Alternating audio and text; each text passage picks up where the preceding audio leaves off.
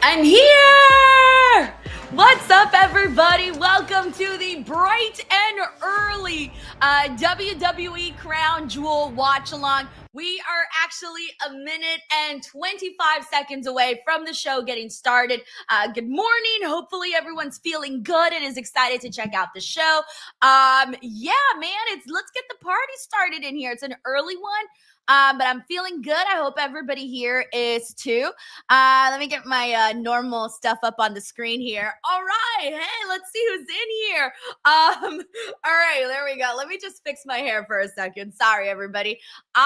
Okay, believe it or not, I was like taking forever to like get ready. Actually, I don't like this. Hold on. 1 second. Yep, that's better. Okay, there you go. I didn't like how like little I was looking on camera, but anyway, so I'm up, I'm ready. Your girl already had her coffee. I already had my breakfast. I had a peanut butter banana sandwich that hit like crack. So that was nice. And then I had like a cinnamon coffee that was very good too. So I'm feeling good. I'm nice and full. That'll keep me going for the next few hours.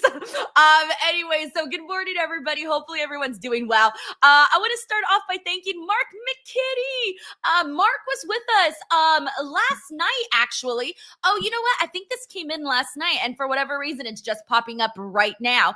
Either way, Mark McKitty's a brand new YouTube member, so welcome, Mark. We also got Uncle Donk in the building. He says, morning, fam. I like 1 p.m., 3 p.m. start time for a PLE. 10 a.m. is too early for me, yet I'm here. Uncle Donk, thank you for being here. I recognize 10 a.m. is very early. And I'm trying to think about where you might be if it's 10 a.m. for you. 5, 6, 7. I'm like, okay, you're not in New York, because I'm like, New York is still a little bit earlier than that too. But regardless, Uncle Donk, thank you so much for being here. I think it'll be a fun show today. Hopefully, it better be. It has to be, because we're all up bright and early. So it better be a damn good show. But yeah, I feel like 10 a.m. is not too bad, because I've had a couple of shows, really Crown Jewel when it's in Saudi or, oops, sorry guys. Whoops. My bad. All right.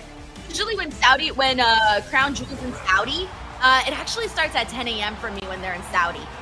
Thank you, Uncle Donk. We got Matt right here. What's up, Matt? He says, good morning, DWO. Got my coffee and donuts. So hyped for this show and the weekend of great pro wrestling. Yo, Matt, I hope you got yourself a nice, like, chocolate donut, because those are my favorite. So, yes, I want you to eat my favorite donuts. But, yeah, it's all about them. I love chocolate donuts, glazed donuts, sugar donuts.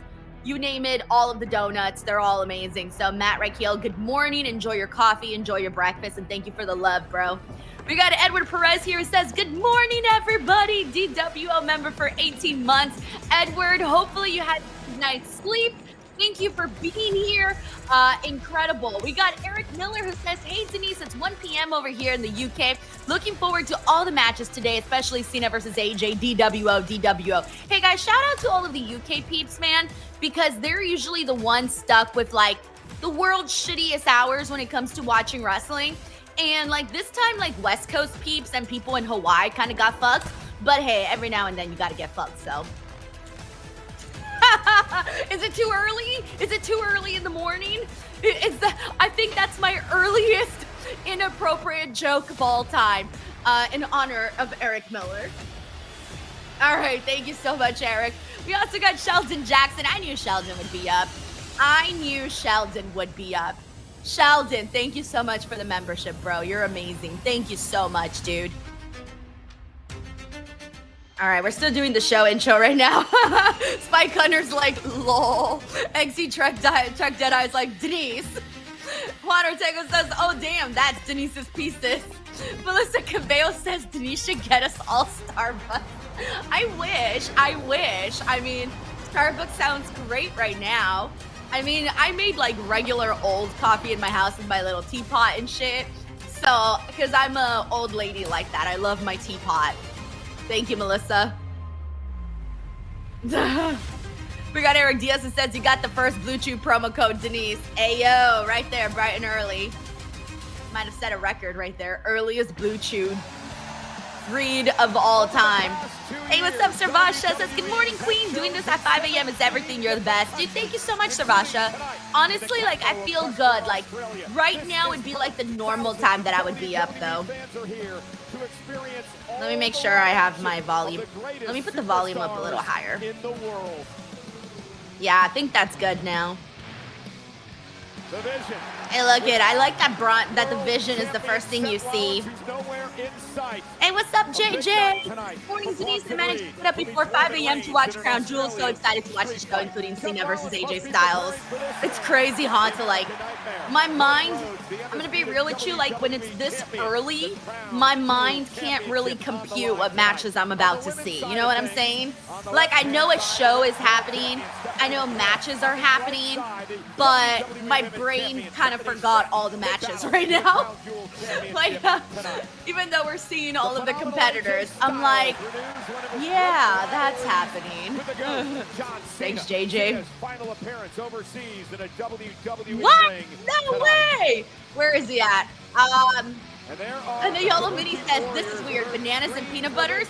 You've never had a peanut butter banana sandwich? On a Yellow Mini, you're not living. You're not living, my friend. Wow, massive pop, of course, for Rhea. And, guys, if you've ever had a peanut butter banana sandwich, let me know, because I know for a fact that, like, I can't be the only one. Drink With Me says, yo, so who's hosting Busted Open? Nobody. It's going to be a ghost town. You're going to go on and you're going to hear crickets. Now, it's going to be Thunder Rosa and Robin Lundberg. So they'll be on doing the show today. Thank you, Drink With Me. Wait, what? No one's had it yet? Manuel says peanut butter and banana. What? Ooh, this is a cool Rhea Ripley video. Wait, what? And the peace in our hearts. But we are not meant to stay there. Not when we hear it. Can you hear it? Narrated by Rhea. Ooh, okay. Oh, I like this. Song isn't just heard. It's felt. And you know Rhea Ripley has felt some amazing crowds. It's the roar, the rhythm, the chaos, the chant from every corner of the globe.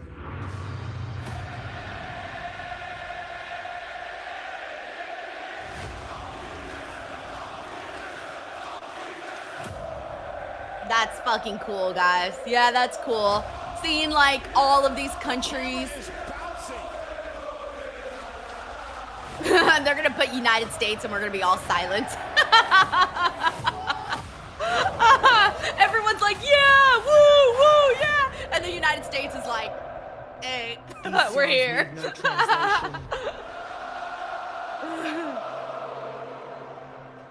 that is what real sounds like. Can you hear it? Yeah! Tonight, let's go! From my beloved island nation. We will be louder.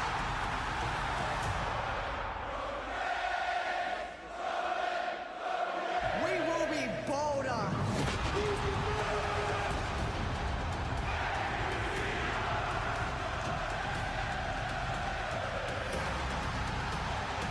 Yeah, this is a really cool intro package, by the way. I also love that Rhea is the one that's narrating it. Usually it's always Triple H narrating. Let's be real. So it's kind of nice to hear Rhea or like a wrestler narrating like the big moment. Like it hits different. And of course it's Australia, so Rhea should definitely be doing it. But like we need to keep this going, you know? Like let's have some of these people like Rhea narrate some shit. It hits hard, man. Also, Manuel says peanut butter and banana. What? Matt Reichel says banana and peanut butter hits like crack. Thank you, Matt. Matt's lived. Okay, Tracy. Oh, no, Tracy. Tracy, no. Says peanut butter and pickle sandwich. I know you know you know. I hate pickles, so I'm going to have to say no. But if anybody's had butter pickles, let me know. We are sold out.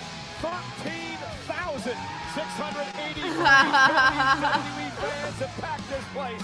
All right, we also have Steve Tar says Elvis burgers are amazing. Bacon, banana, and peanut butter in a burger. I've never had that, but I have heard of those.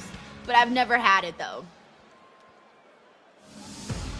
All right, we're kicking, I think they might have announced this on the pre-show, or if, I don't even know if they did a pre-show, but whatever. Yeah, Roman and Bronson, I saw was going to be, kicking things off. We got Arthur Andrews who says peanut butter and banana. Megan says she's never had, but her sister has had peanut butter and honey. Thank you, DestructoCon. He had peanut butter and banana. Yes. Spike Hunter says peanut butter banana sandwiches, better known as an Elvis, is amazing. They're called Elvis sandwiches?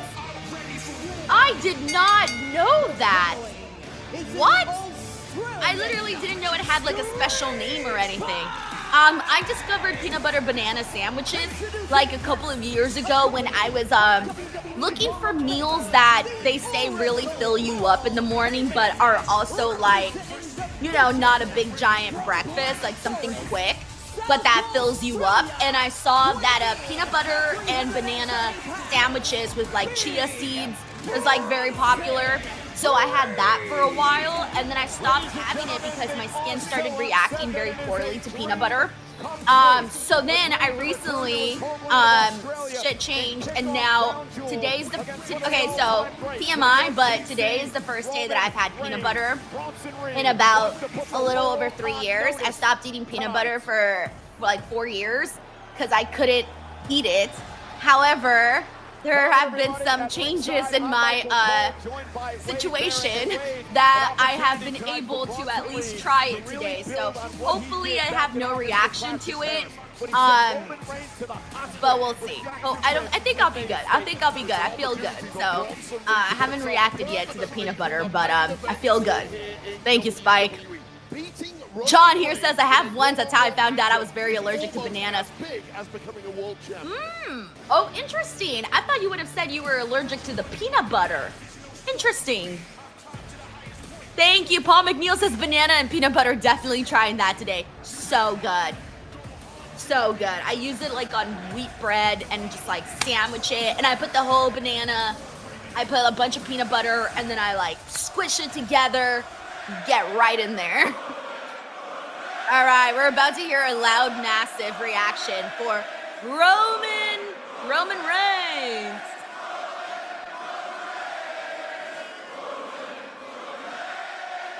Sean says this is already better than WrestlePalooza. Hey, Roman also opened on WrestlePalooza. Hey, what's up, Chris? He says, hey, I was awakened at 3 a.m. and I forgot this was starting early and decided to stay up. Hell yeah, what's up, Chris? Welcome to the stream. How are you?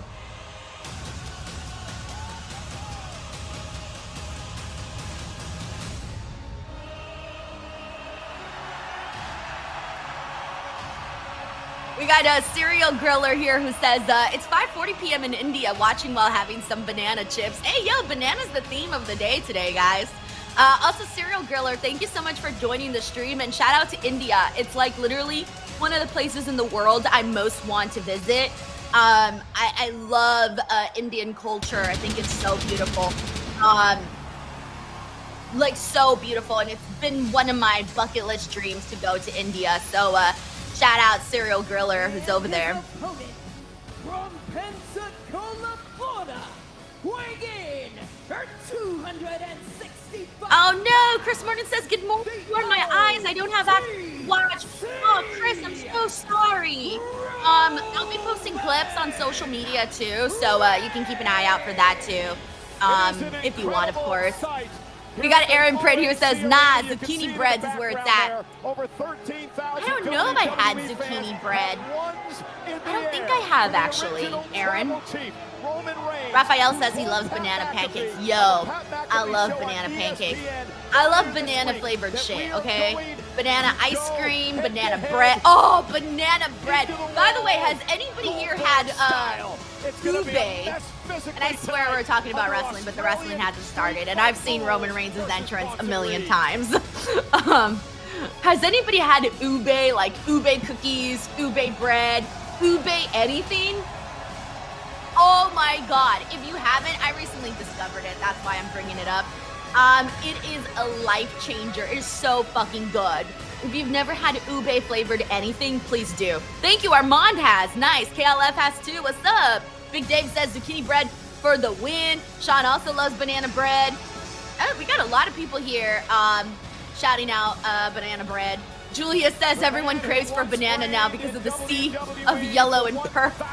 Chris Martin says banana split. Eric Diaz has tried ube. Ana Yellow Mini says banana is bread is best with coffee. It really is.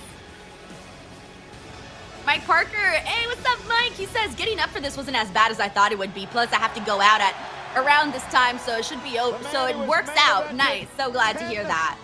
Also, shout out to Man Mandela Foswa, who's also here. Thank you for joining the stream. Yup, I'm with you, Arthur. He says banana pudding. Banana pudding's amazing. Who sent him to the hospital at Clash in Paris, Bronson Reed. Also, we got Uncle Donk here who says, how do you still have the hypeness at 5 a.m.? Honestly, it's really not that hard for me, guys. Like, once I'm up, I'm up, you know? Like, once I've had my coffee, I washed my face, I, you know, did all the things that people do in the morning. Once I do that, I'm up. It's go time. Let's fucking go, you know? Let's fucking go. Thank you, Uncle Dog. Can you imagine, though, if I was, like, extremely exhausted at 5 a.m.? This would be, like, the world's most boring watch-along. Or maybe not, because everybody would see me sleeping and drooling, so there's that.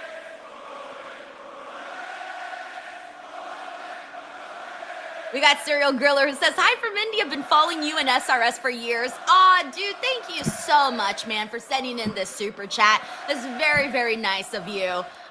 Very, very nice. And thank you for all of the support throughout the years. That's incredible. Thank you so much. And enjoy the show, seriously. We also got Ramit Paneja, who also became a brand new member. Welcome, Ramit. Thank you so much for joining the membership program. Thank you, Ramit. All right, here we go. This match is finally getting started. That encourages chaos and that favors the smash mouth power of Bronson Reed more than the methodical style of Roman Reigns. Roman Reigns came to the ring with a double Ulafalas, of course, paying homage to his father and his uncle. The late great Wild Samoans now as Roman Reigns unloads on Reed to start this matchup. Roman has been focused. He's been looking forward to this date for weeks. So even though I love Bronson Reed, and this is usually the Bronson Reed fan club, I'm rooting for Roman Reigns.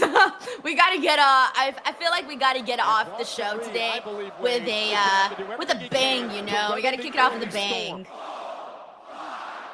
And I feel like Roman getting this W on Bronson is definitely the bang to go with. Like Roman Reigns, who's incredibly angry. Oh, and Reed now taking the big man down. Eric Miller says crowds are going great today. Yup, they really are. For Bronson Reed. So if you're the Oracle, hey, what's up, Taco Mark? He says Peacock subscribers were screwed. We get NXT, but not WWE PLEs. Guys, so hopefully most of you might have figured it out already, especially if you're in the U.S. Well, technically, if you're in the U.S., is really the one that's U.S. is really the ones that are struggling with like the where they're supposed to watch and shit. Netflix and a VPN, and you guys are solid. And I think most people already figured that out. Either they figured out how to get it on ESPN or on Netflix and VPN stuff. We destroyed him the Prime bottle. Also, my sister tried that flavor, that purple bottle. She didn't like it. She was like, it's not good. I've never tried Prime, so I have no idea. Hey, Jolie, I hope you're having a good work day. Thank you so much for tuning in. Hopefully it goes by very fast for you. Spike Hunter says with VPN, I'm watching from Canada. Wink, wink. Spike, buddy, Meet me in the corner because I'm in Canada too, bro. Hey! We're both in Canada. Wink, wink. Seth Rollins takes on Cody Rhodes. And this is an important match for Reed Wade to set the tone for the Cody Evans says I subscribe to everything, but still using that. Yeah, I'm with you. It's just much easier, honestly. I've been finding that I've been using it even more now. Like, even when I watch SmackDown, I could watch SmackDown on Stream DirecTV, which I did yesterday. But usually I'll just watch on Netflix. Big Bronson Reed, who to your point has offered no offense. Megan's like, Prime is not good. It's always on clearance. Is it really? Oh, also, I thought that Prime was an energy drink. I recently, oh nice, we got a little paddle. Oh, cricket paddle, yeah. They always use cricket paddles, and I always forget it's a cricket paddle. I've never seen Heyman run that fast. It's kind of funny seeing Roman Reigns in a match with these kinds of weapons. Like, we're not used to seeing Roman out here with a cricket paddle and a football. The Ashes are coming up. Roman Reigns. Not the ESPN Steve Smith. Definitely not. Anyway, so I recently learned that Prime is not even an energy drink, that it's a hydration drink. Oh, no! I hope this cricket match doesn't last 4 days. Not in the gut with the cricket bat. Or a cricket paddle, excuse me. No, not in the belly, bro. That shit must have hurt. Think about that, like, in your, like, no offense, but if someone hits me in my little, like, love handles, forget it. Like, I'm gonna be in pain. Come on, like, I'll ever accidentally hit your little love handle and you're like, oh, fuck, I'm dying. Also, shout out to love handles, because I got them. And, yeah, if I got hit in a cricket paddle, I'd definitely be in pain. Well, Roman Reigns always wanted to face a Rock, and he's facing one here. A man who cut his teeth on the Australian independent circuit. So far, this is, as someone said, like 2 seconds in, they were like, this show's better than WrestlePalooza. I'm scared. I don't want to say that because I don't want to jinx it, so. But so far, this match has been pretty fun. Like I said, we don't often see Roman out here with these kinds of weapons. Every time Reed tries some sort of offense, like a sillier, lighter side of Roman. Stick over the back of Reed. It's not just the caliber of Roman. You got Ledwin here, says you gotta know what a crumpet is to understand cricket. Bro, I don't know what a crumpet is. No, not in the titties. The meaty titties. No, not the meaty titties. And again, a big smile across the face. All right, I don't even know what that means. Meaty titties. Paul Heyman looks like I don't know. I guess they say you are what you eat. So if you're vegetarian, you got veggie titties. You're a meat eater, you got meaty titties. All right, I'm done, guys. I don't know what I'm saying. Birth. If you want tables, Oh wow, this is like, acknowledge me. this is usually wrestling fans are always like 5 minutes ahead where they're like chanting "We want tables." This time Roman's like, I need you guys to chant for the "We want tables."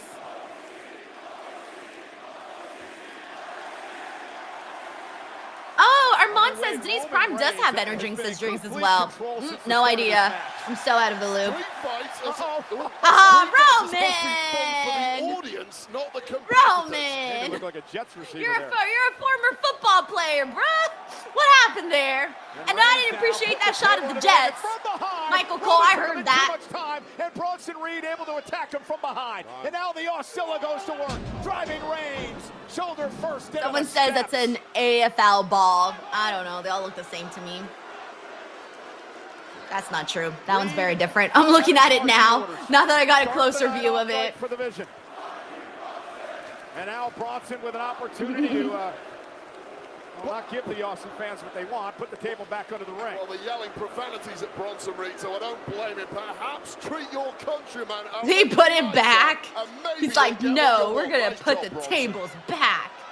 You don't get tables. To the back of Roman Reigns, and this is what Roman Reigns, had to avoid Wade getting put in this position because you have to believe Roman Reigns. We got isn't free 100%. radio here. His Says ribs only aren't crime we're healed from that drinking is a assault rocket by Bronson popsicle Reed one back called in Clash Icy in Pop. Paris. I had no idea these flavors existed. Bang, and a step off the face. Simply cannot take Watch your when eye Prime off is like, hey Bronson Denise, Reed can we for a sponsor second, one of your videos? I'm gonna be like, no, And Prime again, is, no, let's off fucking the head of go. Roman Reigns as he collapses All of a into sudden, the I'm a barrier. big amount Roman of peril that fan. Roman Reigns might be in. And again, a reminder is Reed now mocks Reigns. This is a street fight where everything goes. But here's the biggest issue with Bronson Reed. So Now we big just and need, strong, like, the obviously, big but giant the man is hand. lightning quick. Also, Day Day the Mexican, what up, bro? He says, waking up with my girlfriend by my side. What did I miss?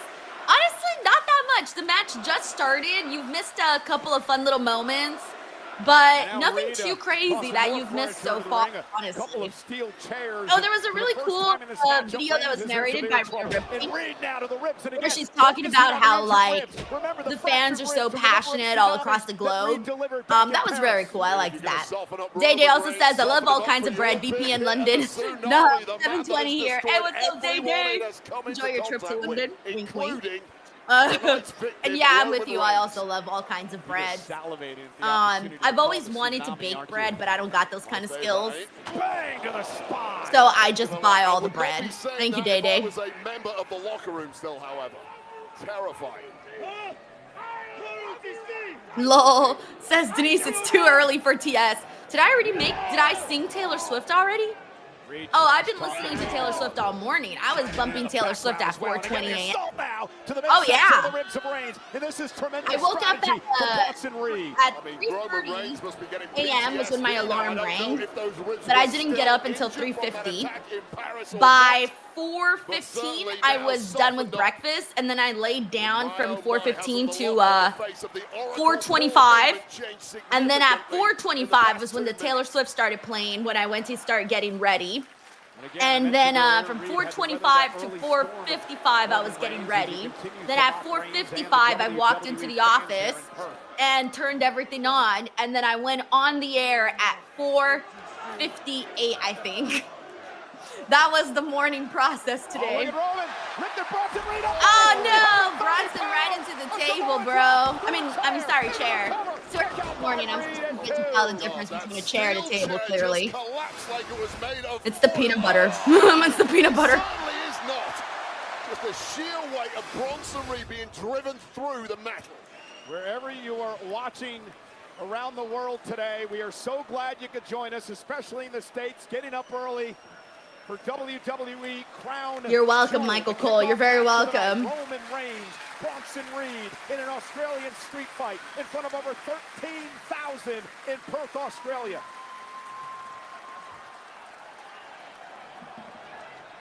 Critical moment in this match for both of these men. Roman looking to rally. Reed looking to keep the pressure on. Clothesline by Roman. Reed still on his feet. And another one by Reigns. Clothesline in a refrigerator with legs. Did he say a refrigerator with legs? But Reigns will not give up.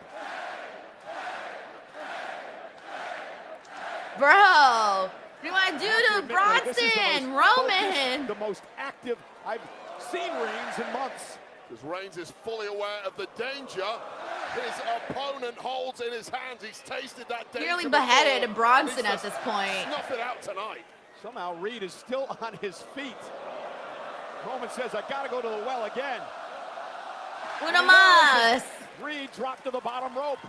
Exhausted Roman Reigns in the process. That's part of Nice. it. Wait a second. Well, that'll take Reed down. An explosive jumping clothesline.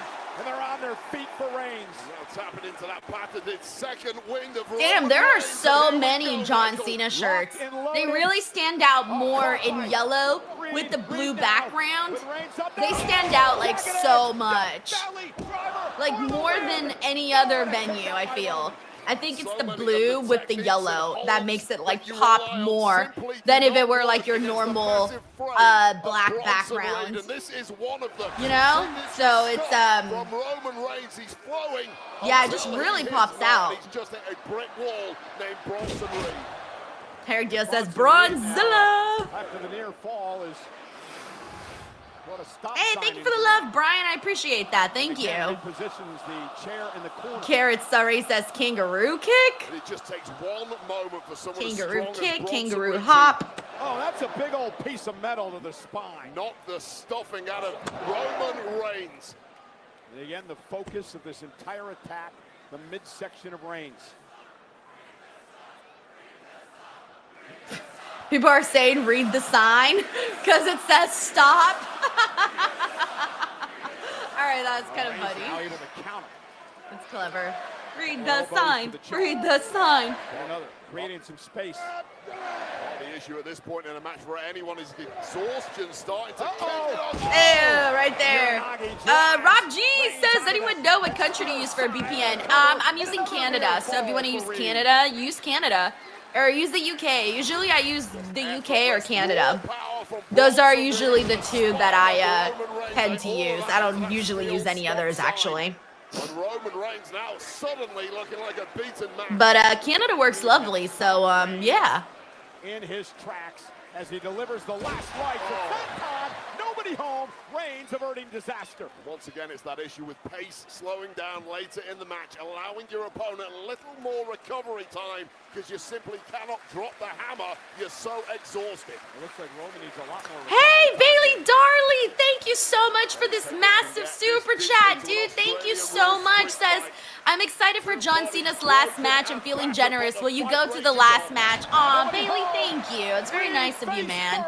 Very, very nice of you. What a great way to kick off the stream.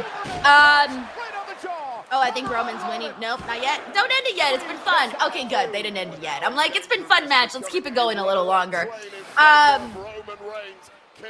I don't think I will be going to John Cena's last match. I think I will be watching from home, like most people. I don't think I'll be going. It's just a little too expensive. So yeah, I think I'll definitely be watching from home. Like, I don't know when the next show that I'm going to is. Like, I've still been debating whether or not I'm going to go to Survivor Series. But I'm probably not going to go to Survivor Series. I might just go for the media day. And that's if they even do a media day. I don't even know if they are. But if they do, then I'll be there. And if not, then I'll be chilling over here. Bailey, thank you so much. It's so nice of you. And I'm also excited for John Cena and AJ Styles today. That's going to be really great to see. It's going to be special. And I think that, you know, considering that we're getting even closer and closer down to the wire, it's just all going to hit even harder. Damn, like, really going to hit hard. Thank you so much, Bailey. Thank you. Hope you have a good day. Oh, wait, there's Bronson. I mean, Braun. I'm like, wait, I always do that all the time. Bronson, Braun. God damn, these fucking names. You know what's funny? I never had that issue when they weren't together. Then they got together, and now I'm like, Braun, Bronson, Bronson, Braun. At our table, tearing things apart. Always a matter of when, not if. And now Before it the wasn't an dots are issue. loose and running wild. Now it's an A issue. 2-on-1 situation for Roman Reigns. We've seen this before. Reed, breaker. Oh, that was a little weak. I'm like, that was a little weak. Bronson, you could have put a little bit more oomph into that. I felt like you could have had some more oomph. I mean, if you thought the humiliation in Paris was bad. Eric Diaz says the Braun Bronze. Yeah, for real, it's the Braun Bronze. Yeah, the move that has taken out so many superstars over the years by the iconic group, The Shield, Rollins, Ambrose, and Reigns. And tonight, it's Breaker and Reed with their own version, driving Reigns through the announce table. And Bron Breakker is simply playing guard dog right now, staring over the battered body of Roman Reigns, while Bronson Reed has all the time in the world to concoct something downright evil in that ring. And it's a damn shame because you knew this was going to happen. You knew at some point Breaker was going to come out here at the behest of Heyman to help his buddy The Slim Reed. Jim table made it to Australia. And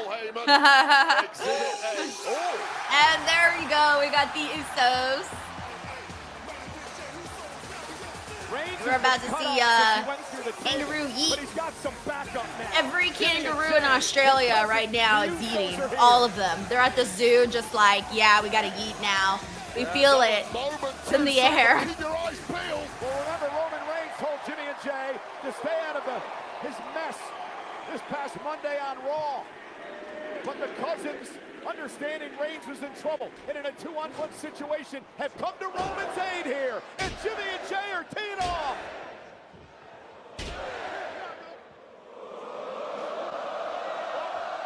They had serious issues with the vision as well. Exactly the moment in time you want to have this kind of family to rely on if you're Roman Reigns. Double super kick by the Usos. A few days ago in Tornado. Nice little moment there for the Usos. The vision picking up where they left off. But the problem We're is officially getting some more plunder. they're taking out Reed. Roman Reigns still hasn't moved here on the floor as the Usos back things up. Roman Reigns currently dripping with blood. Aaron Princess, 4 letters, 1 word. Major issues on the outside here. Yeet. They even need medical treatment. And there it is, 1D, one and done for Jimmy and Jay. We got Eric Miller here who says, loving this so far. Yeah, it's been fun. It's been very Usos fun. doing a number on the vision. Usos looking like a well-oiled machine, every inch the greatest tag team in history. Meanwhile, Jimmy went up top. Bronson Reed dumped him off the top rope. Meanwhile, Braun Breaker back to his feet. Now Jay's in trouble. Braun Breaker now. Military pressing Jey Uso over his head and down into the knees. Braun Breaker with 1D Braun. less than a minute ago. Braun always does like some random shit that makes me laugh. Like, what is going on in there, Braun? Like, what is going on in that mind of yours? Honestly. Braun Breaker looking across the ring. That's Jimmy Uso, who's down on his knees over here. Breaker looking for a full Okay, head of he's speed. waiting. I think he's gonna get Jimmy. Around the ring. Yeah, he got Jimmy. Barricade. Come on, he's about to be a father. Braun Breaker just wiped himself out in the process, but Jimmy Uso is done and dusted.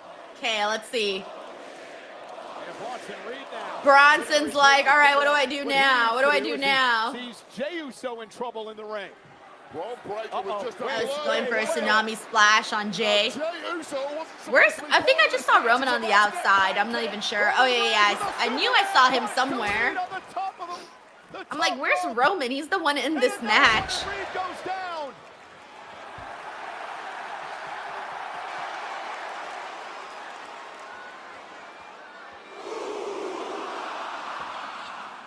He was looking for the spear, has to deliver a Superman punch to Breaker. Bronson Reed now. Looking to drive Reigns through the table. Roman Reigns trying to fight back here. He's able to counter. Move! Oh no! Buddy! Buddy! Roman Reigns to the table. Ah, Jay, you fucked up! You fucked up! You fucked up! You fucked up! Thank you, everyone's chanting you fucked up. Aww. What a disaster, and this is perhaps why Roman Reigns did not want the Usos out here. He made that clear on Wait Up Cole. Damn, is he gonna finish off Roman? I think he might. Holy hell! And yes, he did! Bronson Reed defeated Roman Reigns. I mean, granted, he had some help, but nonetheless, he still defeated Roman Reigns, guys. That's pretty, like M. Durrett here says, wow. Literally. Oh my God. Yeah, we got Van76 who says, biggest win for Bronson Reed. Me! Hold on. In honor of Bronson Reed, of Bronson Reed getting this big victory, we got to, there you go. The meat won today. Shout out to Bronson Reed for getting the big victory, man. All right, we're back on our regular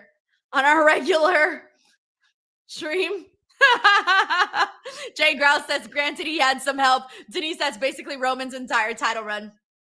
That is a fact. Jay Grouse, you are not lying when you say that. Yep, Red says that man beat Okada in the Tokyo Dome.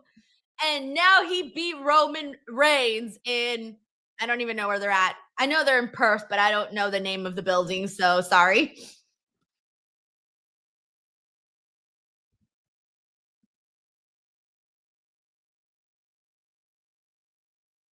Congratulations, Bronson. Felicidades. Wishing you the best. Rooting for you. Go have yourself a nice day. Go tour Perth, Australia. But yeah, I think he definitely needed that too, because it's like, let's not forget that they're trying to build to the future. And you know, Bronson Reed is one of those people that are going to be the future, along with Braun Breaker, Jacob Fatu, to name a few. Like, those are some of those people that you're like, okay, you know you're going to be special. Oh, sorry, guys. I don't know what happened. I accidentally disconnected the stream. My bad.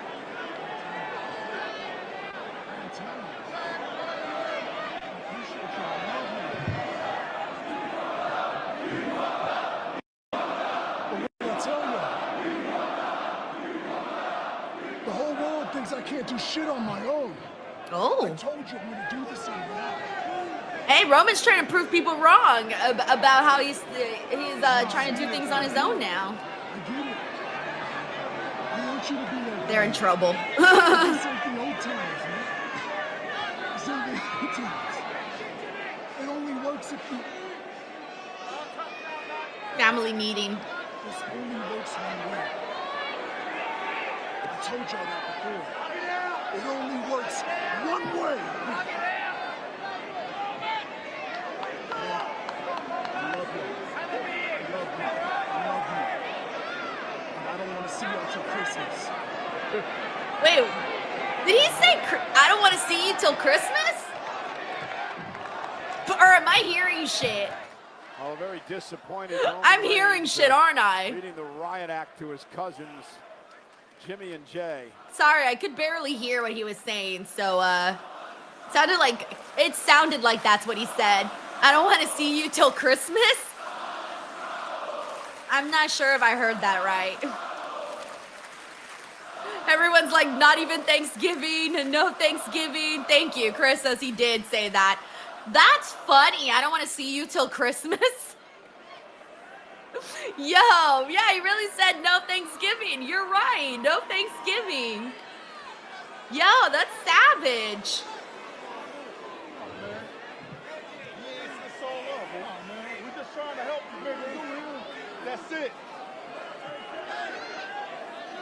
We gonna do him.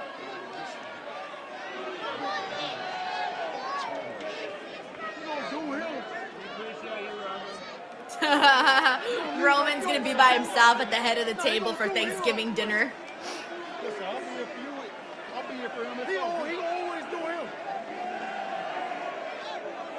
I'm out too. That was funny, man. I don't want to see you till Christmas.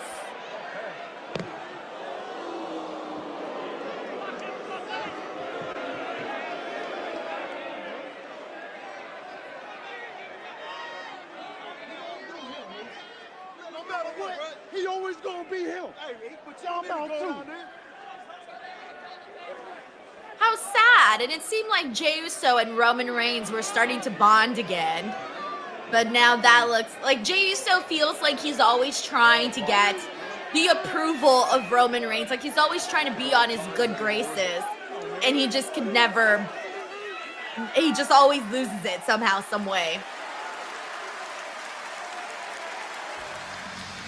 There is the Women's Crown Jewel Championship. While Bronson Reed is out having the best time in Perth, Australia, Jey Uso is going to be like walking the streets all sad with his head hung down. The prestigious Crown Jewel title.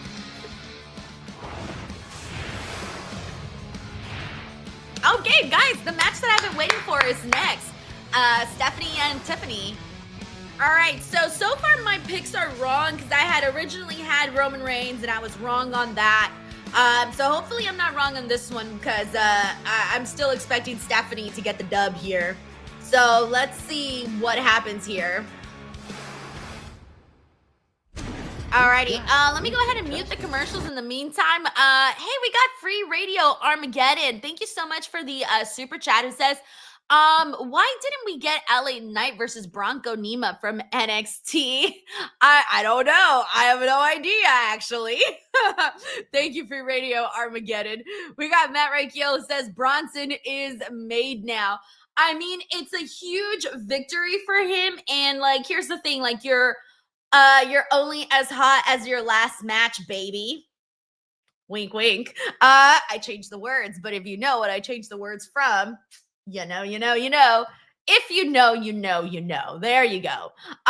Anyway, so I feel like that was just like massive, and in a way he is. Now it's like the follow-up, because the follow-up is always so important. It's like you can get this big victory, but if they don't follow it up in a manner, then it can all be forgotten about, right? So you want to make sure that it's not forgotten about with that follow-up. So yeah, I'm with you, Matt Rakiel. I'm very excited for Bronson Reed and what this means for him. Thank you, Matt. Alrighty, in the meantime, let's see what everyone here is saying. Who's here? Hey, who's here in the building right now? Let's give some shout outs, see where everybody's at, where you guys watching, what time it is for you, all of that. We got Big Dave here who says, La Primera. Also rooting for La Primera. Yeah, I'm with you. Reds Cam says, I don't care Bronson won. It's still my favorite Roman Reigns. Hey, man, yeah, definitely. He's going to be your favorite regardless. Let's see. Should I get that? Actually, let me put the volume back on because they're doing like a video package. If you think I thought it was commercials. Come in here who's been on top for 2 weeks and change my story, then you're wrong. Hey, what's up, WWE Anson? Thank you so much for tuning in. Recess 3 minutes commercials at a pay-per-view is insane. Yeah, we still got 2 minutes left. But they seem to at least be doing WWE commercials, so on the bright side. I just hope they don't like replay this like video package. DJ, thank you so much for tuning into the stream. Hopefully you're having a good Saturday. Hey, we also got Ray Bevis in the building who's watching from Boston, UK. Ray, I'm glad that it's a good time for you. Oh, never mind. We are getting regular ass commercials. The fuck you mean we're getting regular ass commercials? Oh yeah, I forgot I'm on Netflix. My bad. I'm sorry, guys. I forgot that it might be different for you guys if you're watching on ESPN. My bad. I forgot. So you guys are probably getting something different.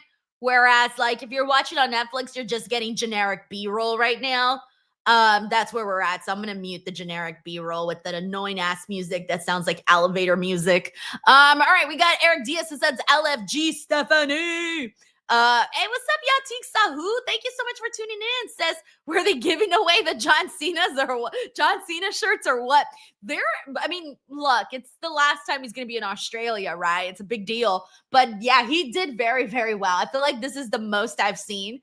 But I mentioned earlier that I feel like the yellow shirts really stand out, especially because like the background is blue. So I feel like they just stand out more than they normally do in other crowds. So it just looks like everybody is wearing a John Cena yellow shirt.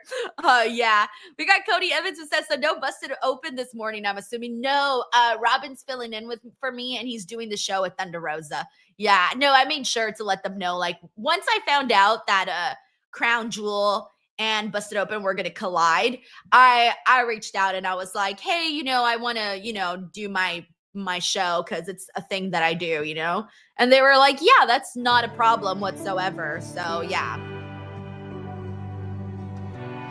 All right, is this still a commercial? Oh, it's one of the travel commercials. So what's up to Big Dave who says in the Bronx BS all day. We got Don Amigo who says perfect bathroom break. That's true, but I don't got to go to the bathroom yet. So in that case I just have to stall for time. Oh, this is they're showing like little travel locations of Western Australia.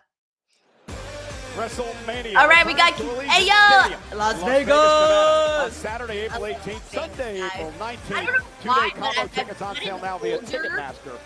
I like really love Las Vegas. I don't know what it is. I think it's like an old people thing.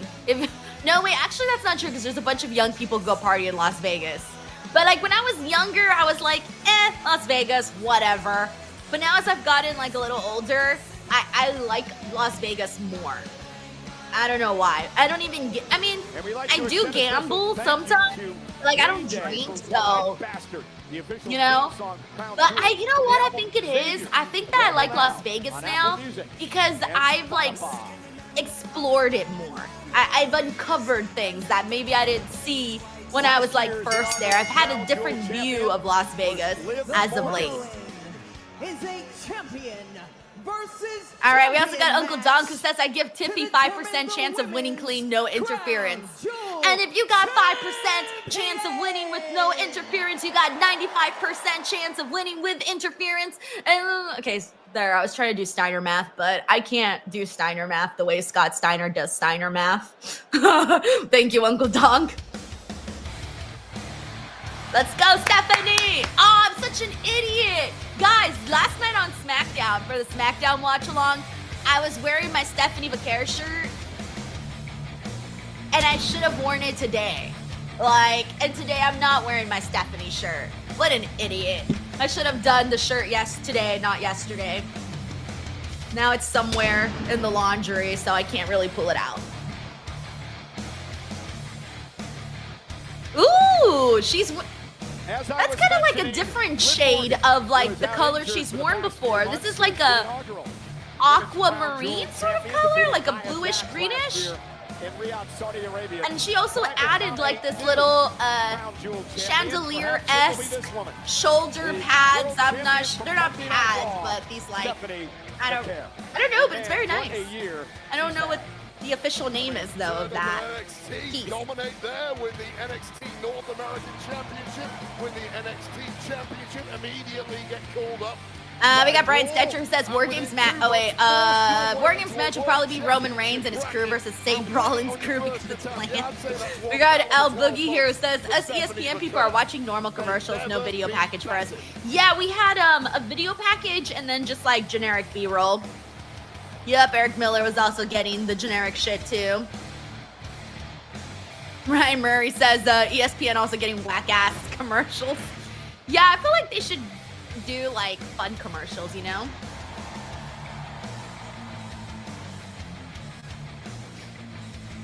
Hey, what's up, Meat Cakes? Thank you so much for joining the stream. We also got David Banks. We got Stanley Krapinski. Wow, what chaos and bedlam. We just about got through. Hey, what's up, Daniel Wright? He says, hey, Denise, glad to be tuning in on this Saturday afternoon in the UK. Dude, I love that we're getting so many people that, like, don't normally get to tune into the streams because of the hours. Like, I stream very late, so that's my normal streaming hour. So it's nice to get, like, everybody here, like, internationally and all of that. That way, talk about somebody. We also got James 90 who's also here with us over on the Twitch side. Hey, Chris Nolan says here in Australia watching live at 11:46 p.m. and just ordered my last time John Cena yellow shirt. Yo, Chris, you and everybody in that building gonna be rocking that yellow John Cena shirt. Thanks, Chris, for joining the stream and enjoy your shirt, man. We got Tracy WV who says I need a minute. Jay and Seth are both going through it. Yeah, your boys are going through it, but hey, it might be a good night for Seth Rollins today. Not for Jay, but maybe for Seth Rollins, Tracy. We also got Eric Diaz here who says 7:47 a.m. in Colombia. We got David Primero who says early morning Denise from Cali. Yo, what up? Lou S says good morning, hold up, it's 5:50 a.m. your time? Yes, it is 5:52 a.m. out here at Cali. The great Alicia Taylor. Also, shout out to Junction, who's also with us. Introducing first. We also got Dan Vaness. Hey, what's up, Dan? Hey, Mike Kowinski. Good morning. Good to see you. Spike Hunter says that was Salcedo math. Sean, DWO member for 18 months, says, how long have you been on Busted Open now? I think like 2.5 years. I think 2.5 years. I think. I've signed 2 contracts. That's all I know. I'm like, no, wait, maybe a year and a half then. Her opponent from Minneapolis, A year and a half? Minnesota. I'm not really sure. I should She probably. is the Thank you, Sean. WWE Women's Champion. I love Tiffany's gear too. Tiffany Very, very pretty. The blue, the black. It's very unique, actually. Good point on Like the kick all early of the on little the countdown intricacies, show earlier the today. detailing on her Talking gear about is Tiffany very, Stratton and very how she's unique. been battle-hardened. Look at the women that she's knocked off over this past year. Big G Nia says, Jax Denise, on it's a too early number for of Steiner occasions. math. Bayley, Jay Grouse says, no, Denise, we wanted pajamas for today. Yeah, I was going to wear pajamas, like, really sell the point that it was early in the morning. But I didn't want people to tune in and think that I was lazy, that I couldn't get dressed. So that's why I didn't do my pajamas on the stream. She can be a range of different styles of fighters. Q just says I can barely do normal math, let alone Steiner math. That's a fact. We got that right, Yo. So Stephanie's gear, lit. Ryan, I did see Stephanie's new tattoo. It looks very cool. Very, very cool with her little, symbols and shit. All right, here we go, guys. This is the match we've been waiting for. Also, shout out to Future King, who's also here. Moneymaker Chris, thank you for joining. Io Sky, very emotional. Of course, her dad Hector in the front row, but she calls herself a perfectionist, and that's what she wants to show the world tonight. Nice takedown. We have the K-pop lovers watching from Tampa Bay. Hey. Nobody else has figured out Stratton this entire calendar year. Jay Rich says it seems like they made a slight change to Stephanie's theme song. Huh, I didn't notice that. In 2025, whereas Stephanie Vaquer, I promise you, as a fresh champion in WWE, the women's locker room are licking. We got Nick Stillwell. Nick, thank you so much for the super chat. He says Denise doesn't sleep. Well, let's give Stephanie some credit. She won a battle royal back at Evolution to earn a world I didn't title go to sleep too opportunity. late last night. I actually started watching Palooza, Scarface stealing the last show night. I've seen as Scarface, Stephanie but it's wins got, the I think it's been like 10 years since I've seen it. Championship. My What do you expect husband out was of watching it, Tiffany and then I Stratton started in this watching match? it with him. Tiffany Stratton And then, has like, big player advantage. it got really Both good, of and I was like, Stephanie fuck, I need to go to Vaquer, sleep. and Like, what I we can't spoke stay about up and is watch that Scarface. experience at the very Like, there's top still like level. 2 hours The left other in the one movie. is that So we had to put a Tiffany pause Stratton on it, and I is forced probably myself to go to number sleep one at athlete 10:30 in all of because I WWE, knew I had to go to sleep, or else I'd be Olympian fucked today. USA, Olympian So, level technically I did ability, sleep. and quite simply, nobody can match. Thank you, Nick. I appreciate it, man. Caro tried to paintbrush her there, and Tiffany able to duck underneath. And now Stephanie, nice takedown from behind. Pinning combination, Beautiful. kick out by Stratton. That's what Tiffany's got to be I careful feel like of. anytime I see Stephanie Stephanie Vaquer wrestle, has it all. I'm going She to can say fight beautiful with like the best of 500 another. times. Cover here by Stratton. And a stalemate early on. The care is crafty. You know what I've always really liked about Stephanie's gear? The little straps on her thighs, Well, we just talked they about always the remind me of like advantage shiny Stratton black has. Here's tape. the real advantage of Stephanie Vaquer at this And point. I really like that like glare, like the shiny, I like that it looks like shiny black Simply, tape. we don't know enough about her, and the question is, does she still have tricks up her sleeve that she can surprise Tiffany Stratton with? And I would say yes, Stephanie has been successful all over the world, Japan and Mexico, among other places. And she has brought that success here to Among other WWE. places. I could name a couple of places Stephanie's Is been indeed Tiffany successful Here in. it comes. Stephanie Vaquer I can quickly think out of a the corner few. Makes Tiffany pay. And you can see right here, Stephanie's been scouting Stratton. She's been watching the tapes. She knew what was coming there, and she moved out of harm's way. Yeah, and that goes back to the advantage that Vaquer has. You don't have enough tape on We got Eric Stephanie Miller who Vaquer says to Scarface really is an epic movie. It is. figure out every single one of her moves. There may be things in her locker she's not yet had time to pull out in WWE. It's hard to believe that Tiffany Stratton, just 4 years ago, made her first appearance in a wrestling ring. Not in WWE, an actual wrestling ring. Jesus Christ, barely 4 years ago? Damn, that's actually a really good thing to mention because fuck, she got shit done fast, guys. 4 years and look where she's at already. She got it done. You know what I'm saying? Done. Championship and bragging rights for the next year. And that shot really rocked Tiffany Stratton. It's hard to believe at this point in the match that these two were actually tagging last night. We got Ty Mack here. It says Akron, Ohio here. Hey, what's up, Ty? Thank you so much for tuning in from Ohio. Also, good morning to Michael Logan. Thank you for tuning in. Megan says, is it quiet for anyone else? I think the crowd's just like really paying attention.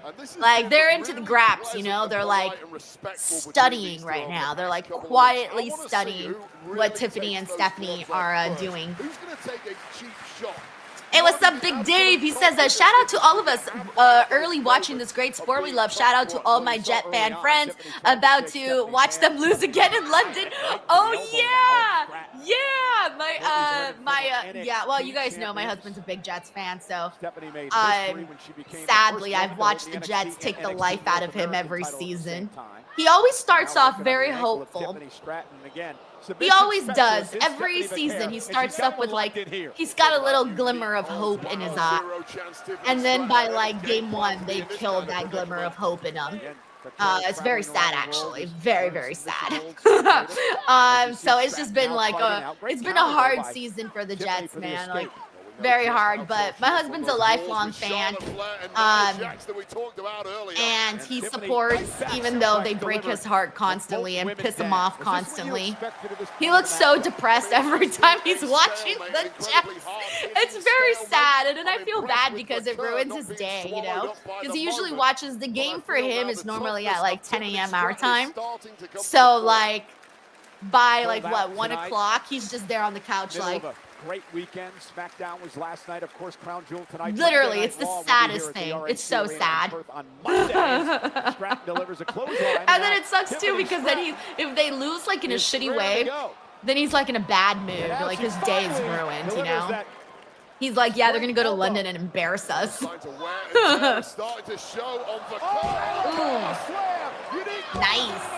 Stacks her up in a kick and two. That was a great move by Stratton. She uses the Alabama slam, but never seen her go into it like this.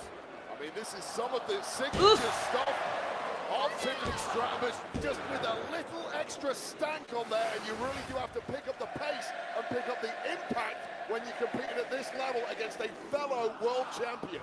And Tiffany Stratton now caught by Vaquer.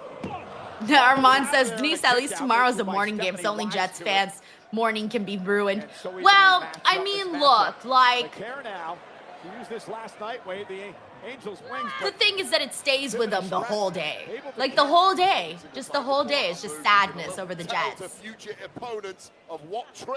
what's up? AJ Warrior says, oh my God, you're the interview girl. Is that a good thing or a bad thing?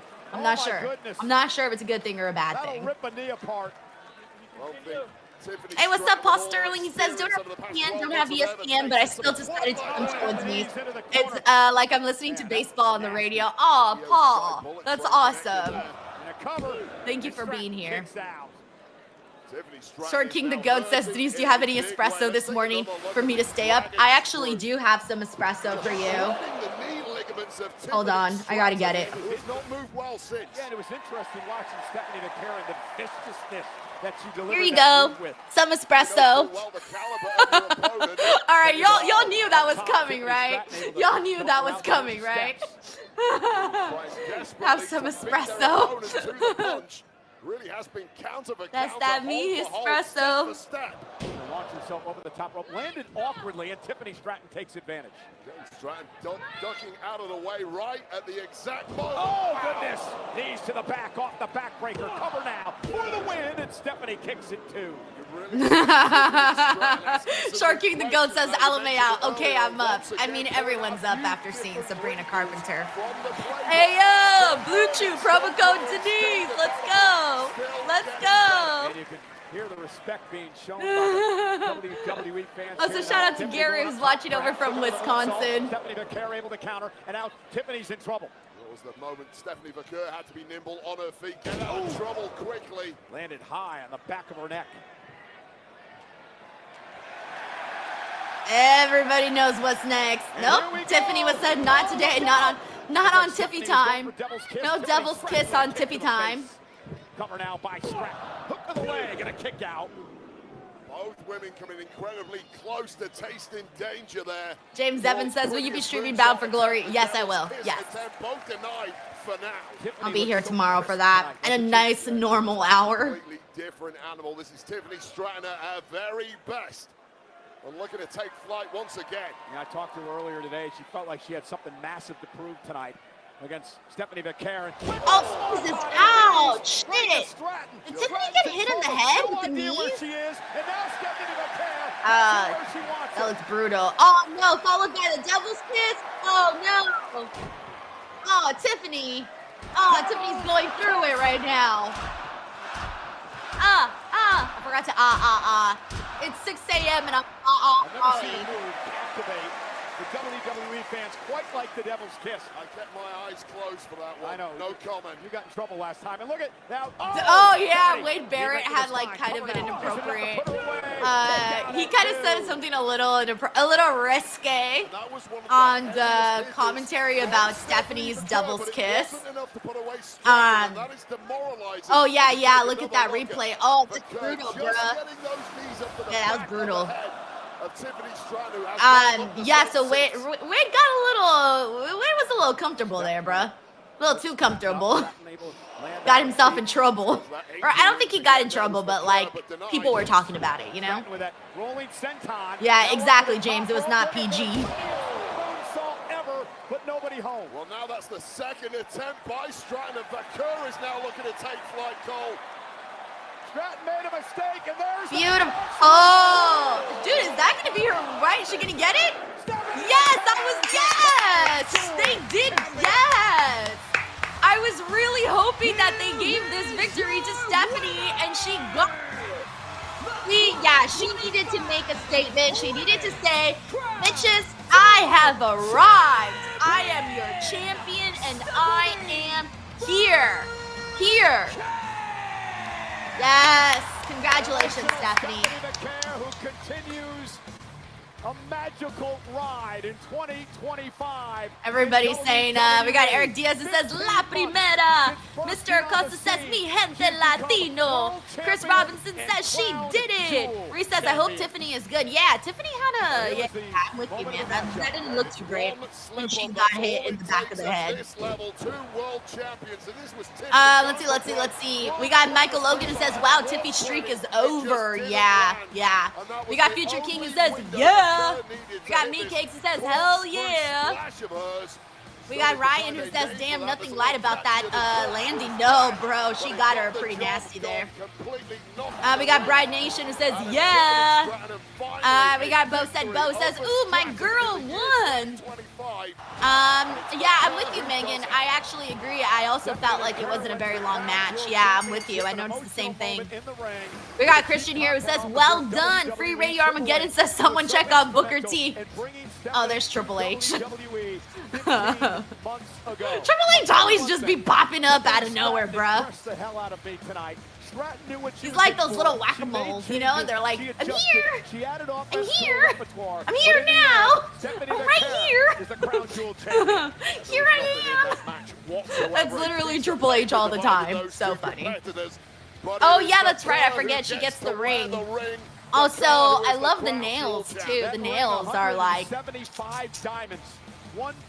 that big ass fucking belt that's like bigger than all of Stephanie's body. Bruh, that belt could be like a fucking shirt.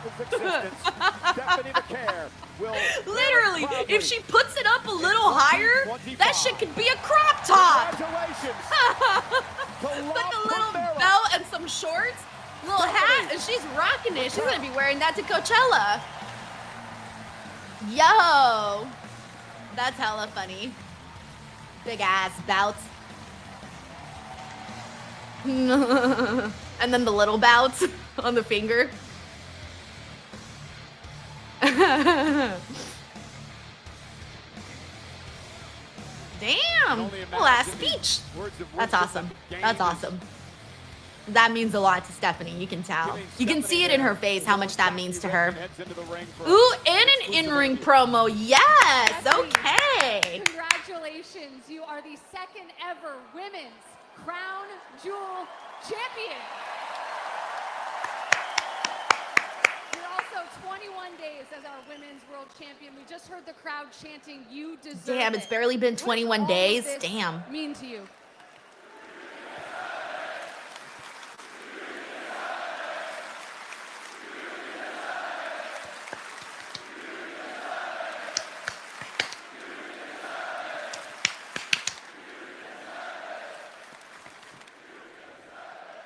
Australia, estoy muy feliz de estar aquí.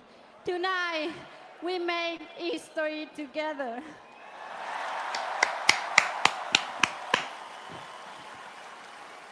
And this is not just a beautiful championship. This represents all the motivation, support, and love all have you given me. Yeah. It's been a journey, but she got there. She did it. I follow my dream. You believe in me. Now I believe in me.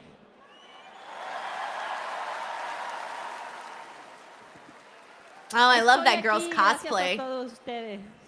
La primera es the WWE Women's World Champion, and now Crown Jewel Champion. Nice. Congratulations. That's awesome. I'm glad they gave her a promo afterwards too, by the way. It just makes it feel like a bigger deal whenever they get to say a couple of words after a big victory like that.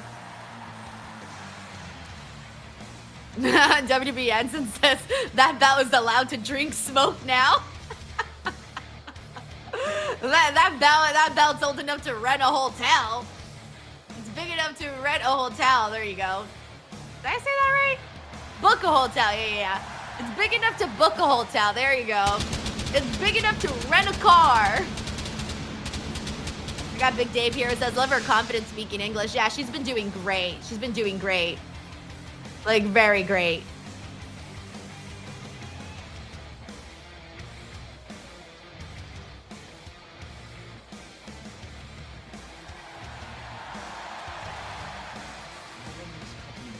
Able to beat for how many years? You did that tonight, dude. You did that.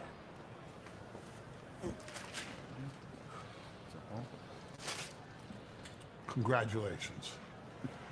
Tribal thief over tribal chief. Always. From now on, when people talk about the vision of the future of this industry, they talk about the both of you.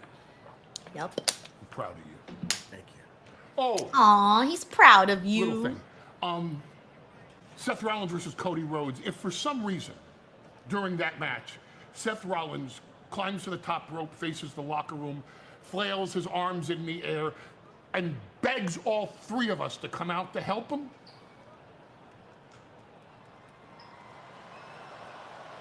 it's a meritocracy, boys.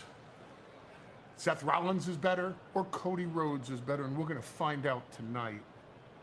And just in case, I'll start making arrangements for a victory party for when we get back to the United States. Proud of you. Damn, why can't you guys party in Australia? Party with the kangaroos, bro.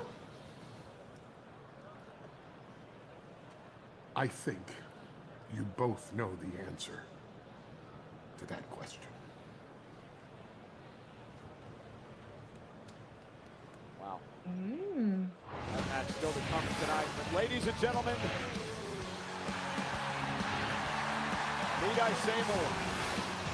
Oh shit, is that next? 5 dates remain. Wait, how many more matches are left? Oh yeah, we still got the Crown Jewel, the men's Crown Jewel. We got this one. What else am I forgetting? I'm forgetting anything else. Let me see. Hold on one second. Oh, I like that song. I gotta mute it though, because I know I'll get flagged for that. The world is a vampire. Okay, I'm not gonna ruin the song. Okay, so we still got the Oh yeah, the tag team match. That's the one I forgot. I forgot Rhea and Io versus the Kabuki Warriors. So we got 3 more matches. Yeah, by the way, the Stephanie Tiffany match was only like 9 minutes.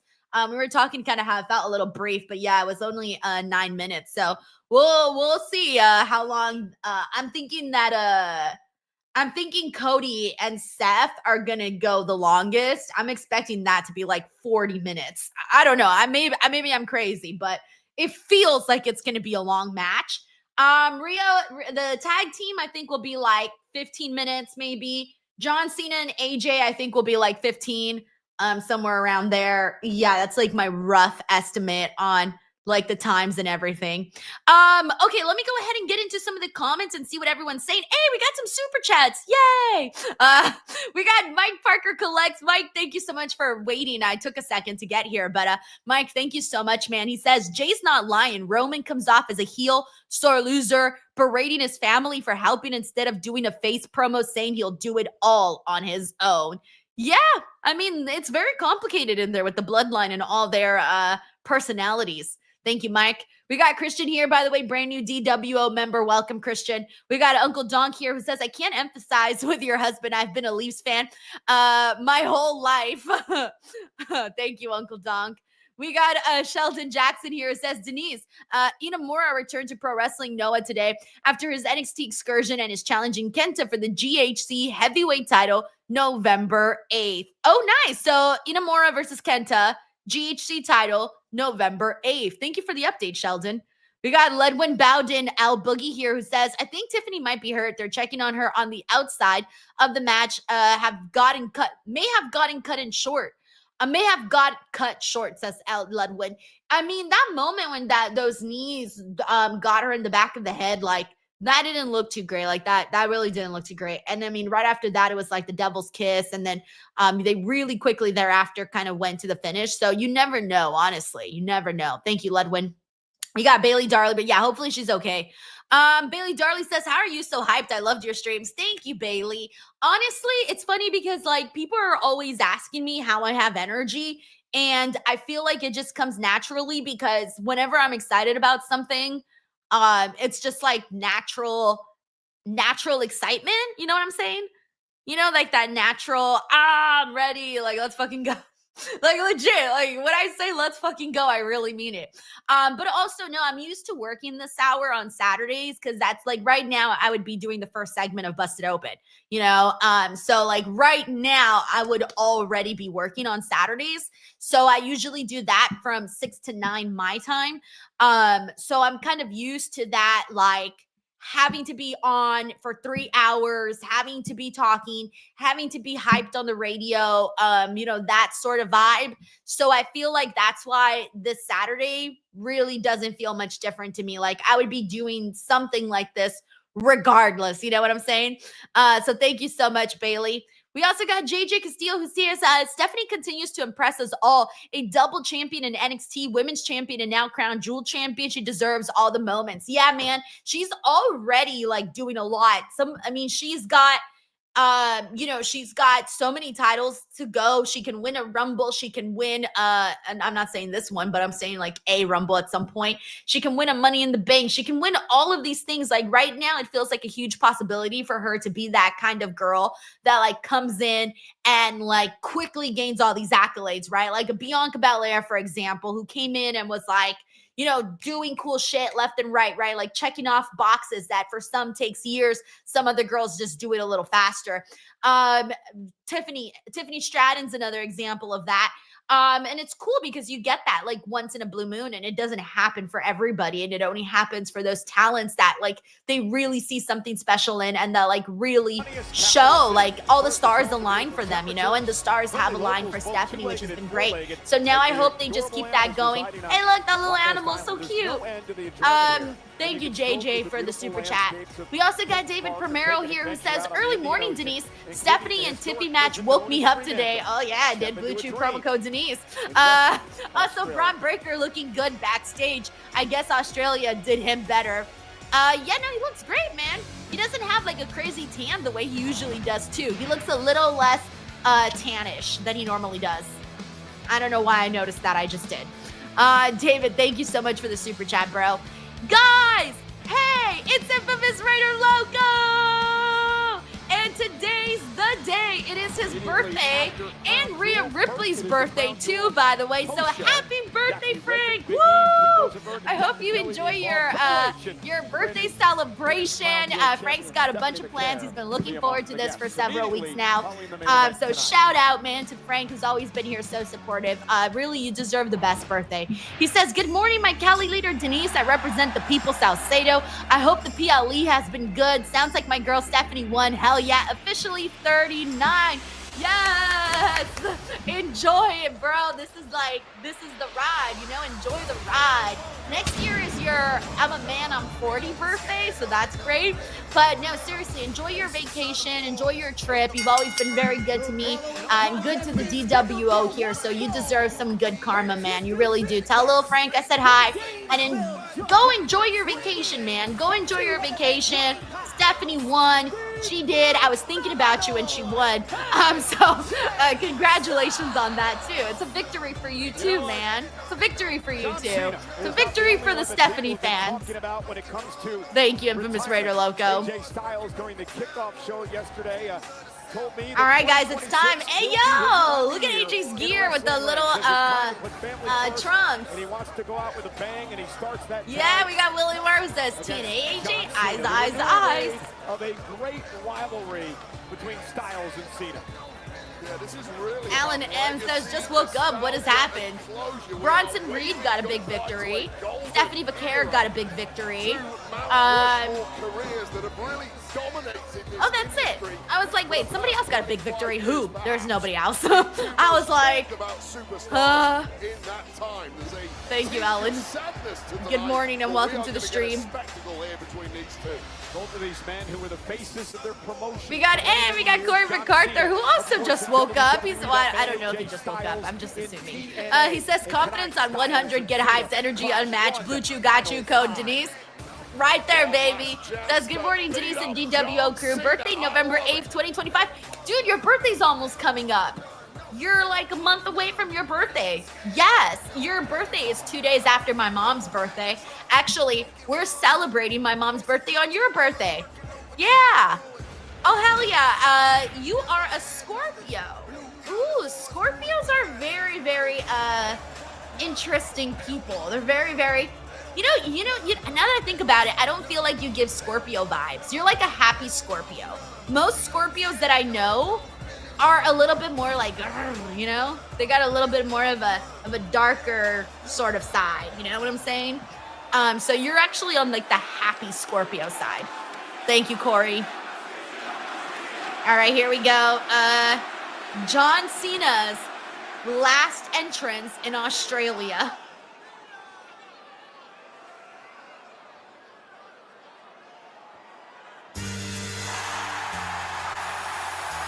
Bruh, imagine when we hear that for his last match. Bruh, there's gonna be people crying. Like, I think there's gonna be people crying like the second his music hits. Cute little kangaroo. Wow. Dude.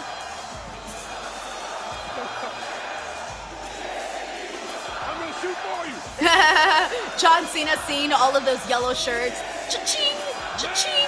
Cha-ching! Ching-ching!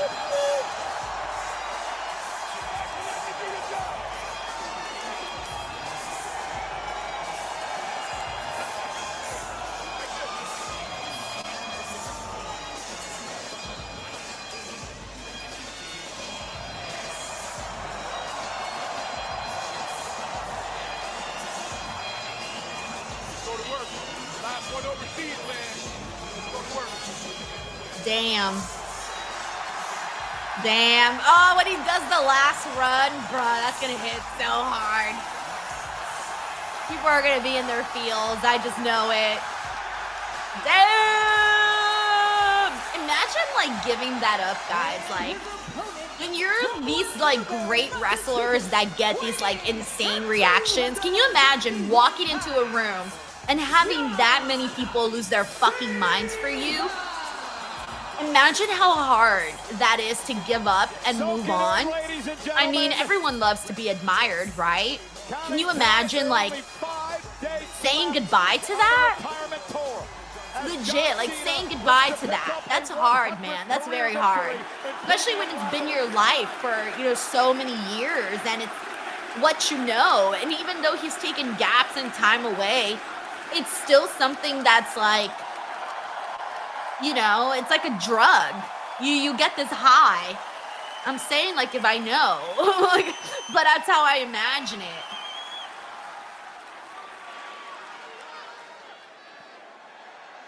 Ladies and gentlemen, he is the greatest of all time. The Never Seen 17. Celebrating with each and every one of you here tonight in Perth, Australia. One final time. He looks so giddy. The last He looks like a little kid at a candy store. He's like, champion. they're cheering for me in Australia. He's got the cute little rosy cheeks.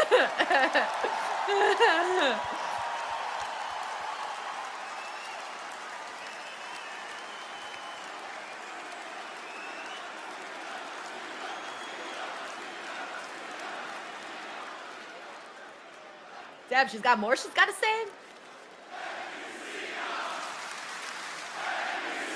Yeah, by the way, Alicia's job is hard, just FYI. I've done ring announcing on an indie level, and I felt hella pressure. Now imagine doing it at like this level. When you're in there with John Cena, getting like this rabid love from the crowd, and you're there like, I gotta read and talk now. Scary.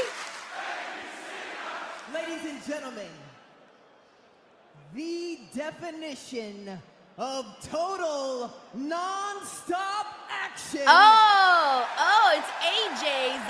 The ace. Wait, did he write that for undisputed AJ? boss of the Bullet Club. Hey, wow, Bullet Club mentioned, yeah. Our honor as fans, and my honor as an opponent, to see if he can beat up John Cena one final time. He is the face that runs the place. The phenomenal AJ Styles. Nice. Nice. I'm glad that they did that little entrance. Tonight and call what should be a classic Yo. matchup. You know, every athlete wants to end their career under their terms. And that is what John Cena has been able to do this year.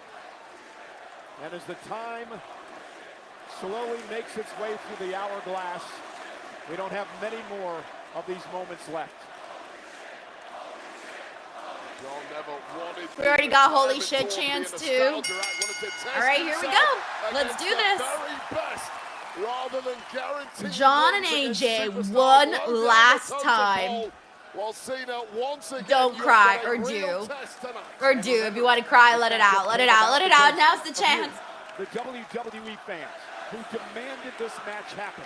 We got Eric Diaz who says, only 4 left. I'm already emotional. We got Me Cakes here who says, that was awesome. As he was holding the WWE Championship, and then at the Rumble in 2017. We got Destructo Khan says he's about to be match of the night. AJ and Cena should be headlining. I actually thought they were headlining. I just assumed, but I guess I was wrong. Oh, and John went for the arm drag, and AJ hung on.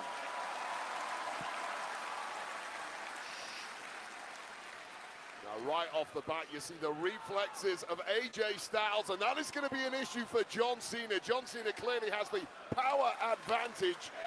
I don't know about that anymore. I love how the match barely is like 45 seconds in, and people are like, this is awesome! We got IBN Jones who says, AJ Styles fan since day one. We got Woody here who says, I'm not crying, you're crying. I think it's going to be sad in the end with like, once they like do the, I'm assuming they like shake hands, you know, that kind of thing at the end of the match. success over the past few years. That's when I think it's going to be like, ah, fuck, we just lived it. That's it. It passed. We're on to the next thing. John Cena, not only all the emotions of the retirement tour, but what he went through against Brock Lesnar back at WrestlePalooza last month. I'm glad you brought that up. I promise you, mental scars remain for Cena. Questioning in his mind, have my powers We got Anayola Mini. He says, do you think this will be match of the night? It's hard to say because I love Seth and Cody's in-ring chemistry too, and like they're also bound to have a tremendous match. But this could be match of the night though. I don't know. I think they're both these two next matches really do got potential. Oh shit, I can't forget about the tag match. I almost keep forgetting about it. I don't know why. And looking for a clean break, which we get. All been very polite and cordial, hasn't it? Fight forever chance. Into retirement, obviously Cena's in the next 2 months. They can ill afford losses at this point, especially Cena. I mean, you don't want to close. By the way, we got Uncle Donk here. Says AJ said next year will be his retirement year. I hope this match will tell an awesome story and no interference. I'm with you, Uncle Donk, man. 100% no interference. Like there should not be none. And right now, by the way, we're seeing two guys that like not only is it John Cena's retirement, but like, you know, AJ is gonna retire too next year. Like this, even though this isn't his, we don't know if he's gonna do like what his plans are for his retirement. But this is going to be up there with one of AJ's last matches, period. One of them at least. So this means a lot to both of these guys. You're going to have two of the greats that are, you know, gone in like from in-ring, obviously. Within a similar time frame. Advantage AJ Styles, and I talked about the mental scars remain after that Brock match. It was only 3 weeks ago. I'm sure there are some physical scars in there too. And again, Styles deliver it into another snapmare, and AJ again flying across the ring into another cover on Cena, hook of the leg, and another near fall. Thank you, Uncle Donk. We also got David Fermero here who says Tiffy showed today she'd do better with the right opponent all the time. All the time. When Tiffy's in there with like really good wrestlers, that girl, I mean, I don't think Tiffy has bad matches ever. Like her matches are not bad, but she's just, when she's in there with girls that are really next level, it really brings out the very best in Tiffany. Like I would love to see more of Tiffany and Bianca Belair, for example. I think Bianca Belair could take Tiffany to the moon, you know, when it comes to some of her best work.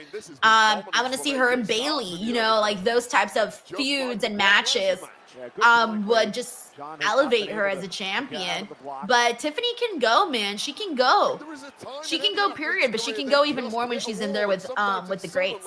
But then that's also why the greats are the greats, right? Thank you, David.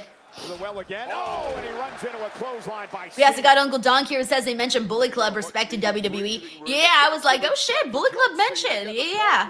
Thank you, Uncle Donk.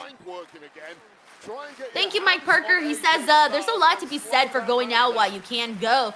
Look the way the fans remember you and on a big stage. So many guys I grew up could not do that, embarrass themselves and tarnish their legacy. Yeah, oh, a bunch of them. That's why I love that. I love the way that Sting went out. I love the way that John Cena's going out, where it's like, we're done. This is it. Like, this really is the period at the end of the sentence. We're not going to do no comma, no semicolon. We're not going to keep this going. Like, this is it. It's you. I have far more respect for wrestlers that do that than the ones that kind of keep it going and can't like call it a day, you know? Because then it just like robs you of that moment of treasuring the last and final match. Plus, you want to remember people when they're still able to do things in the ring. But like I said earlier, it's a hard thing to give up.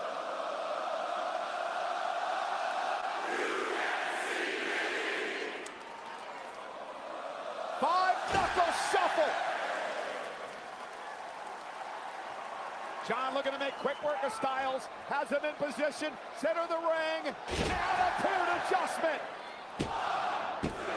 AJ kicks out. Thank you, Mike. Not bad easy, not against someone the caliber of AJ Styles, who is on a mission tonight.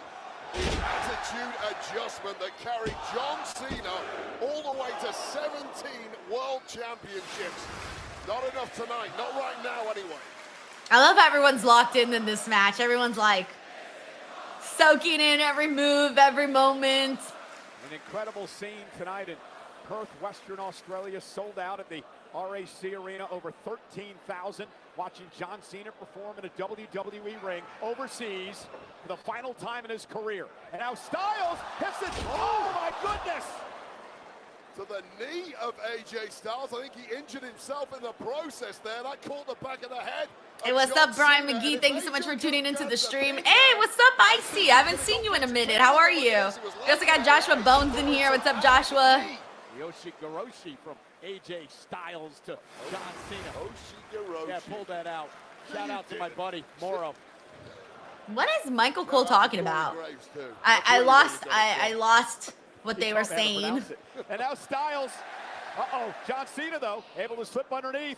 And now, a skull-crushing finale, and a cover by Cena, and a kick out. John Cena busting out some other moves again. Remember that one day when John Cena was just like randomly busting out like every move on planet Earth? Who used the skull-crushing finale against John Cena. Hey, what's up, your typical Chelsea fan? Thank you so much for joining the stream. And I promise you, of all the things AJ Styles came here tonight expecting, a skull-crushing finale was not. Oh, you're so welcome, T-Money. Of course. Thank you so much for coming back, too.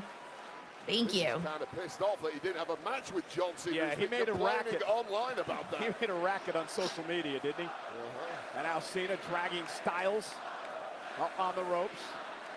AJ to the top rope. Now what's John planning to do here? Tricky predicament for both of them. Matt Rickgill says Miz versus Cena in Boston, calling it. AJ Styles, such a tough customer, maneuvering his way out of that one. Oh, and a backbreaker by Styles. Oh, and down goes Cena. Cover now by AJ. Is it enough to put him away? And Cena kicks out. I love seeing AJ with the trunks again, by the way. It takes a second for your eyes to like readjust to that, because we're so used to him with his tights now. But I like it.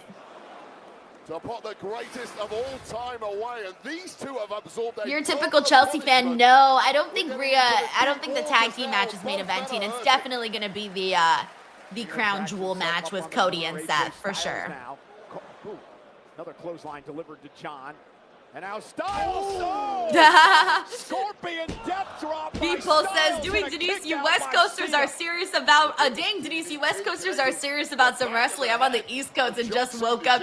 Hey, man, I'm with you, man. I didn't wake up for SmackDown on Friday. I was like, nah, I'm going to watch at a regular time. And I did, by the way, and it was great. But for Crown Jewel, because it's a PLE, I was like, all right, we got to wake up early to do this.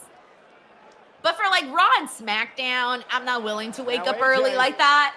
But since this is a special show, like I couldn't have missed John and AJ live, you know? Things like that. Trying to lock it in. Crank the head of AJ Styles back. Does not have it extended yet. Agony all the same, but now it's locked in deep. Yeah, the STFU, John Cena. Thank you, V-Poo. Center of the ring. Styles, is he going to tap out? Styles, though, able to slip underneath. Nice. And now AJ. Locking in that crossface now. We got Rob Meat here who says, I think something's going to happen in the main event. I think your gut is right on that one. I'm kind of also expecting some form of shenanigans. I can't even imagine John Cena tapping out. It's been a career of denial when it comes to tap outs, and once again, maneuvering his way out of danger. Oh, look at this now. A camel clutch or... John's like, hey, here's this other move I haven't done. Enjoy it. And now it's AJ Styles in trouble. And is AJ going to pass out? Is AJ going to tap out?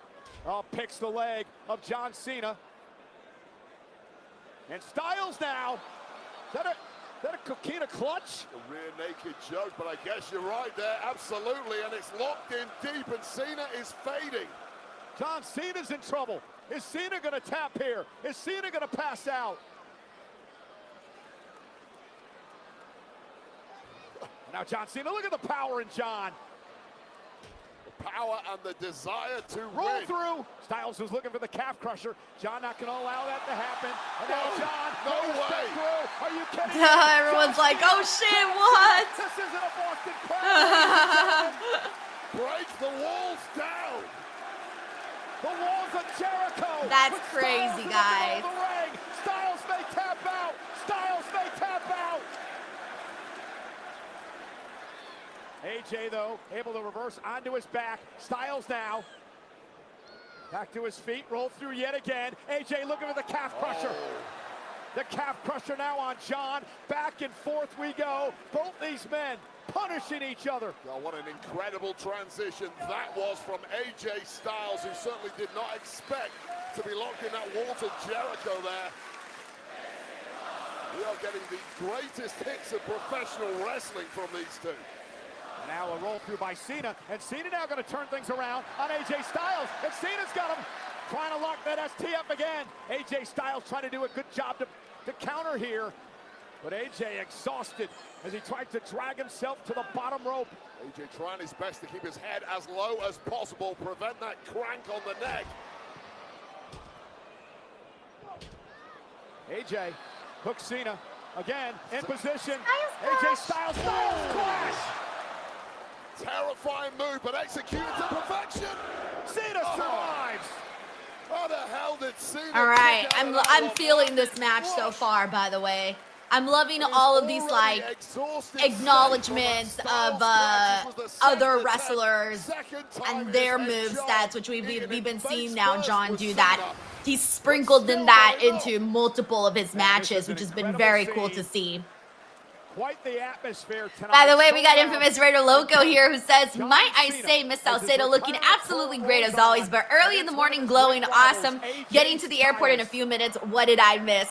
Frank, thank you so much. So honestly, besides the you of the Stephanie victory, Bronson Reed also got a really big victory. He had a fun matchup with Roman Reigns, but he did have the help of the Vision, and then the Usos got involved, and that pissed off Roman Reigns. So that was another thing that went down. And then this is barely the third match right now. So yeah, you didn't really miss that much, honestly. What?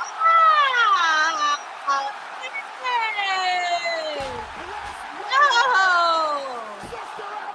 I love the way that John, the facial of like, you know what's coming, you know what's coming.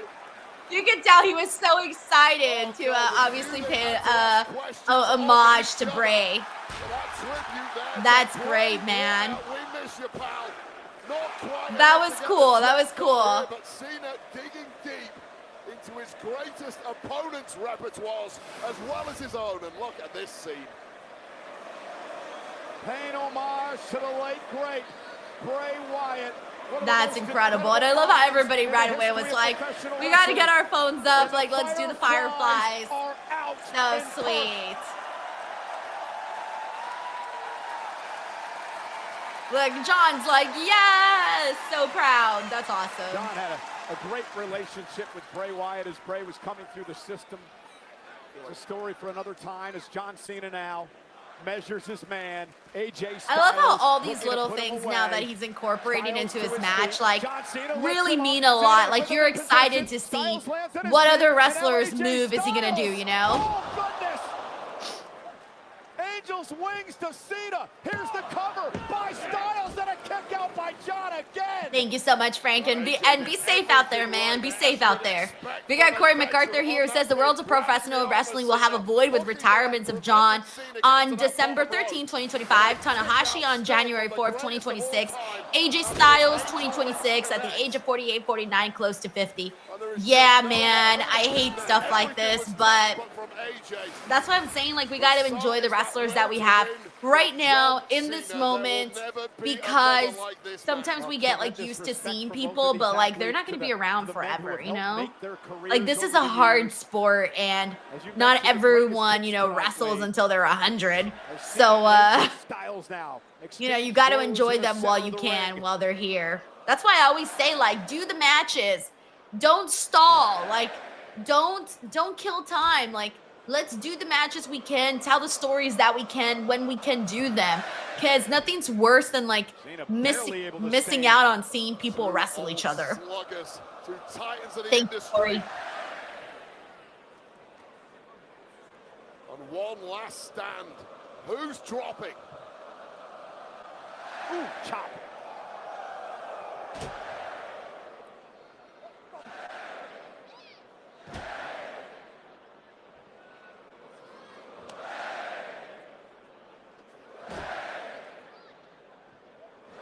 Oh, Cena picked AJ. AJ lands on his feet. AJ Styles looks to go on offense. John Cena now sends AJ flying. We got Sammy Sawan Boone here who says, do you think we will see Joe Hendry have a match with John Cena in Boston for Monday Night Raw? I would love that. I know that Joe Hendry has been trying to make that possible. He echoed that like, you know, over a year ago. He was talking about it. He's talked about it in multiple interviews with me, with Busted Open, with several people, you know, talked about how like John Cena was the first wrestler he ever spoke to, how it would be such a full circle moment for Joe Hendry to face him. I think it would be like a cool mark out moment if he did. And it must be hard, you know, because we're coming down to the wire. So it is a little hard to think about how like you might not get your chance, but you never know. You never know. It's like trying to win the lottery, you know? Everybody really wants to, but only a few can. Thank you, Sammy. We got David Primero who says, have you heard Austin Theory joining the Vision? I don't know if he is or if he isn't, but if he does, I'm kind of like interested in that. I think it would be a massive opportunity for him. And it would really be like that make it or break it moment, honestly. Because Theory has had a lot of opportunities and some have not really worked out. So he really needs something that will actually stick for him, you know?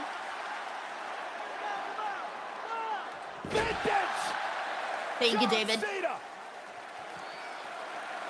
We got Tracy WV here who says, okay, hear me out. What if Paul being shady is a swerve and we get a fifth member of the Vision to help out Seth? I think it's too soon to end the Vision. Yeah, I don't think they're ending the Vision. I can see a new member coming about. You know, I know that David just asked about Austin Theory. I don't know who else would be another option. But I think people, because if you recall, Paul Heyman. Hey! Imagine he defeats AJ with the RKO. If you recall, during that backstage segment, Paul Heyman said, he was very descriptive when he said, like, if Seth Rollins calls three of us, you know, we can't go out there and help him. But the way that he said the three of us, like specifically us three, like we cannot go out there. That's the part that made me feel like, look at John's face. What's that supposed to mean? Why that face? No, he's not John Cena's not thinking of this. He didn't need to pull this one out of the Viper's playbook. The most sadistic shot of them all. Cena went for the pump, didn't get it. Rolls out of harm's way, and now Styles with Cena up and down, and AA, and attitude adjustment to John Cena, who kicks out at 2. Yeah, so the way that Paul Heyman was so descriptive about the us three, that made me feel like, okay, if you're expecting maybe like an additional member to join, I would understand why, especially due to the wording of that. Or even the voices on that. Thank you, Tracy. We also got Matt Reichel here who says Cena versus AJ should have been in DC. Well, honestly, I don't think so, only because, well, I get it, because that could have been a great last match, right? But I do think Perth, Australia has been a wonderful crowd for this, though. They really have. And, you know, they deserve something special, too, like having been, you know, the last international crowd to see John. You wanted it to be big, too, you know? Thank you, Matt. We also got a Serial Griller here says, when John Cena do the Batista Bomb? Yeah, for reals. With a fellow Hollywood homie. Thank you, Serial Griller. Okay. I keep falling for these, like, what if he wins with this move? Near falls and shit that he's done. The Phenom almost Styles took out the phenomenal one. I don't know what to say anymore. I've run out of ideas. This match has just blown my mind. I don't think anybody saw it going the way This match has been gone. very good, guys. Like, very entertaining. With all the little surprise moves, the little acknowledgements. Wait, people want to see a 619 from John Cena? Is that what they're saying? Well, that I would love to see. Oh, yeah. I don't know if that one was physically possible for 99% of professional wrestlers. I'll be I honest would with have you. laughed my ass off if we saw John Cena do a 619. Styles back to their feet, man. They've Like, given literally, everything. hey, he's going for it! Oh, shit! Oh, shit! Oh, shit! Oh, shit! Oh! No! They gave me blue balls with that! No! This is what blue balls feels like! Oh, shit! Backfired, however. No! Here, Cena's down. Oh, Styles may have him where he no! I wants get him. it This now. could be I the get beginning it. of the end. Holy shit! I'm so depressed right now. Styles. Beautiful. Classic Beautiful. 450 by AJ Styles. Knees connected. God, I was so excited. I really thought we were going to see Cena do a 619. I was like, wow, I can't believe it. I like wanted to see the attempt. Some old school AJ Styles.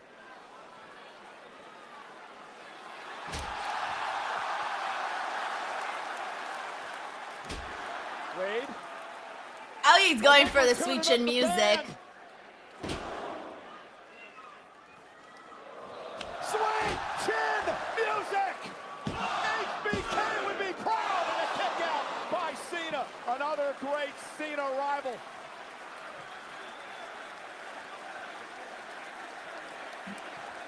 We got, let me see. We got everyone saying this is an awesome match. There will never be We got, two competitors like these two. And there will never Let's see, be let's go through another some match more. We got like Eric the Miller here who one we are says best witnessing. match so far. We got M. Durrett saying we're being sports entertained. What the hell do I do now? Well, there are any moves We got out. Matt Reichel saying this match is batshit crazy. Uncle Don says this is 10 out of 10, best Cena match this year. Lock. Don't use that. We got Mr. Acosta saying this is amazing. Ryan Murray says, what timeline is this? Big Dave says this might be their best match. Phenomenal forearm to Cena. Cover by Styles. John's still in it. We got Dan here who says match of the year. And now AJ. Aaron says, is this a WWE 2K match we're watching? Just busting out all these random moves. We got Malik Pope who says, my ears say this is awesome. We got Destructo Khan who says, still say it should have been match of the night, should have been main event. Let's see. Yeah, oh yeah, you're right, Mr. Acosta. He says they never even got outside the ring, BTW. Yeah, you're right. We got Thomas O'Brien who says the best match ever. Serial Griller says match of the year. Uh-oh, Cena. Well, let's see what else they pull out of their bag of tricks. Well-placed elbows. Can he create the separation he needs? And he does. God, they were solid shots. Nothing pretty about that. This could be a KO here. Referee needs to take a look. Cena, though, powers up Styles. Attitude adjustment. The AA by John Cena. Oh, and AJ. Yeah, I don't think the people wanted to end just yet. That's why I was like, 2 count, baby, 2 count. This match can't end yet. We got Anna Yolamini who says match of the year contender. Superfro says, wow, this match. Sean says AJ's best match in years. Love it. Corey MacArthur says, can't believe we're seeing this in the morning. Right? Right? We got Jay Grouse 9 who says, seeing this type of match makes me so annoyed with the heel matches because since the Cody one at SummerSlam, these were great. Honestly, Jay Grouse, yeah, I'm with you. I'm with you. We got people saying fight forever. Hey, what's up, Rude? Dude, are you kidding me? It is not too early in the morning for McDonald's breakfast. Look at yourself a sausage McMuffin, Rudio. We got Icy here who says they're hitting us with the greatest hits. Like literally everyone's greatest hits. Sister Abigail, Walls of Jericho, a 619 tease. for AJ Styles. And Styles trying to fight out of this, but John Cena now has Styles on his shoulders. Go big or go There home. we go. And Styles fights out of it, delivers a elbow to the ear, and another one to John Cena. Sweet chin music. So effective for AJ Styles, and now John Cena lands awkwardly in the ring. And now Styles caught by Cena, roll through. And Yeah, he kept him. He kept him. Big match. John is here. Oh, tombstone. Dung. Stone. Gotta do the tongue. Do the tongue. Oh, like, is he gonna do the tongue? You know how Taker does the tongue? Oh, no, it's over. Oh, man, guys. Oh, fuck, I'm feeling a little emo. I was so caught up in the action, but when the 3 count hit, I was like, oh, wait, like, that's the last time that you're gonna see John Cena versus AJ ever. Oh, fuck, man. By the greatest Oh, of I'm a all little time. sad. And one of the all-time greats was indescribable tonight. That was great, though. That Cody and Seth are gonna have a tough time, I think, trying to beat that one, because this one was like a very, very feel-good match. Like, I think everybody coming off of this match feels good right now, for the most part. If you don't, I'm sorry, but no, this really did feel like a feel-good matchup with all of the tributes to other people. And then just like, it was fun. It was fun. It was a fun, feel-good match. We got Seth Iroff here who said that was amazing. This WWE Girls Class match of the night. I love it. We got Bo said Bo with a little clapping emoji. Jake Daniels says Cena versus The Undertaker, Cena's last match. Can you imagine The Undertaker right now wrestling Cena? Remember that little video of The Undertaker doing the little run at WrestleMania? Bitch, I died with that video. I think about that video at least once a month. Thanks, Jake Daniels. And Cena would pick up the win off the AA. Yep, and Ryan Adams, 100 PLE victory for John. This is the part I was waiting for too. The moment. Oh, my heart. I can't take all of this. Yo, one that's about to retire and one that's gonna retire too, that both made such huge impacts in this business in their own right, in their own ways. Enjoy it while you can, ladies and gentlemen. All right, who else got that little lump in their throat right now? Because next Holding year back will be them the final tears. year in the career of that man. Look at AJ's walking out like, I still got this shit. I still fucking got this. I'm the phenomenal one. AJ Styles. You are. I am. You are. I am. Become a movie star. Get ready to fly. Okay. And a humanitarian. Oh, there's his wife. And John Oh, Cena embracing his lovely she's wife. so pretty. John Cena. Another classic This feels like these are the kind, you see what I mean? Like when everybody was telling me, oh yeah, the Brock Lesnar was the right person to defeat John Cena. I was like, bullshit. These are the kind of things you want to see. I didn't want to see Brock Lesnar defeat John Cena in a crap ass match. I want to see shit like this. Like this. I was so mad when people were defending Brock's victory over Cena. I was like, that's bullshit. This is the type of stuff we want to see for John Cena's retirement tour, you know? Am I crazy? Maybe, but hey, we are a little bit. Well, that man, Cody Rhodes, knows that he's hit Seth Rollins' head. He's had his number, has never lost to Seth one-on-one, and he knows he can damage. All right, we got 2 more matches, guys. A tag match, the women's Rhea and Io versus Kabuki Warriors. And then Seth and Cody. Take a look at the career numbers, Wade, of 2 surefire Hall of Famers. Yeah, absolutely. Cody Rhodes, 14 years in WWE. Seth Rollins, 16. Cody, 12 total titles. Seth, 17. Includes NXT Championship. Cody, 2 world titles. Seth, 6. WrestleMania main events. Cody, 4. Seth, 3. And the career numbers. Yes, exactly, Ryan. He says, we want to cheer him. Let us eat cake. That's exactly what I've been trying to say whenever I'm on podcasts. Like, people want to feel good about the end of John Cena. You know, you want to get your... can you imagine if, like, the last whole entire year would have been moments and matches like this that we had with AJ, but, like, the entire year with Cena? Can you imagine that? We would have been, like, overflowing with, like, butterflies and hearts and fucking rainbows coming out of our eyeballs. You know? Like, that would have been sick. Would have been sick, and I think that's what they should have done. But hey, they went a different direction. But anyways, that was awesome though. So happy we got to see that match. So happy it delivered.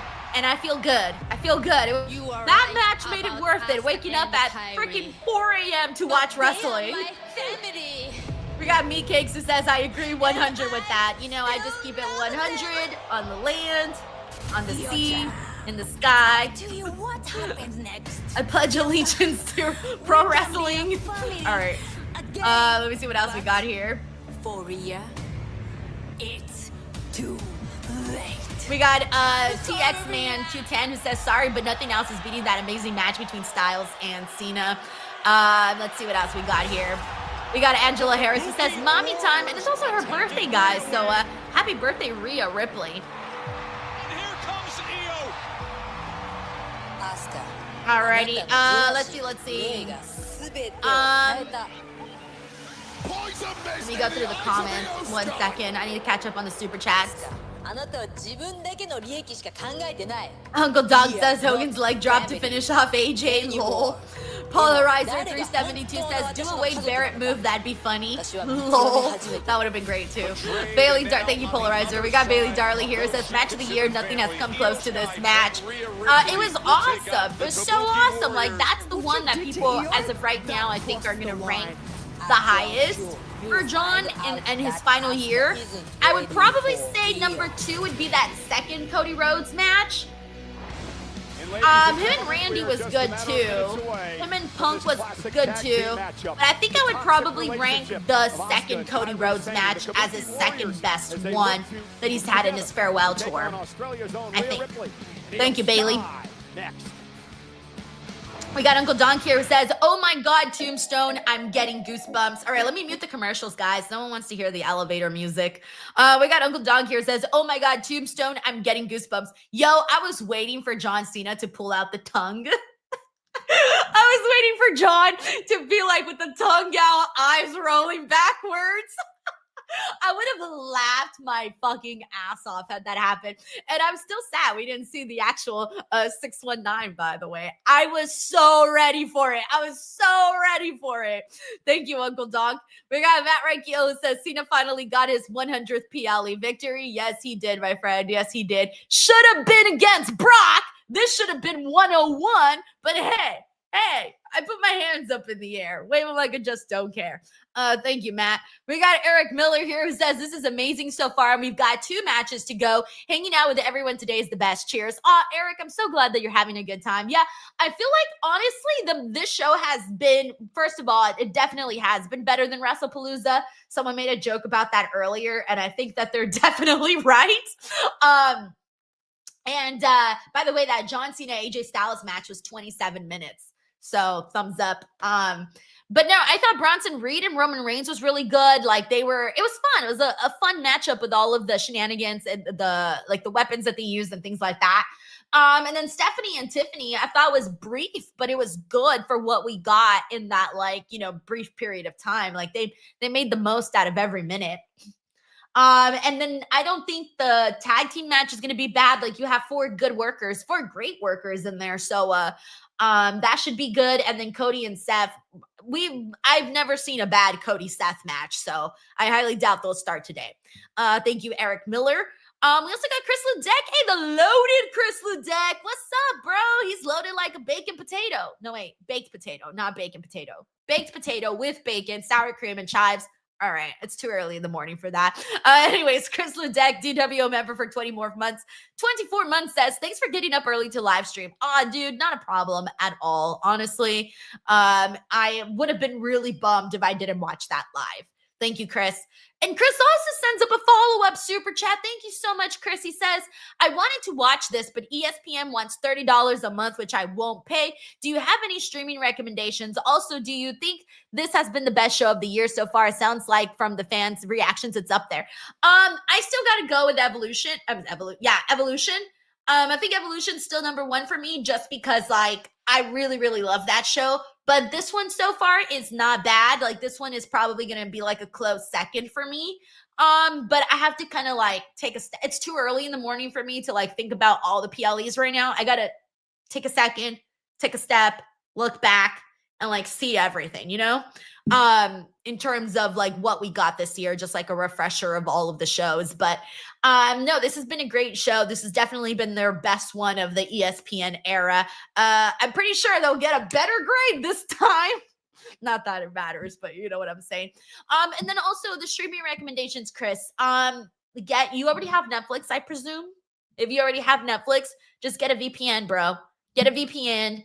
Change your location to Canada or the UK or something, and you won't have to spend those $30 with ESPN. I'm a kid who grew up in a small town in West. Thank you so much, Chris, and I hope that does help you out, by the way. That's what I use too, by the way, and it's very, very easy to just, like, get in here and watch the show. I have no struggles watching the PLEs. Thank you, Chris. We got Mike Parker Collects here who says, fantastic match. I feel like this will be the highlight of Cena's retirement. And my only complaint is the actual last match can't top this, even if it's a banger with Gunther, no history there. Yeah, man. And even then, like, it's going to be a very, let me mute this commercial. Even then, it's going to be like, even if they do a little build with him and Gunther, or with him and anybody, if somebody doesn't have history with them, it's going to be so brief, you know, like so minuscule. I feel like we're just running out of time. And maybe if they had a little bit more of a story, it would hit harder. But if you would have asked me, okay, what match should be his last match, AJ and Cena or AJ and Gunther, I probably would have gone with AJ, especially now in hindsight too, even seeing what you saw today, of course. Thank you, Mike. We also got David Primero here who says Kabuki Warriors need to win strong for War Games. I think they do too, especially to keep this feud going. So I'm kind of with you, David.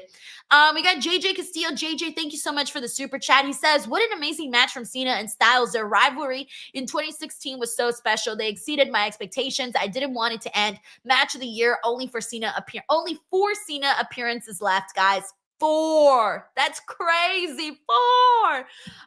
It's sad. Oh my God. We're pretty soon going to be 3, 2, 1, guys. Oh.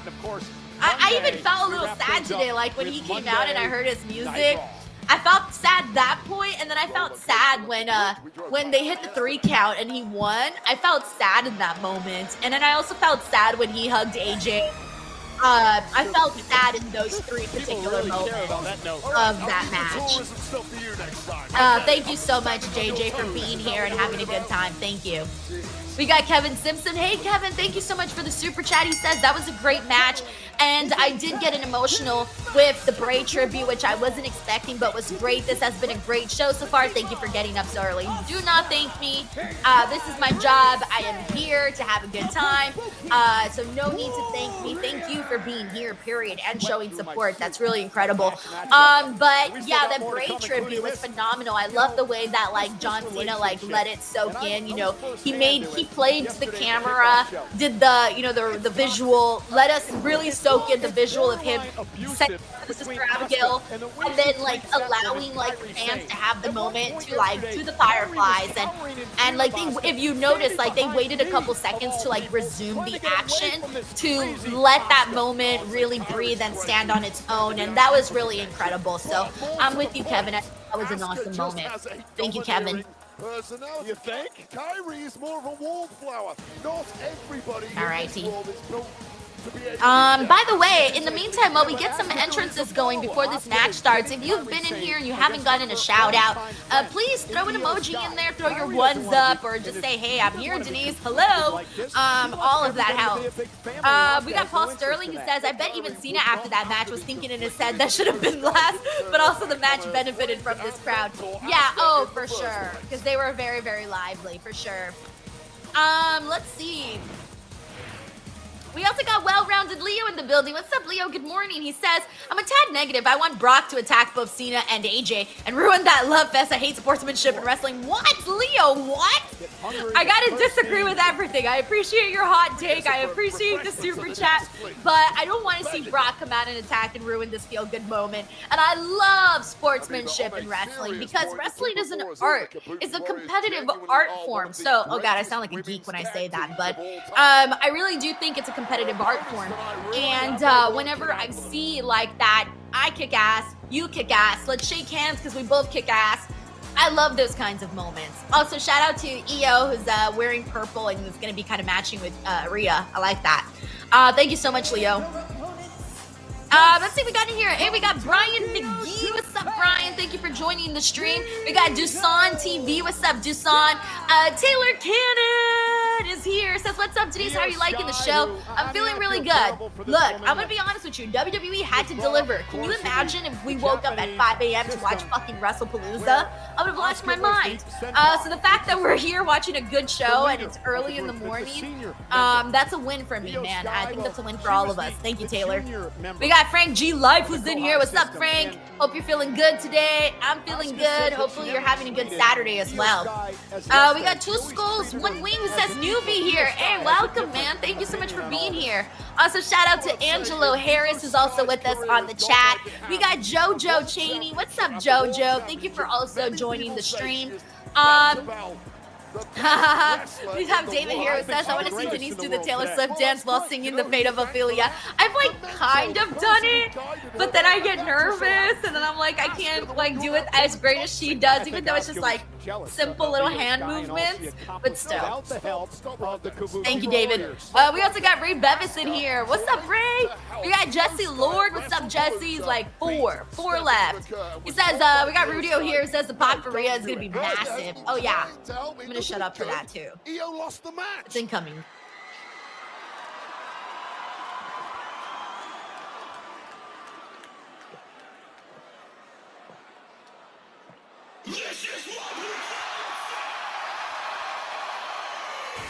That's a star, baby.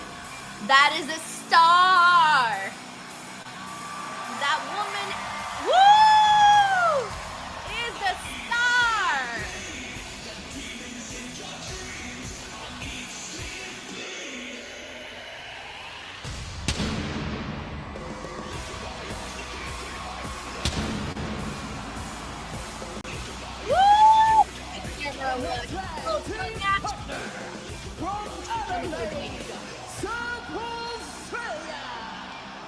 Woo! Ripley! Cool jacket, love it all. It has been quite the return. Alrighty, let's see what else we got that I haven't shouted out. Here, Frank G is good. Hell yeah, man. 2024 waves. Also, thank you so much to Brian Eli for reposting this stream. That's very cool of you, Brian. Thank you. Hey, Miami Scorp is here. What's up, Miami Scorp? He says, hey, Denise, God, up for the show benefits all the fans. Gotta leave people feeling good, man. Gotta leave people feeling good. I'm with you. We got Angela Harris throwing up his one. What's up, bro? What's up?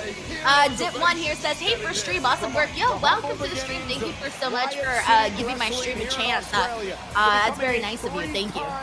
We also got Bruce Phillips. What's up, Bruce? We got Eric Miller who says, there goes the roof. The roof is on fire. We don't let it burn. Let it burn. I don't know. We gonna let it. Is it we don't let it burn or we gonna let it burn? I don't remember the rest of the words. Something burn. Thank you, Eric Miller. We got Melissa Cabello shouting out the hometown girl. We got I Will One who says the eye contact. Yeah, the eye contact she did with the camera and then the little tongue action.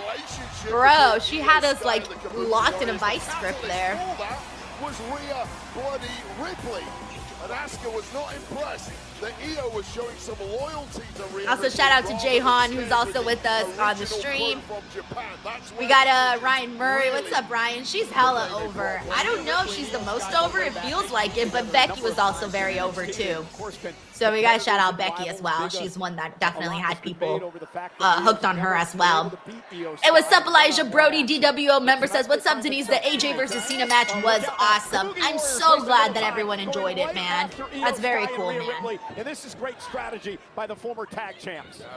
Also, shout out to see on Twitch 29, and we also got Grant Toynton, who's also here with us. And yes, I agree, Dipwan. This should be a fun bout. So let's get to it. Hey, Bilbo Braggins, good to have you on, man. And thank you for supporting now for the last 2 years. Hell yeah, bro. Thank you. All right, let's watch the women in our money. Ryan Lambert just woke up and making chilaquiles. Hope y'all are good.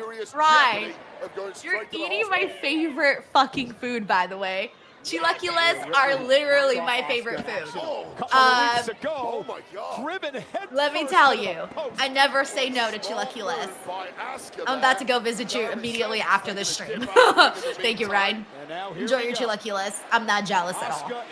I'm totally jealous. Grew up together in the Japanese system. Former tag team in a group called Triple Tails. Becoming the best of friends as they came to WWE NXT. Oh my gosh, Io is like looking into the soul of Asuka right now. And now opponents tonight. Loyalty and respect, a huge Grant asked if anyone attacked Cena afterwards. Nope. It was a nice little happy ending. Protege Io. Well, that's all. Ooh, nice. You have a high octane offense of the genius of the sky, Io Sky. Patrick Connolly says, I'm about 20 minutes behind. Had to do a beer run. Hey, yo, enjoy AJ and Cena. You'll have a good time with that. I'm not going to argue with her. However, the mentor Asuka probably knows a few tricks that she never taught Io. Yeah, the Empress of Tomorrow, Asuka, in that conversation as well.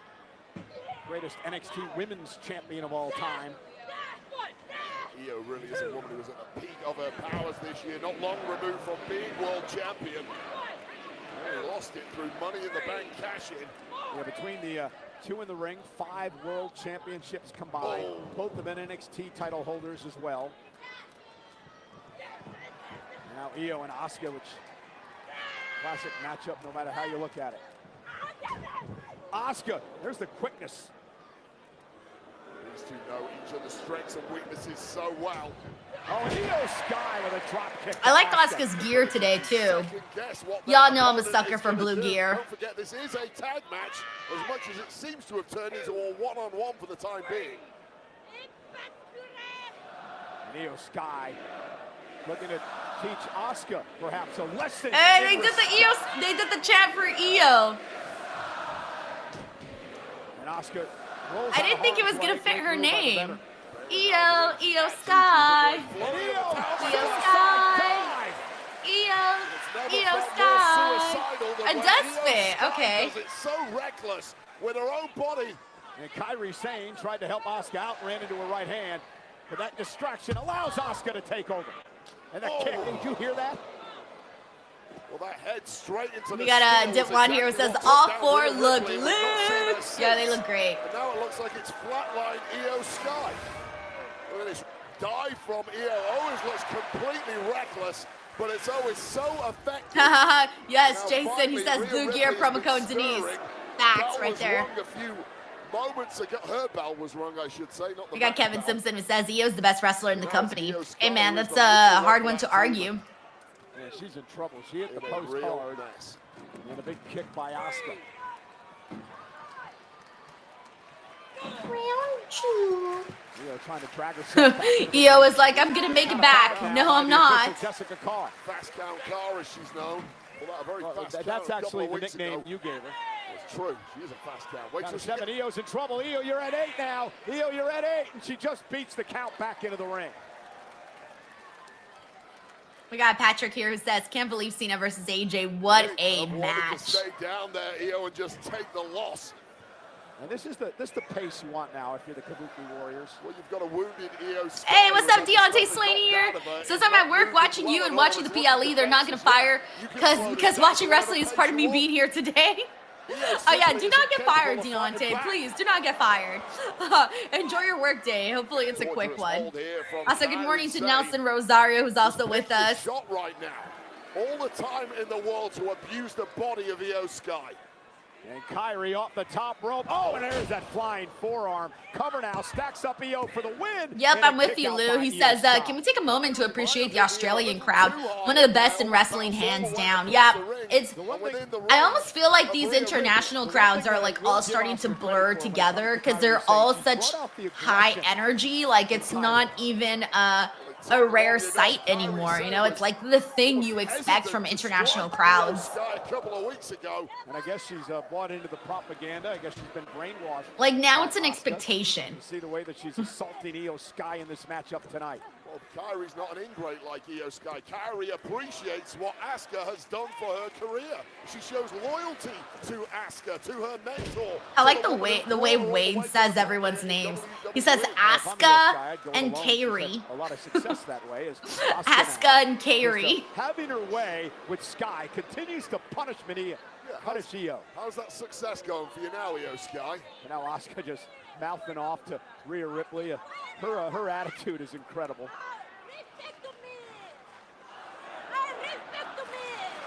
Damn, she's demanding respect even now.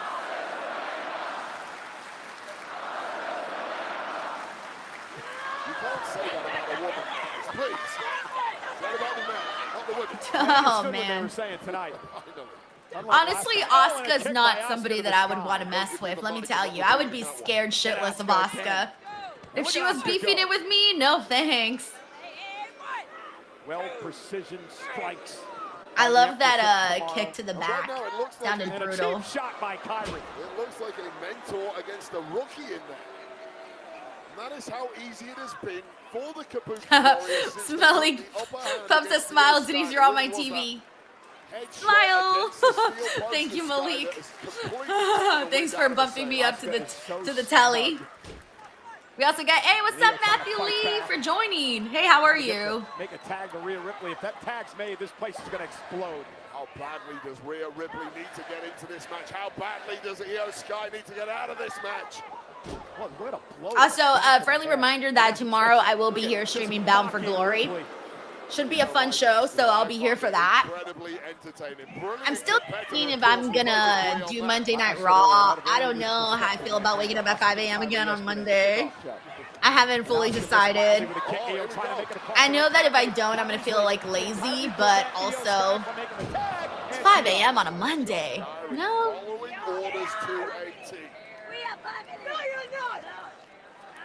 Kyrie knocking off to Rhea. A little bit of that attitude. Our family. That's what Kyrie is saying to Rhea Ripley. And you know full well Kyrie would re-embrace Io Sky at a moment's notice. But Io has to make that decision for herself.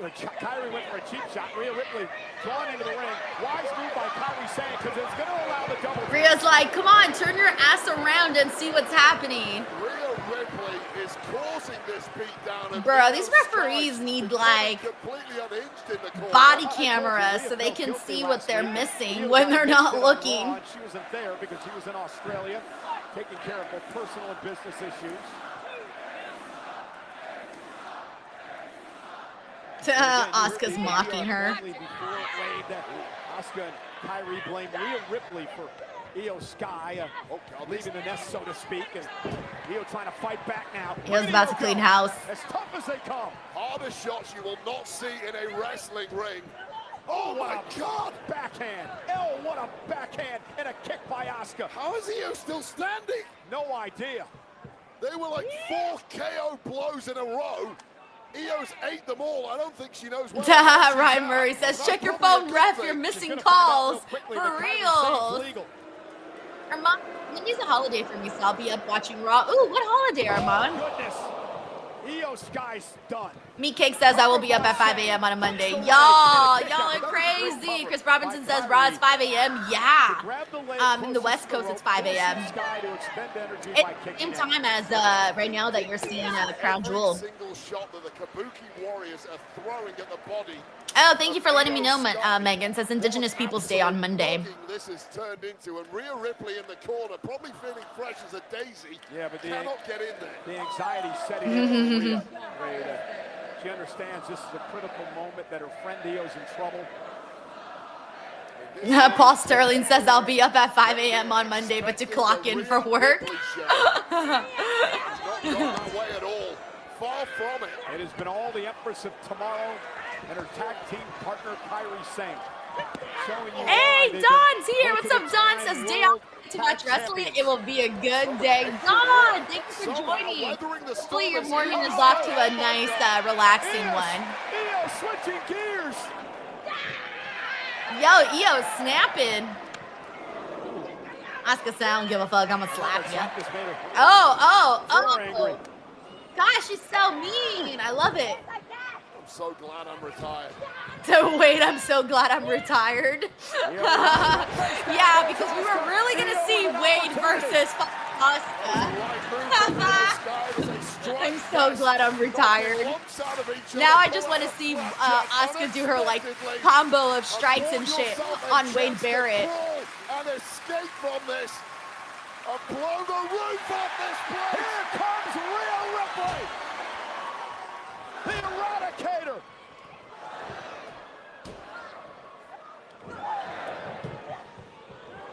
Bang!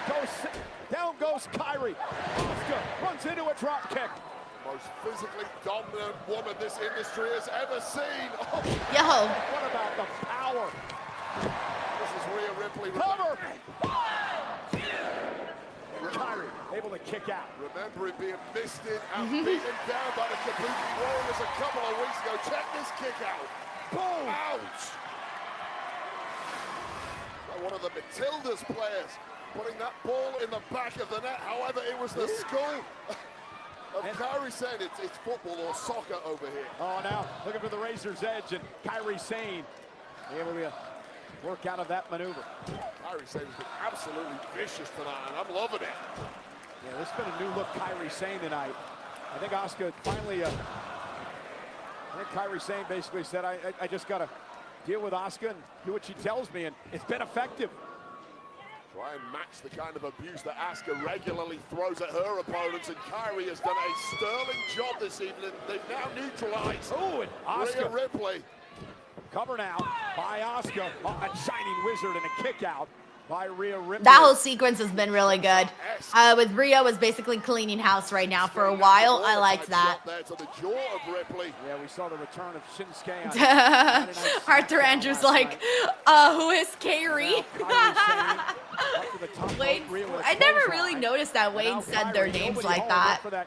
Flying forearm, and Rhea, what a kick! She about decapitated Kairi. Now these women are going bananas in this ring tonight. Bananas. They're going bananas. And now Io Sky back bananas.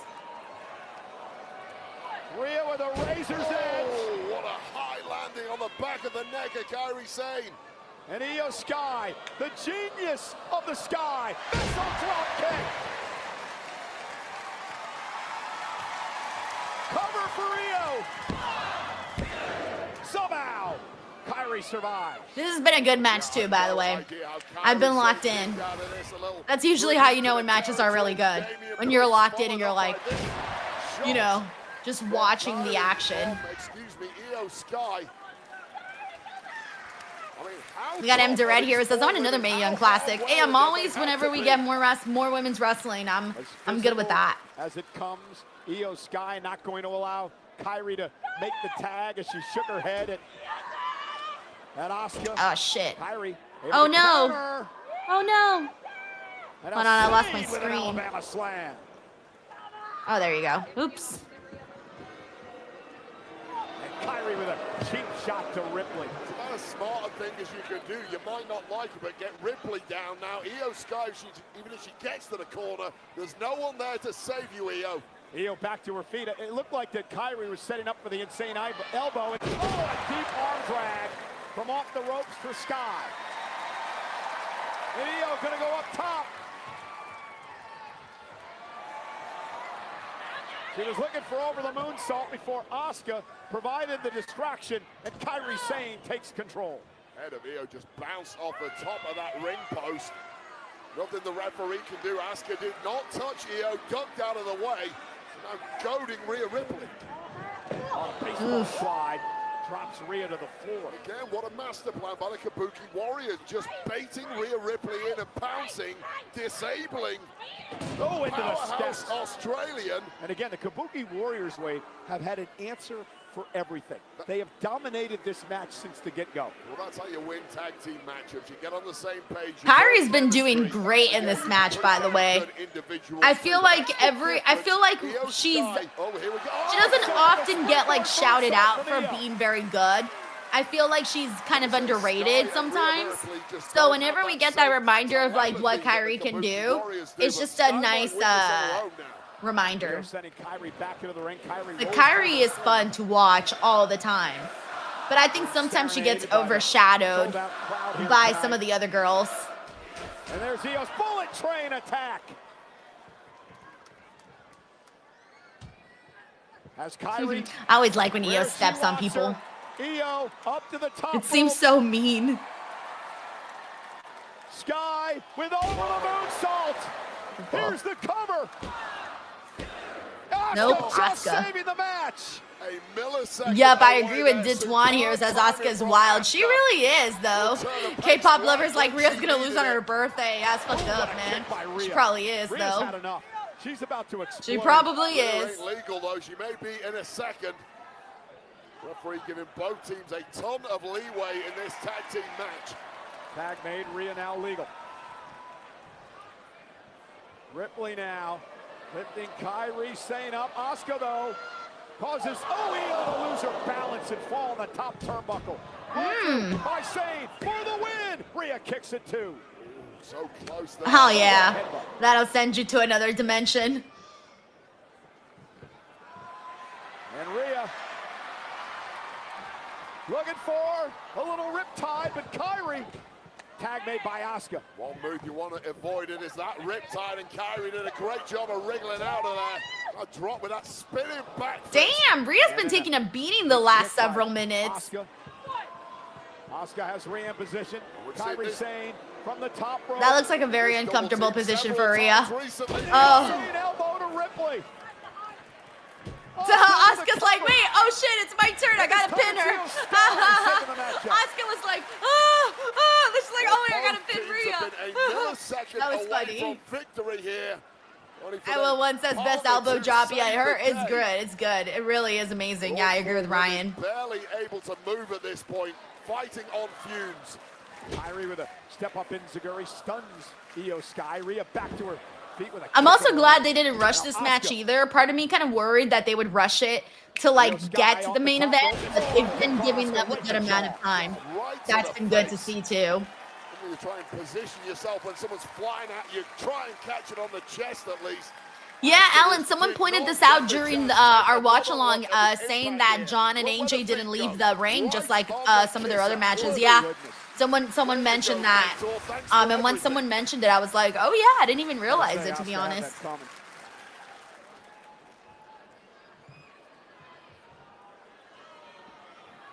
Asuka, Rhea Ripley, face to face.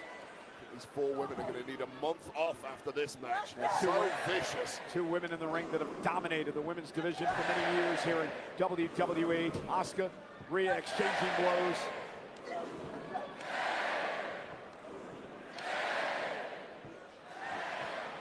And it's Asuka now with a backslide. Shoulders down. Rhea able to kick out.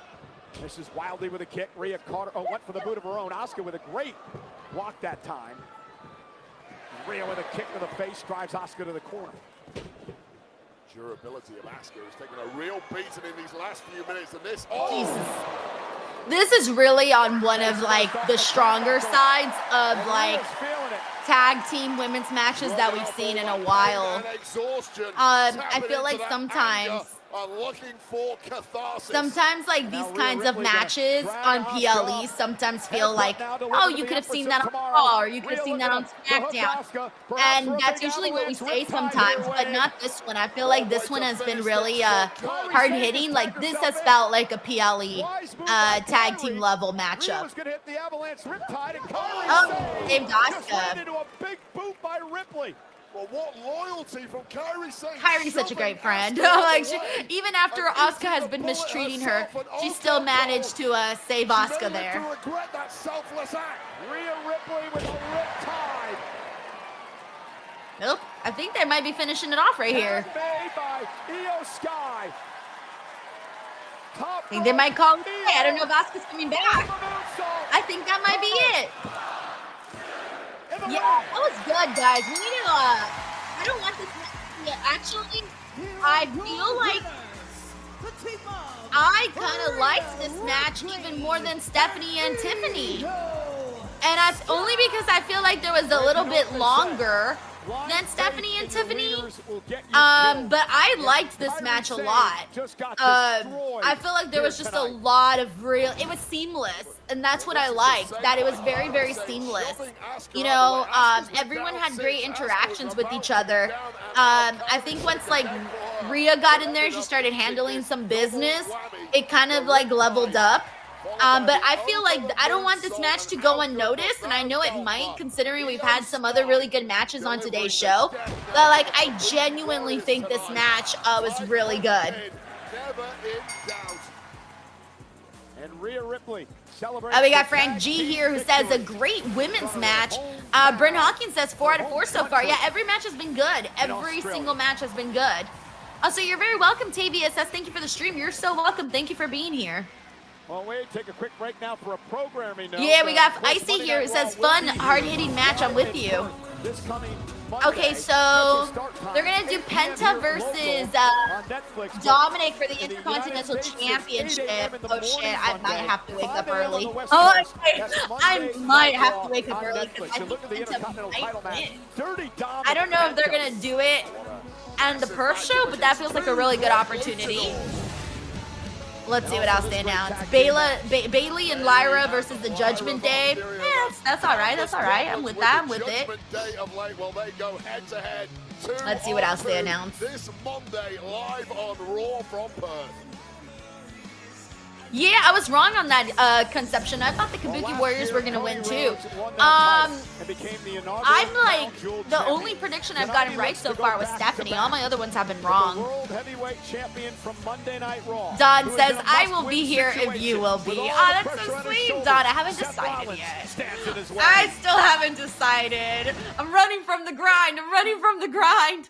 All right, give me 1 second, everybody. I need to end my streaming recording and get on with another one. For those of you who want to see clips, there are clips being posted on my Instagram and my Facebook page for anybody who wants to, like, sort of see the show, for those of you who aren't watching.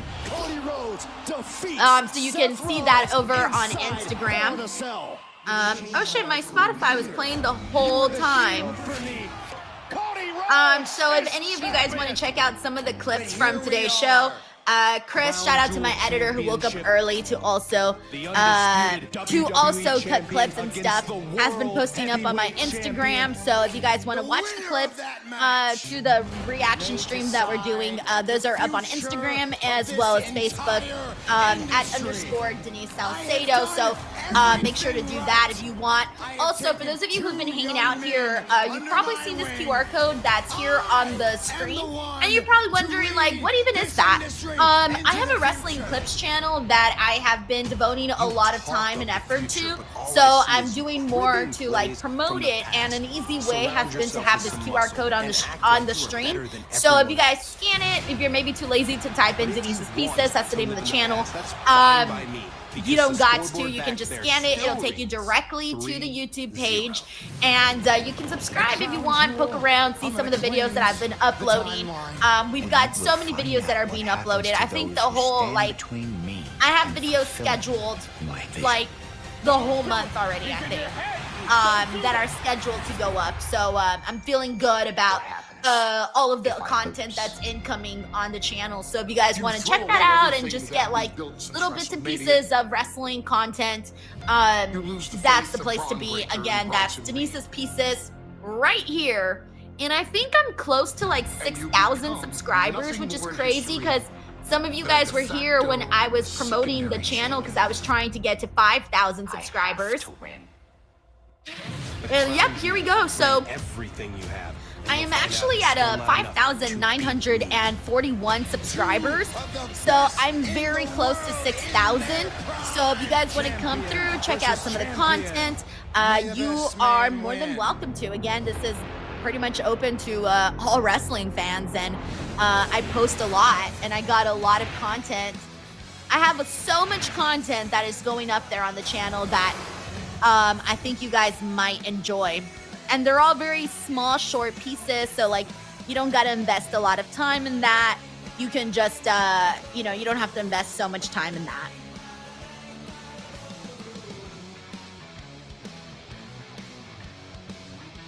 All right, we're almost there. We're almost there. We're almost there.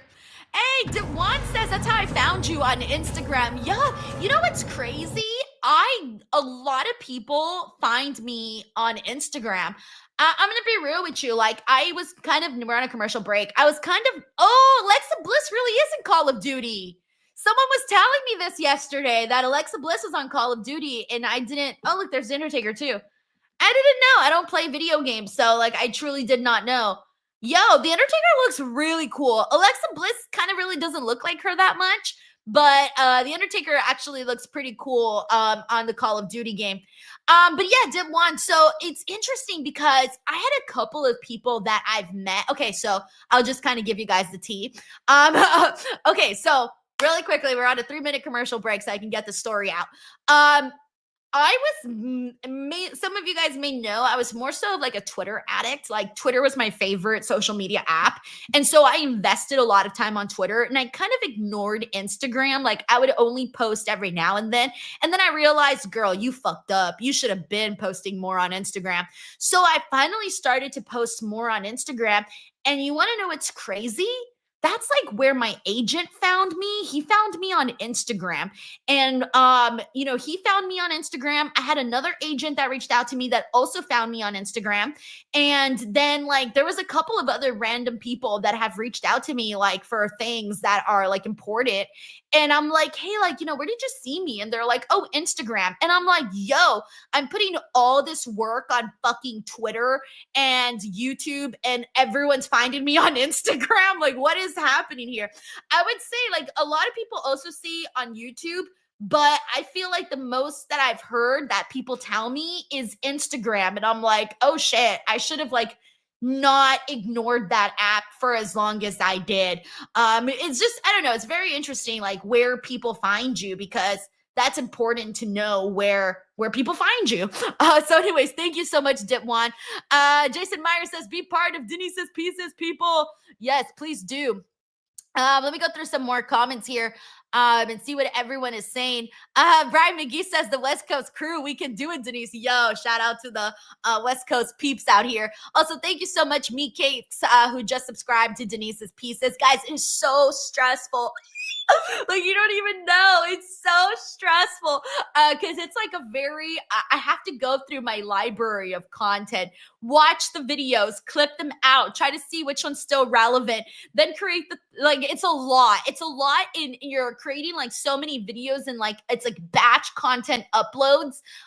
It's crazy. Like, I'm going to show you guys really quickly. Like, this was my September schedule for Denise's Pieces. So how I do it is like, this is like the date column right here, date column. These are the time zones up here of like when I publish. And then the check marks mean I actually publish something in that time slot. So like having to like go through this and creating these like large amounts of content, like this is October. This is what I've done so far for October. As you can see, I'm already working on the rest of October. I haven't done shit for this part of October. So you can see it's like But what I'm saying is that this doesn't look like much, but it definitely takes up time because it's a very, very time consuming. So, you know, that's what happens when you're going through an entire library of content and getting all of those videos up. So it's a lot. So that's why I promote the channel so that people can check out Denise's pieces and hopefully it can grow and maybe, just maybe, become something. So we'll see if it does. We'll see. All right, we're back in 4 seconds here. Here we go. Let me get the audio up. 2 rings. All right. Also, hell yeah, V Cake. He says I'm old school. Xbox 1 through 316 podcast. Yes. Cutest says, was that Mark McCool in Call of Duty? That's funny. Oh my gosh, guys, wait, what? Is this the real Stephanie Vaquer? Hold on. Or is this like, hold on. Tomorrow, right? Sometimes I just don't know. Let me double check. I don't know if that's a fan account. Let's find out. Fan account or not a fan account? I can't tell. How do I tell? Does anyone know how you can tell? Or take a trek through otherworldly woodland just beyond the dreamy sands of Southwest Australia. Step into I'm like peeking. I'm peeking. I'm going through this. I don't know how to tell. How does one tell? Hold on. Well, ladies and gentlemen, we are in Perth tonight. We are getting set for our main event. And immediately following that main event, I don't know how to use Twitter. This is my favorite app, and now I don't even know how to use it. Rhea Ripley and more. Immediately following the main event. Someone's like, I hope it's real. I don't know. I can't tell. Hold on. Your girl is looking. I don't know. I don't know. I'm wondering if it's like a fan account. Crown Jewel Championship. And that is up for grabs right now. The following contest is a champion versus champion match to determine the men's Crown Jewel champion.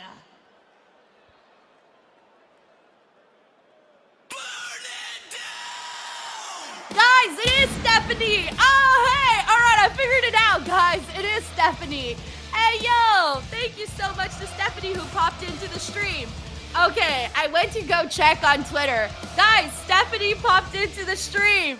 I checked. It is her right there. Hey, yo. Woo! Guys, we had Stephanie's officially also going on the wall of celebrities that have tuned into this stream. We officially have Mark Henry on there, and now we have Stephanie Vaquer, who's also on the stream now. Woo! Alrighty, so we did have, let me pop it up here. Where did it go? Hold on, let me find it again in the comments. Who goes into the match alone tonight? Where is it? Oh, right here. All right, guys, we got Stephanie, the stream on Twitter, and left a nice comment. So thank you so much to Stephanie. That is so incredible. And I wanted to make sure because I was like, what if it's a fan account? And I can't tell on here because as you guys can see, it doesn't show the check mark. But when you go on Twitter, it does show the check mark. So I had to confirm that it was Stephanie. Yeah, Stephanie's now added to the Stream Hall of Fame. Didn't we say we were gonna name it something, by the way? Like we literally said we were gonna give it a name. I don't remember what the name is. And yes, Spike Hunter says Stephanie Vaquer is officially DWO. That's it. It's official, guys. It is official. That is so cool. Conception says you're streaming on Twitter too. Oh yeah, I always stream on Twitter. It always looks like this on Twitter. So I do stream on Twitter. I stream on Twitter, YouTube, and Twitch. So I'm live on everything, but the one where I do well is YouTube. Like YouTube is the place where I most do well. Like I don't really know how to use Twitch, so like I stream on there, but I don't really know how to like function it, to be honest. And then Twitter, like they don't pay shit on Twitter like at all. So I use Twitter and Twitch more as like a promotional, to like, whoa, I just noticed Seth's outfit. I got so distracted with all the other stuff. Wow, he looks like a zebra flower. A zebra flower. I don't even know what that means. I literally do not know what a zebra flower means, but that's what Seth Rollins looks like to me. It's cool. It's very cool. It looks like, you know what I can picture? Like a Disney villain. A Disney villain would so wear this outfit. You know? I 100% see that. So yes, Bone Daddy, the post show is on all platforms. Alan says a Latina supporting another Latina. Awesome. Yeah, no, she's great. Stephanie's always leaving like comments and things and like that. And it's very, very cool. You know, I've had Stephanie here on the channel twice before already. I did an interview with her before she was even in WWE. So, you know, it's always nice to get to see someone, you know, before and like after, once they're like, you know, accomplishing all of these things. Dan says, haha, zebra flower. Yes, zebra flower is exactly what it is. We got Free Radio Armageddon who says, Twitch is about community, so it would be good for watch along with some old PLEs on Peacock. Yeah, I feel like YouTube is really good with community too. I feel like they're getting it, you know? Why did Cody come in like that? Did anybody notice that? I think because he was getting down. That was interesting.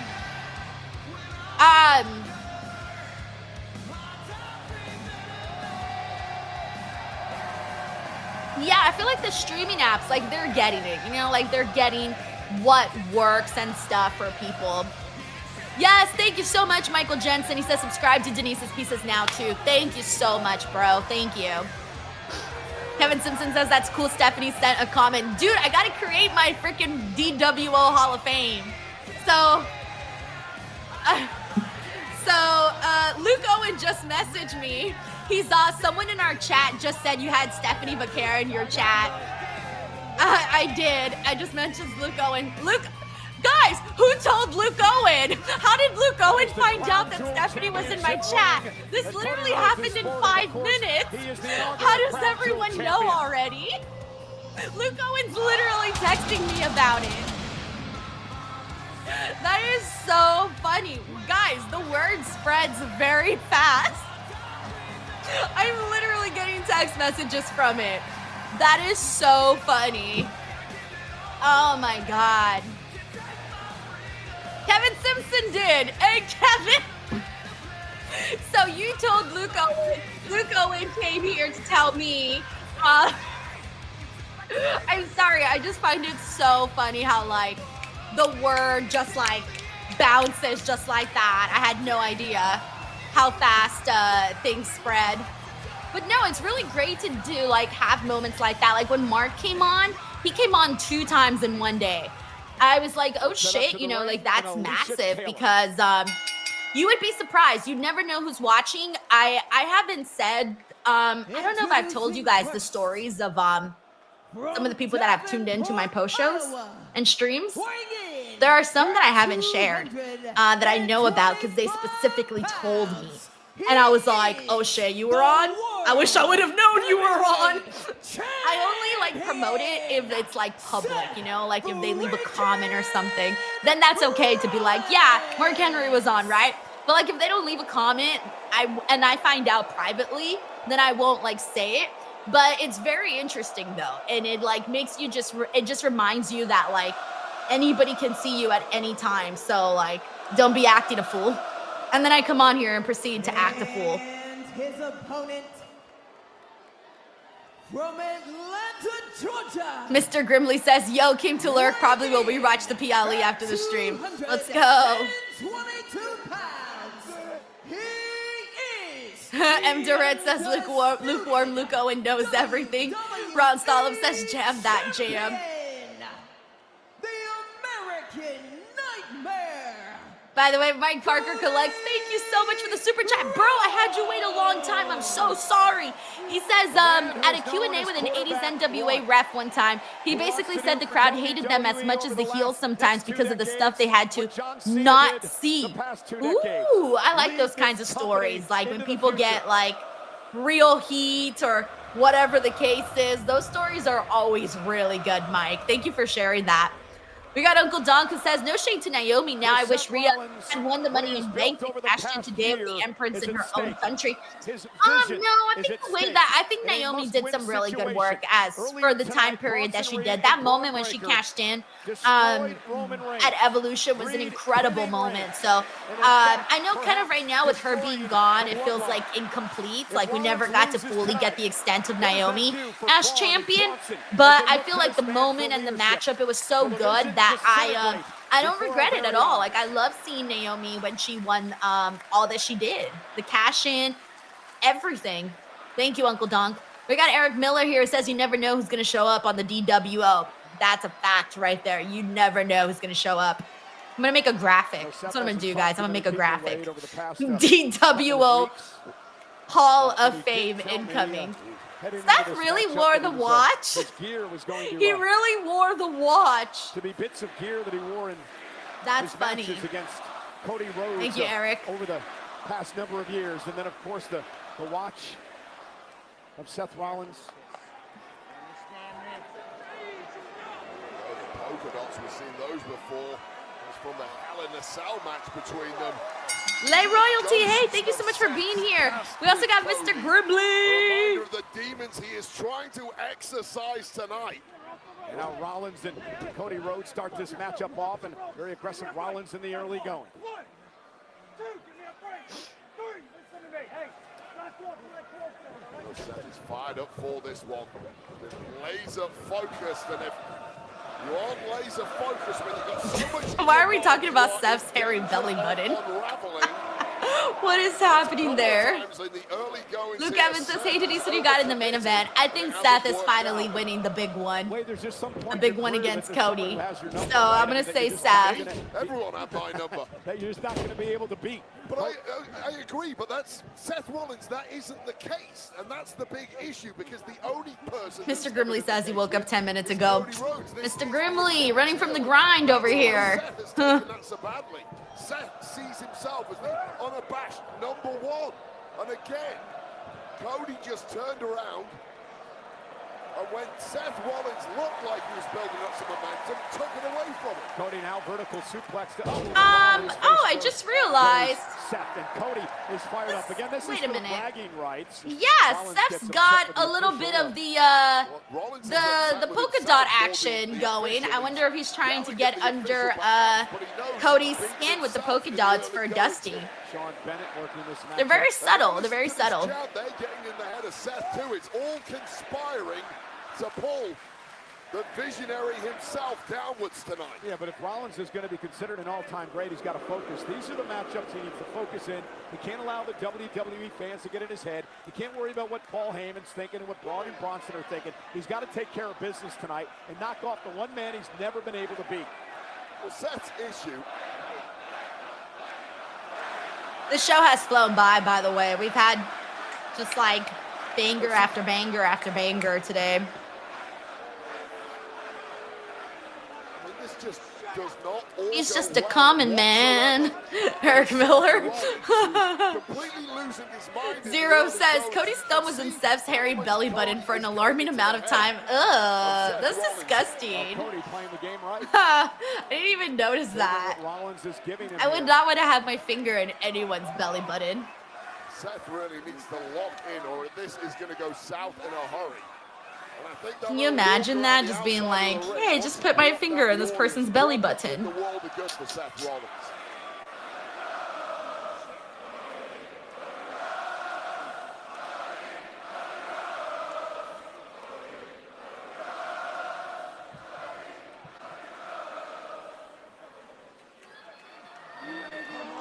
Let's just do this. Let's just do this. Let's just do it, right? Rollins turn around here with a cheap shot and runs into a forearm of Rhodes. Cody, you just want to fight. Well, Cody's always game for a fight. Rollins with a kick. Tolo Rhodes, who says, told you the dots are on the cheeks. No, they're on the side. They're not like his cheeks. It's like on the side of his cheeks. Oh, they're kind of a little different. One is on the side of his leg, and one is a little bit more on the cheeks. Every single time you see him in the ring, he is the picture of ice cold cool. Tonight he has not been the case at all. I mean, right from the early goings, he's trying to drop the big bombs. That is not how Seth Rollins operates. I mean, he's going for a stomp right at the early goings. He's going for a pedigree at the early goings. Seth Rollins is unraveling before our eyes, and this is how you lose a match to somebody like Cody Rhodes. And this is perhaps why the Achilles heel that is Cody Rhodes has been such a big problem in Seth's career. And what's up, Christopher Leclerc? Thanks for joining the stream too, bro. Seth, just relax now. Yeah, just relax. Man, Michael Cole's been having like a interesting few days. Remember he had to yesterday on SmackDown, he was put on the spot with Seth Rollins as a wanker bit that they did. Center the table flying. Seth Rollins in trouble here. Rollins though took advantage, and now he drives Rhodes into the steel steps. And now Rollins driving Cody Rhodes into the announce table. And Rollins, who's completely unhinged here tonight, is trying to turn this into his favor.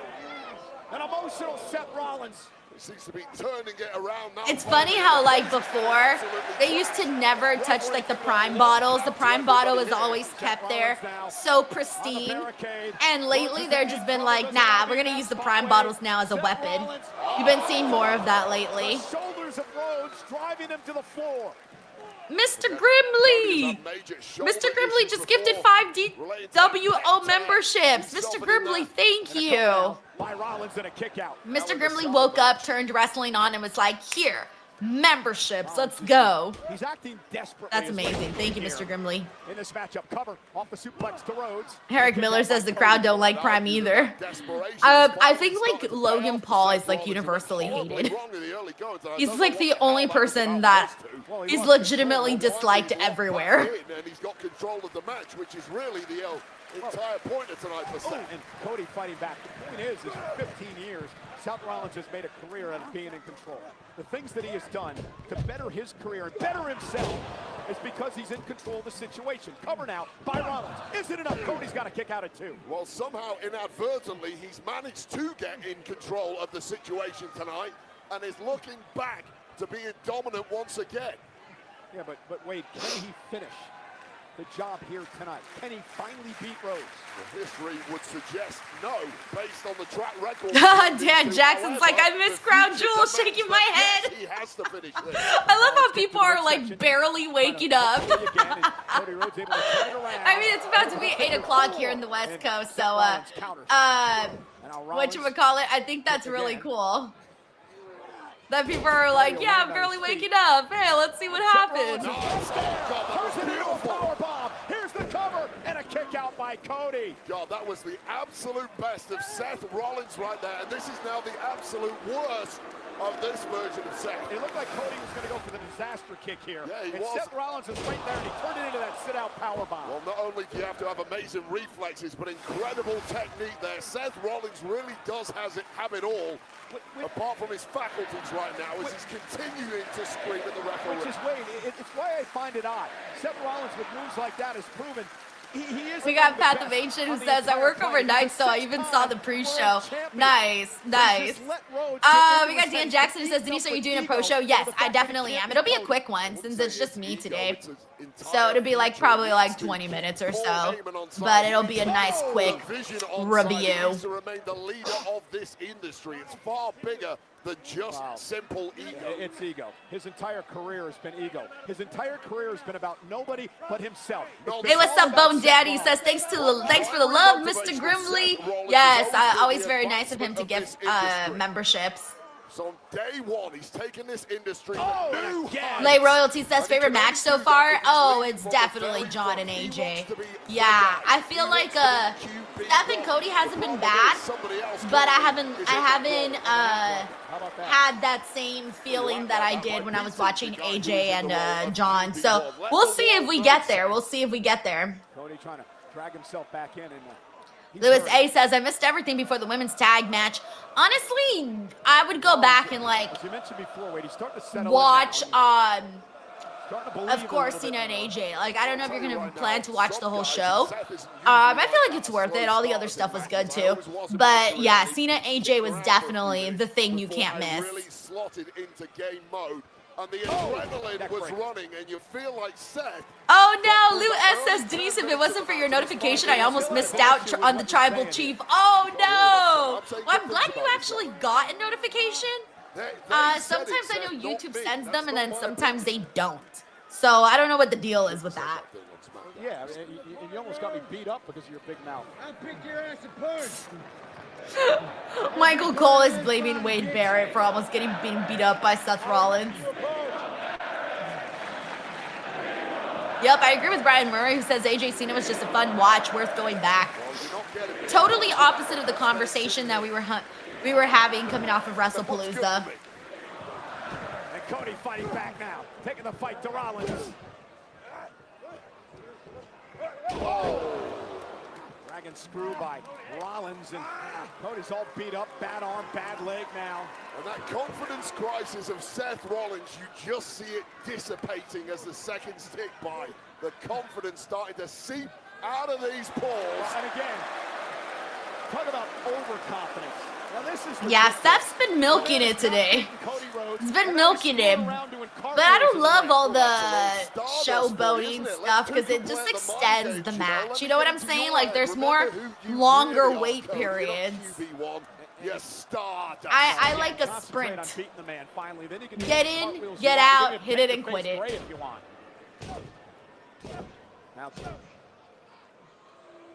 See, look, he is posting to the polka dots, trying to get under his skin. Dusty Rhodes and Cody fighting back, though. Yeah, pushed the wrong button on that one, didn't you, Seth? Uh-oh, and Rollins takedown. But Seth's done that plenty before. I'm pretty sure he's even worn polka dots before, a lot more loudly and proudly. His own moves there. Again, the mind games and the physical torture continue. Again, Cody Rhodes. Oh, nice. Big G says, I just came back from getting my breakfast from McDonald's. Nice. Oh, I'm so jealous. I love me a nice little McDonald's coffee, sausage McMuffin, nice, warm, crunchy hash brown, dip it in ketchup. I like it. I love it. Brings him right back to the middle of the ring, and Cody's in. Hey, we got Juan Carvajal, who also just joined the stream. What's up, Juan? Yes, thank you, Armand. It was the Hell in a Cell. I was trying to remember when he wore the polka dots.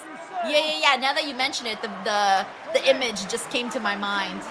Yeah, I was like, I know he wore the polka dots before, but when? When was it? He wore them. I know he did. So, like, that's really nothing new that Seth has tried to infiltrate Cody's mind. Thank you for the kind comment, Carlos.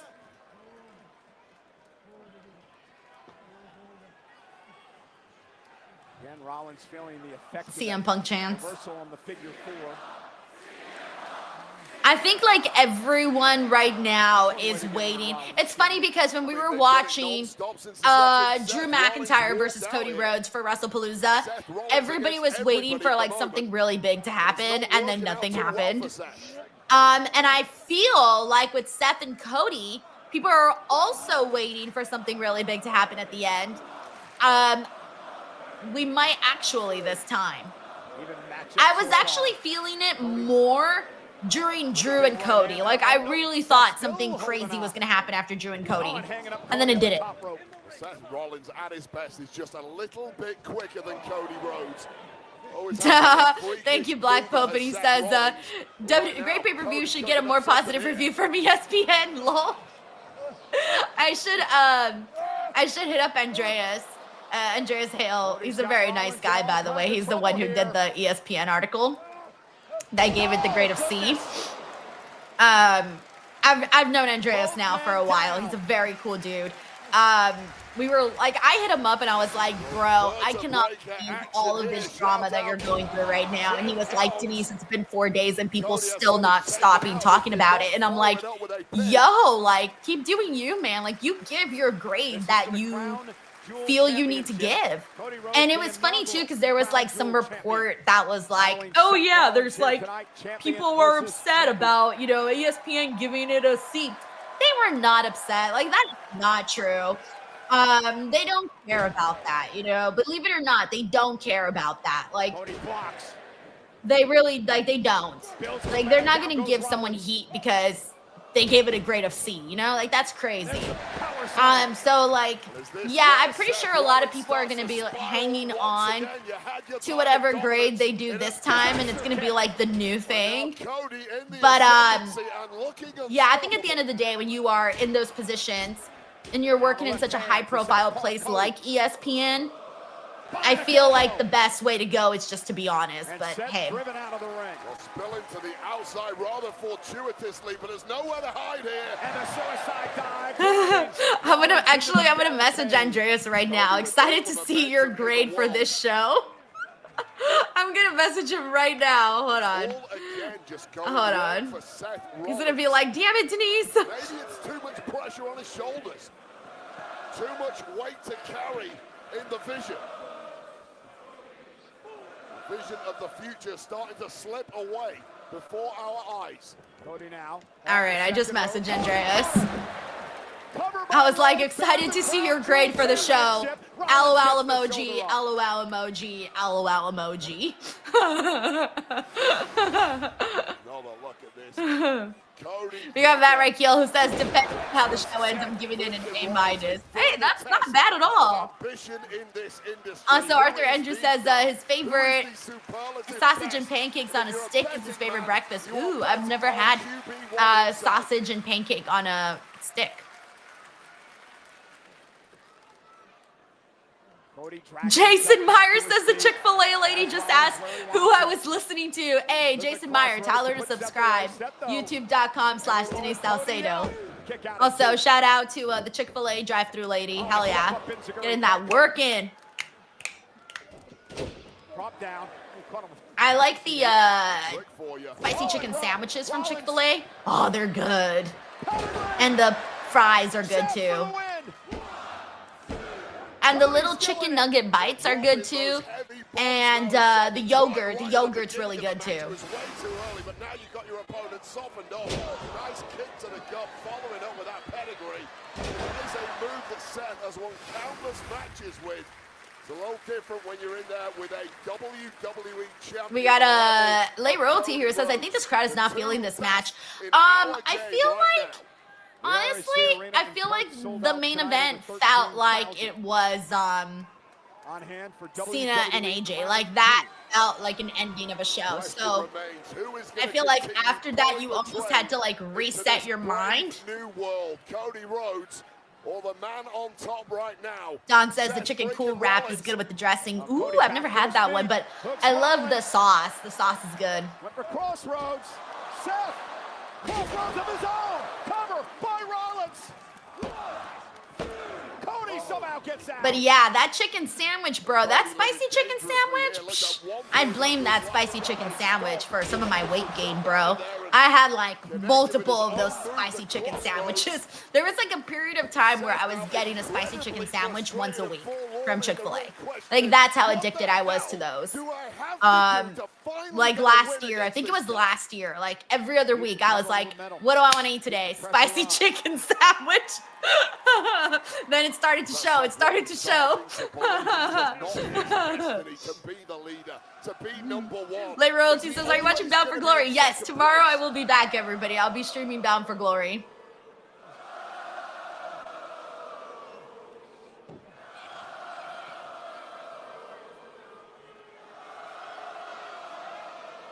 Rollins heading up to the top rope. Taste of that freakish aerial ability.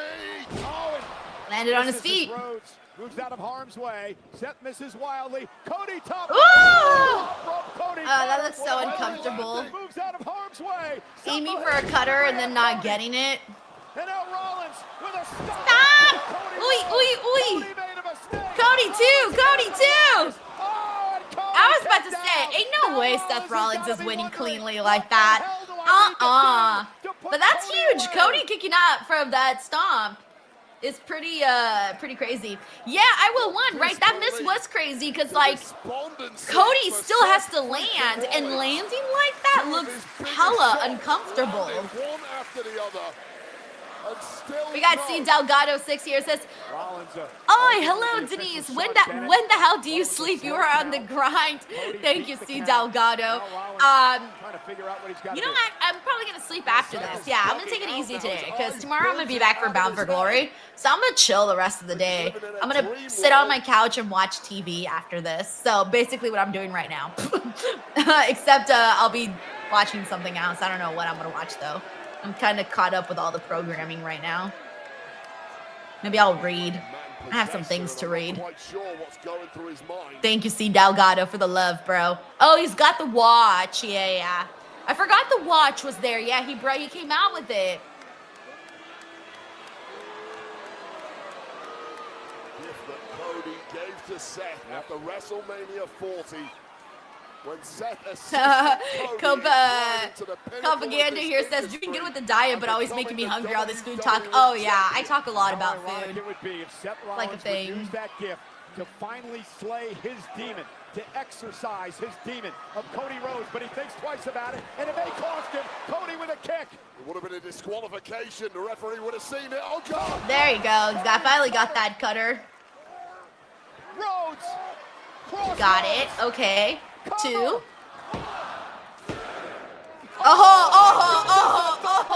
He got me with that one. He got me. He waited very last minute. I was like, bro, you're gonna make me look a fool. I'm already throwing up the 2 count. He waited a good amount of time to get that arm up. That's funny. Follow it up with a crossroads while both men have now connected with 2 of their heaviest shots back to back. And their opponent, their fellow world champ, has kicked out. And now, Wade, is Cody starting to question himself. Megan says turkey burgers are the best. Oh, yeah. You know who has I like turkey burgers, veggie burgers. I actually like the one that The Habit has. If you've never had the veggie burger from The Habit, oh, it's so good. That's my favorite veggie burger. The question is, what else is in your playbook, Cody? And how quickly can you execute it? Cody going up to the top rope. Rollins trying to make it back to his feet, and he does, and he causes Cody to lose his balance. James Evans says Denise is a foodie. Foodie. I'm not really a foodie. I think like my brother's a foodie. That's how I know I'm not a foodie, because I see him and I'm like, oh, he's a foodie. He loves to eat like everything, seafood, you name it. Like he's not picky. I'm too picky to be a foodie. Rollins right back into the fight. The official warning him he's got a count of 5 or could be disqualified. That's gonna be careful. You know what I've never had that I've been wanting as of late? I've never had ramen. I know some people are probably like, what? You've never had ramen? I've never had ramen. The only noodles I've had are cup of noodles. I've never had like a real plate of ramen before. And I've started to crave it because one of my best friends loves ramen. And she's always talking about it. And she made it sound so good that now I feel like I have to have ramen. Oh, coast to coast. He's about to fly. Rollins perched. Fly, Seth. Oh, he flew. Bro, I didn't know if he was gonna use it. I thought he was gonna use his legs. I didn't know he was gonna use his head. I was like, oh shit, he used his head. Cover on Rhodes, and Cody somehow kicked out again. Oh, Seth went for broke. He hurt himself in the process. I think he's messed up that. Armand says, Denise, you're missing out. That's what I've heard. Zeno Hour says, how have you never had ramen? I'm a very picky eater, guys. Like, people don't realize how picky I am. So, like, unless you're introduced it to me, I probably, like, I don't try foods that I don't, like, really know. So, like, I stick to the basics. Like, you have to, like, really sell me on something.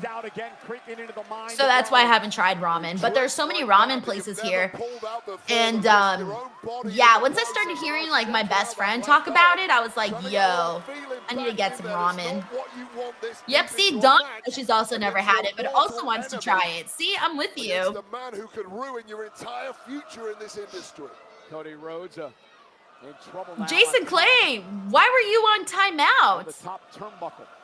I don't think you're on timeouts. That's weird. I don't care who's You shouldn't be on timeouts. leading the charge. Both men are in a really bad way and still shaking out that left arm is Seth Rollins and struggling gingerly to climb the turnbuckles. But there can be no let-up. If you want to be the leader, if you want to be the best, now is the time to dig deeper than you ever have done before. That's what Cody's doing. Cody with the right hand knocks Rollins off the ropes. Ron Solomon says make a reaction video to the first time eating ramen. Yo, I might have to. Apparently everyone's saying how good it is. Now. Surprising Cody there. How are you doing, Seth? Beautiful. Rollins. Spanish fly. And now Seth. Down goes Rhodes. Cover for the win. Cody again. Oh my God. I mean, what's worse for Seth Rollins at this point? The physical agony that he is clearly This match has definitely gotten better. I feel like the first like 5-ish minutes were a little slow, but they've definitely changed the rhythm of this match. Like this match is it went from flatline to a nice spike. After the abuse that Rollins has handed him over the past number of minutes. Oh, I just realized 7-Eleven is the sponsor of WWE. I didn't realize that was the logo on the bottom turnbuckle. I literally did not realize that. In a suicide fashion. And Rollins staring down at Cody, crawling across the ring on his knees. Rollins has Cody in position. Cody's inadvertently crawled right into the danger zone, exactly where. Oh, no! He went to the second rope. He took too much time, and it allowed Rhodes to get back in it. Well, Cody may have been playing a little possum there, dragging his carcass over to the corner where Seth was laying. Clayton Williams says, that's my birthday, 7-Eleven. That's cool. I like the 7-Eleven. I like the 7-Eleven taquitos. I'll fuck those up, guys. Those chicken taquitos from 7-Eleven, yo, those are good. I'd be hella fucking those up. Wait, ouch, ouch. This looks like a bad position to be in. Ooh! Wow! I liked that. Yeah, I liked that. 3 claps, 3 claps. Off the top rope. After all this damage, that was cool. I liked that. I wasn't sure what the plan was, honestly, during that. It all comes like I didn't know what was what they were gonna try. I don't know if this was instinct or what. His brain can't. Hey, what's up, Rev? Thank you so much for the super chat. He says, "What would be your WWE Halloween costume?" You know, I haven't thought of what I'm doing this year just yet. I've done so many people already. I mean, I was Seth Rollins one year. I don't know. I'm actually planning on figuring that out today. I got to sit down and really come up with a plan of what I'm doing. I wish I had an answer for you, but I'm actually glad you sent this in because it reminded me that I got a plan for that. I haven't done anything, and I feel like last year I did such good costumes that it's gonna be, I don't think I'm gonna top last year. Like last year and the year before I did like really good, and this year I'm like, ooh, I don't know if I can top that. Thank you, Rev. Hey, what's up, Mighty John Jolly, who's also here joining. Want to be the top dog. By the way, Jason, the next Patreon meet and greet is on the 16th, October 16th, 4 p.m. Pacific Standard Time. Well, let's not forget the amount of punishment Cody has suffered as well. And Dewan says, La Primera blessing your stream. Yeah, she really did, though. Still fighting. Here's the issue. Seth couldn't block any of those shots. He was throwing with his right. He couldn't block with his left. Rollins looked like he was going for a stomp. And now it's Cody Rhodes delivering the kicks to Rollins. Again, Seth is fighting one-handed here. And it's all Cody Rhodes now. Crossroads, and Rollins able to counter. Kick again to the midsection, and Cody now looking for a pedigree. Rollins escapes. Oh, there's the watch again. He just grabbed that. I keep forgetting about that freaking watch. Neither is the official. Referee blindsided for now. Oh my God! Every single time, just like clockwork. Rollins used the watch to knock out Rhodes. The referee's winged I hate this stuff. Like a fucking ref bump all the time. Seth Rollins It's just a watch. delivered the death blow to Rhodes. I don't know. I've never been hit in the head with a watch, so I don't know how badly that would knock me out or not. Cody Rhodes with no clue where he's at, barely moving. Ref, do your job better. Ah, shit. Is this gonna be it? No, I don't think so. I don't think so. I think Cody's still gonna kick out. Yeah, Steph's taking way too long now. Yeah. Had he like sped up, I would have thought it was gonna be over, but now that he hella slowed down, I don't think so. Rollins has got Rhodes where he wants him. Seth Rollins from the second row with another stomp to a helpless Damn, Cody. that was the second stomp. Nah, he's still taking forever though. 2 count. Rollins falls 2. into the cover. 2. Oh fuck, I was wrong. Oh, suck it. Oh shit, bro. Here is your winner, the Seth finally got the win, but used the watch. The watch. The fucking watch. But the curb stomp, the stomp from the top though was pretty effective though. That was pretty nasty. For Seth Rollins, he became desperate. He couldn't put Cody Rhodes away, and at the end of the day, he grabbed the Rolex watch. He delivered a knockout blow to Cody, which set up 2 stomps. No new member of the Vision, by the way. Some people were expecting that today. And yeah, Eric Miller says clean sweep for the Vision. Yeah. Rollins is in ecstasy right now, mentally. So D. Joser says he got beat by a watch. Am I crazy? But a watch doesn't really feel like... I don't know. Am I wrong? Like, is a watch that effective as a weapon? I don't really know how I feel about that. I don't know. You guys let me know. Maybe I'm not. I just don't feel like I've seen far more worse weapons and people still kicking out. So that's why I don't really feel like, you know, I don't know. Did one says Rolex has some weight. I don't really know. I've never held a Rolex. On a mission tonight. With everything. We got Siva Mapuan who says got hit by a watch before an accident, so it's effective to me. Oh my God, you got hit by a watch on an accident. Okay, I'll take your word for it. I'll take your word for it. To take a cheap shot at the jaw of Cody Rhodes. Right. Here, Megan says it would have to hit you very specifically for it to hurt. Right. That's what I'm thinking. Like very, like you gotta like. You did put some force into it. I just gotta you gotta sell me on it a little bit. Terrence Matthews says, I just woke up, so how did you enjoy the PLE? It was honestly a really good show. Like, there wasn't a match on here that sucked. Like, legit, I cannot tell you there was a match on here that sucked.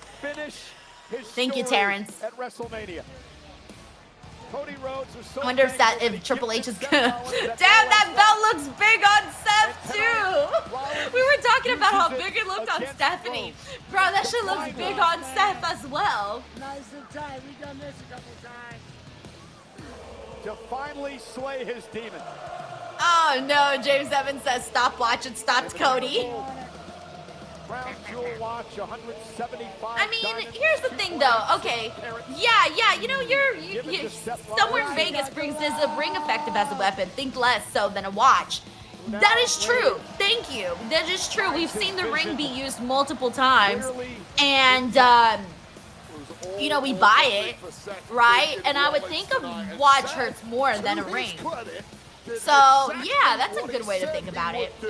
He won this 1,000%. We also got Tracy WV. Tracy says a bet's a bet, and now you need to be nice to Seth for Raw. LOL BTW. I'm running late to an event. Do you think I can tell them why? LMAO. Thanks for all the stream, and we'll be on tomorrow with you. Yeah, I'll be nice to Seth tomorrow. I promise. All nice things about Seth. And Rollins finally. But what was I gonna say? Oh yeah. finally I don't know. It's a ends good. years Just of tell him you're distress late at the because hands of Cody Rhodes. there was traffic. And the world Say, heavyweight oh, you had to put champion gas or is now the something. Crown I Jewel had to put champion. gas. There was Drop the traffic. technicality. I had to put air in my tires. Oh, boo-hoo. Thank you, Tracy. I don't You're need awesome. your Have a good work day. Kathy. I know Damn, what everyone's you're been gonna so ask. mean to Kathy How does it lately. feel The Miz to last get that night, monkey now off your Seth. back? How does it feel? How does it feel? Something's got to happen here. It feels better. I think than someone's going any to come of shut you up Seth right could now. ever imagine.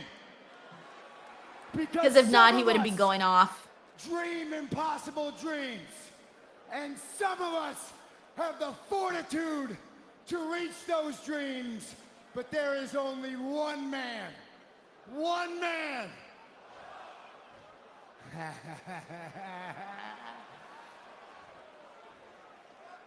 Only one man who reaches higher than the highest. I am no longer just the greatest of my generation. I prove tonight I'm the greatest of all time. That's right. That's right. There's only one, and he is All right. a visionary. He is a revolutionary. He is Seth. I'm like waiting to hear someone's music hit. No, I'm wrong again. Damn, all my instincts are like off right I'm now. really interested, Wade, in what happens now come Monday Night Raw from right here in Perth. To see what Nada. Seth Rollins and Paul Heyman and Bronson Reed and Braun Breaker have planned. What the vision is Pyro. for the future. Oh yeah, nothing usually happens after Pyro. Like once Pyro hits, we're done, baby. Like no one ever interrupts Pyro, so I think that's it. The celebration of champions. The crowd's here like, tonight. yeah, woo, Seth Rollins, nice. the men's Crown Jewel champion. And the women's Crown Oh Jewel yeah! champion. Oh my God, that Stephanie. belt is huge. I'm sorry, Okay. it's so fucking huge. Look at, has it's been an bigger incredible than night Stephanie and here Seth tonight in Rollins' Perth, Western head. Australia. Look at that thing, Again, we invite you to join us bruh. on Raw. But coming up next, it is the Crown Jewel post show. Let's head outside to our broadcast colleague, Jackie Redmond. Alrighty, guys, that is the end of Crown Jewel for today. I am gonna do a quick review show, but before we get to all of that, just a friendly reminder that if you guys want to have like the best sex of your whole entire life, make sure you do so with Blue Chew promo code Denise. Are you having technical difficulties in bed? Are you tired of being counted out, tapping out, or simply jobbing out? Get out of developmental and get drafted to the best sex you ever had with today's podcast sponsor, Blue Chew. Blue Chew is the original brand offering chewable tablets. These erection-enhancing tablets help men achieve stronger, harder, and longer-lasting erections for sexual activities.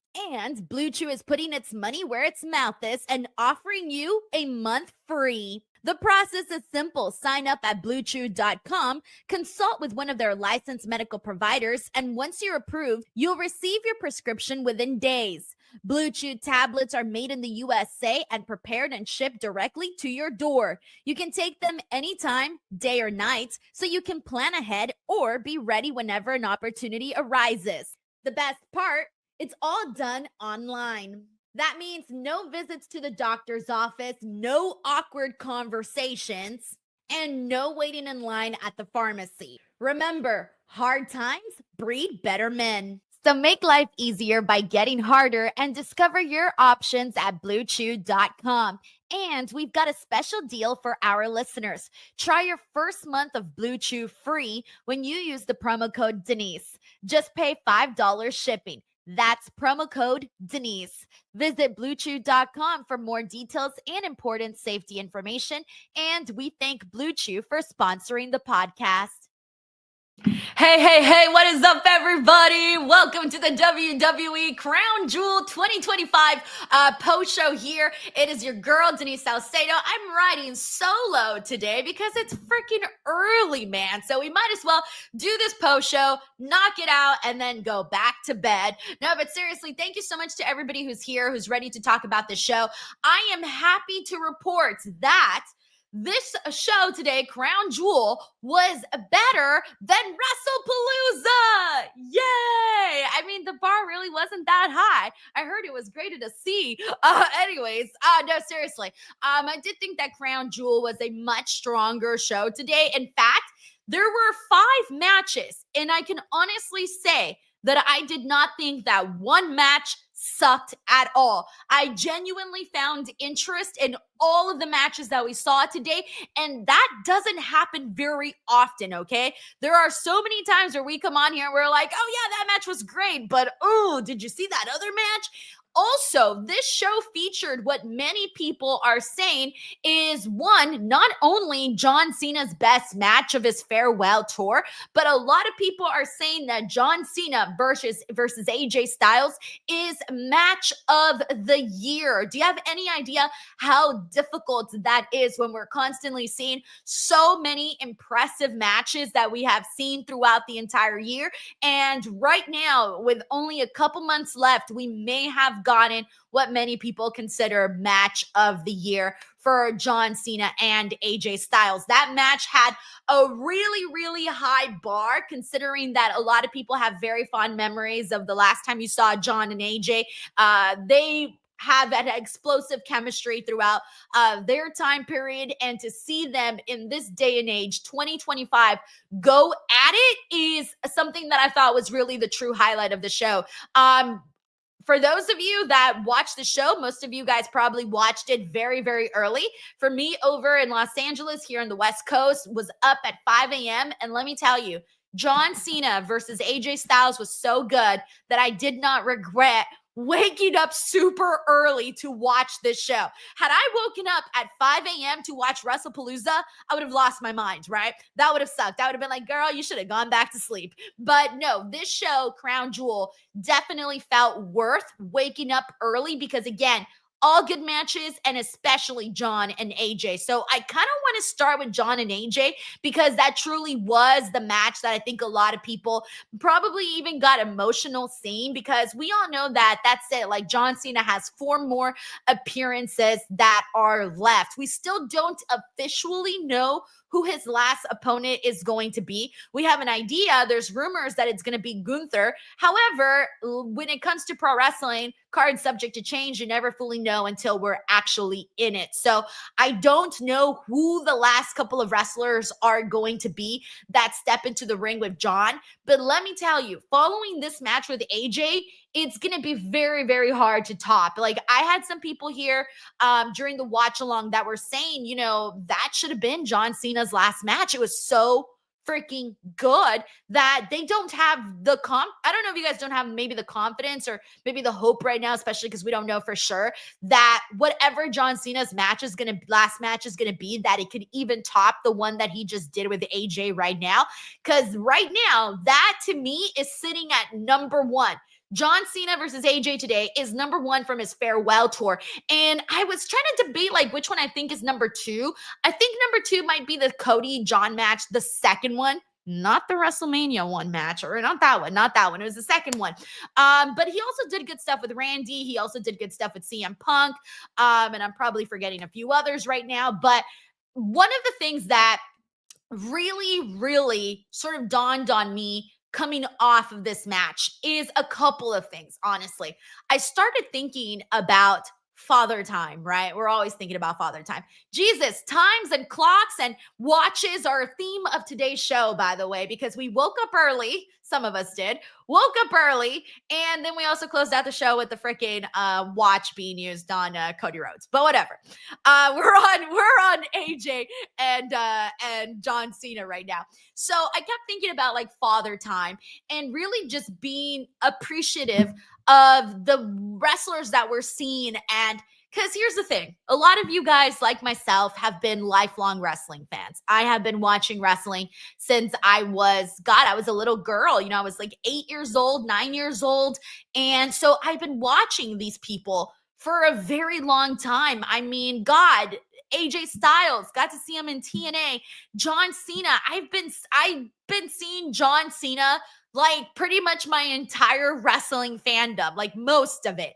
And when you're in it and you're seeing the wrestlers that you're so used to seeing on a weekly basis, or you're constantly seeing them on TV, they're being talked about, you sort of think you're going to have those people forever and that they're going to be around forever. And not to be emo about this, but I'm finally getting to that time period where I've been such a wrestling fan for such a long time that I've started to see my favorites, wrap it up in the last, five or so years. Like, I've been seeing my favorites hang up their boots, whether it's by their own decision, their health, or, other outside factors. And I feel like in the last 5-ish years, I've become more,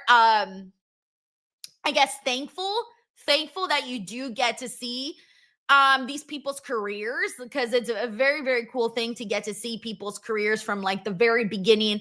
God, like I remember seeing John Cena and Kurt Angle, like what? It's things like that you got to see like the entire thing play out. But when you see moments like this, for example, when I kind of started to feel like a little emo, not necessarily, it was more so when John came out, because I started to think like, oh my God, all of those people in Australia, like that's the last, for the international crowd, that's the last time that they're going to, have John Cena. They're going to get to see John Cena, whatever, right?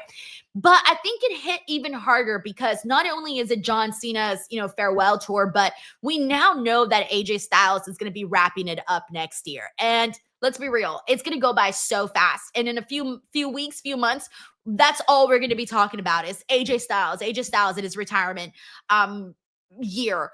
And to think right now that we got to see the moment when the 3 count hit, it was the moment that John Cena got the 3 count that I thought, oh my God, that's it. It's over. And even though we had such a great time watching the match, when the 3 counts hit, that is when the moment of sadness hit me. It hit me, all right? It hit me. I was like, oh my God, like we were talking about this match. We were hoping for this match. It happened. And now just like that, it is over. And I hate that, right? Like it happens all the times in life when you're having like the best moment, right? You're like out with your friends, you're having a great time. And then next thing you know, you're home and you're like, wow, like 20 minutes ago, I was having the best time ever and I'm never going to have that again. Or maybe I will, but not that specific moment. And now, I'm on to something else. And it's just these moments, they come and they go so fast.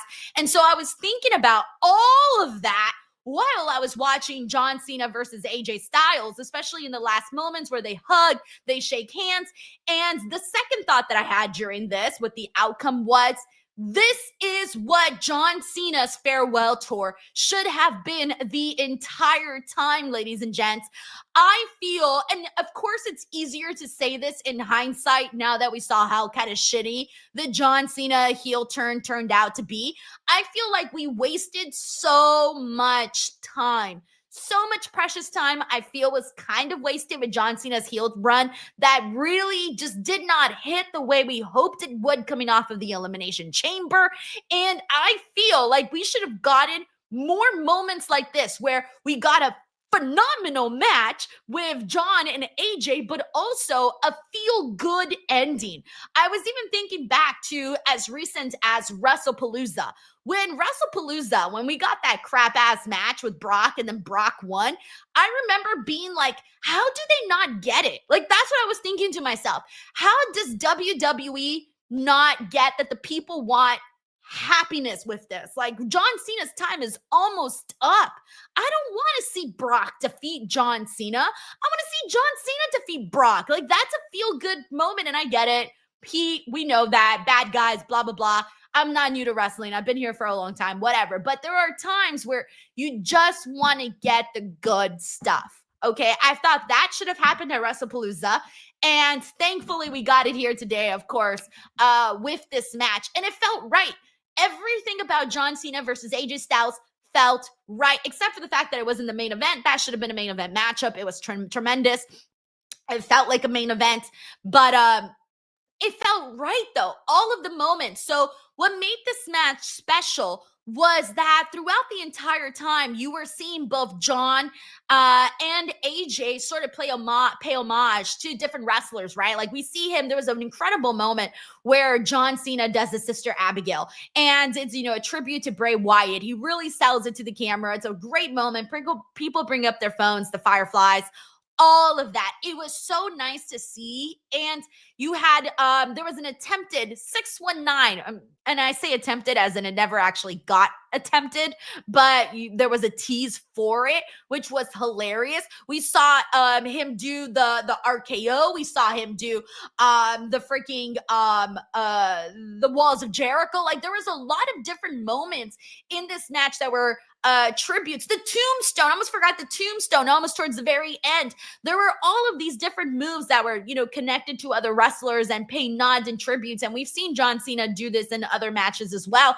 But in this one with AJ and AJ doing it too, it just fits so fucking nicely. It was funny because afterwards when AJ was walking back to like leaving when he was walking back to the locker room and John Cena was having his moment in the ring, AJ Styles had the face of like, yep, we fucking did it. Like you can tell he was so proud, as he should be, of this match, and you can see it in his face. They went out there and they did the freaking job. Like that's why AJ is legitimately considered one of the GOATs of all, like one of the greatest wrestlers of all time. And today was an honest to God reminder of that, because I think people forgot. Like even I forgot sometimes, because not all of the matches that we've been seeing on Raw or SmackDown or whatever have always been that great, right? And I think sometimes we forget that, hey man, this guy is the fucking GOAT and he can really go. Like there's a reason why he's the phenomenal one. So there was just a lot in this that felt good. It was a feel good. It truly is a match of the year contender.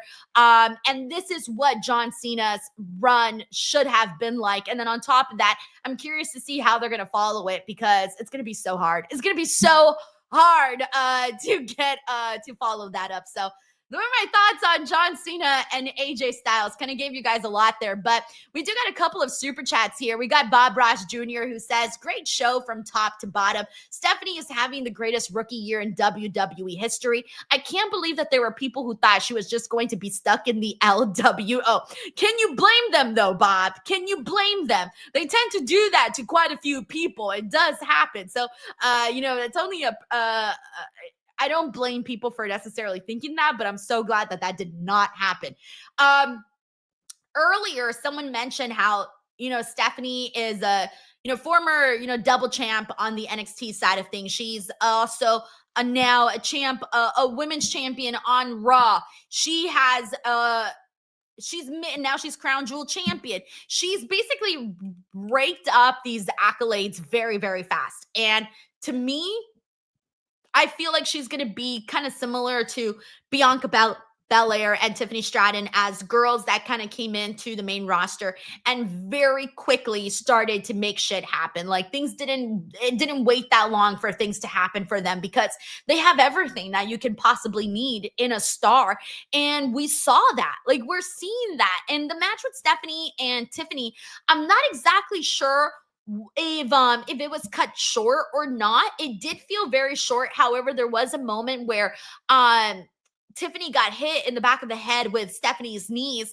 I don't know if that was what caused the match to like be a little faster than it should have been, but I know that I definitely wanted to see more. I just don't know if more was in store or if that really was what we were supposed to get out of there. So even though this wasn't like the longest match, I think it ended up going, Wikipedia has it here at like 10 minutes.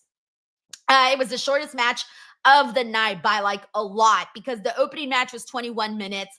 John and AJ 27. The tag team match was nearly 20 minutes. And then the main event was nearly 30 minutes. So it really was the shortest match. And I don't know if that was due to the physicality that went down in the actual thing. But regardless, even though it's 10 minutes, they utilized every single minute. Stephanie got the win. That was the right way to go, because Stephanie really needs to make she's a new champion, guys. Like, she's only been champion, they said, 21 days. She needs to establish herself and really say, like, this is why I'm here. Like, I'm here and you are fans of mine, and I'm going to win you over with wrestling. And that's the way that you do it. And even that brief amount of time, we really got to see her and Tiffany Stratton really freaking go for it. It would have been nice if we had an additional 10 minutes, but whatever, right? You know, whatever happened. And they did a phenomenal job. So I feel like I was just happy that Stephanie got the win here, because not only did she sort of say, hey, I've arrived. Hi, I'm your champion, but also she ended Tiffany Stratton's winning streak that she was on. So I'm very glad that they're doing that, and hopefully they keep it going strong with Stephanie on a weekly basis. So thank you so much, Bob Ross Jr. We got Terrence Matthews here who says, so is Jada Parker face now? I feel like they've been slowly teasing it for a while. And Tuesday she was all friendly with Lola Vice. Yeah, it's interesting. I think Jada, because Jada was a heel for a bit, but then when she, even though she's a baby, like, I think she's a baby face. The thing with Jada, though, is that because she has so much attitude and so much sass, that she kind of feels like a heel, but she's kind of not. Like, she hasn't done, that I recall, like, recently, she hasn't done like bad things, right? So even though she's tough, she hasn't done bad things. So I'm going to say she's a baby face right now. Thank you, Terrence Matthews, for that super chat. All right, so I want to go ahead and now rewind over to the main event. So we covered John and AJ. Let's get into Seth Rollins and Cody Rhodes. So that was your main event for tonight. Earlier in the night, we did see Bronson Reed and the Vision all out there in the opening match, which we'll talk about in just a second. But it was really Seth and Cody in this matchup here that we didn't get any of the Vision. So earlier in the night, Paul was basically saying, you guys are not going to go out there. You're not going to get involved in Seth Rollins' match. Like, this is not going to happen. Even if Seth Rollins looks like he's calling out for us, we are not going to go out there. And Paul Heyman was very specific when he said, us three are not going to go out there. I think that put this idea in my head that maybe, just maybe, we were going to be seeing another person come out and do something, right? Like, help Seth Rollins wins. Like, there was theories of, Brock Lesnar coming out. There was a theory of Austin Theory coming out. There was all of these theories of who was going to join the Vision and whether or not they were going to come out and help out Seth Rollins during this matchup. None of which happened, which I'm kind of glad in a way, because I don't feel like we always need to do things like that. We all knew Seth Rollins was going to win because he had to. He had a lot to lose here. He had his pride, his ego, all of that was on the line. Seth Rollins could not lose to Cody Rhodes another time. Like, that would just, you got to give the man something. He already gave Cody 3 victories, So Seth had to win this, or else he was going to look weak. He was going to look weak as a champion. He was going to look weak as the leader of the Vision. Paul Heyman basically said, like, I'm going to rethink our whole situation if you don't win this match. So Seth Rollins had a lot more to lose, whereas Cody, it's fine. He'll be back. He'll bounce back. He's still the champion. That's what matters. He'll move on and be just fine, right? But Seth needed this victory. Now, the first 5-ish minutes of Seth and Cody, I really wasn't that into, because I felt like there was just too much of like stalling, too many slow periods, too much pandering and playing to the crowd and stuff like that. So it sort of slowed down the match.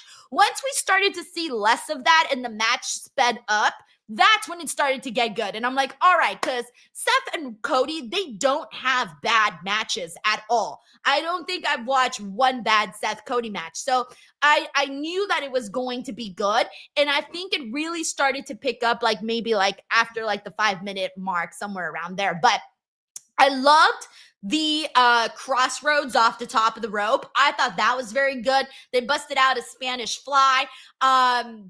We had Cody kicked out to the first stomp that Seth got him with, but then afterwards, Seth ended up cheating. He used the watch. At first, it took me a second to buy into the usage of the watch, and of course, there was a ref bump, so we all know how that works. Well, whatever.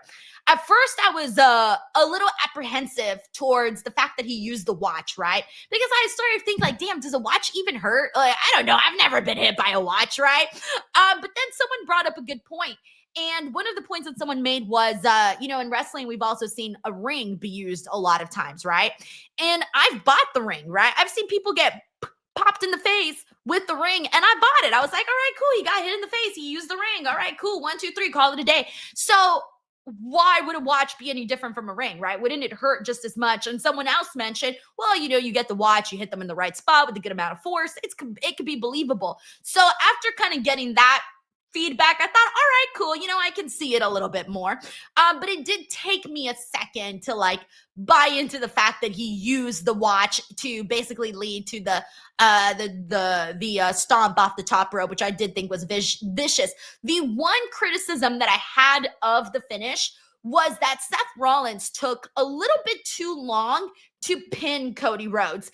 And usually when we see that happen, when we see someone take a little longer to get on top of them and do the cover, usually that's a 2 count, right? But no, it ended up being a 3 right there. And I thought, oh, that's interesting because, he took a second to get on top of him. Usually when you see the guy go right onto him, it's like, I just did the move. I did the thing. I need to get on him and cover him. And it's like 1, 2, 3. And it's like this very fast adrenaline kind of moment. That it didn't feel that way for this particular finish. That was my only criticism, is that I wish it would have all been done faster. But that's just a personal preference, I would say. And anyway, Seth Rollins got the win, cuts a promo afterwards. He's bragging, talking his shit. There's no new member of the Vision. I was even thinking oh, what if someone comes out afterwards and interrupts Seth Rollins, right? Because what's next? And that did not happen. So a lot of interesting stuff that went down, but at the end of the day, I did have a great time with this main event. All right, we got a couple of super chats here. We got JJ Castillo. JJ, thank you so much, man. He says, what a great show. John Cena versus AJ Styles was amazing. Stephanie continues to rise in her career. Rollins finally gets a win from Cody. Australia was so hyped. They deserve another PLE in the future. 1000%, bro. I've gotten to the point where all of the international crowds, there has not been a weak international crowd that I can think of.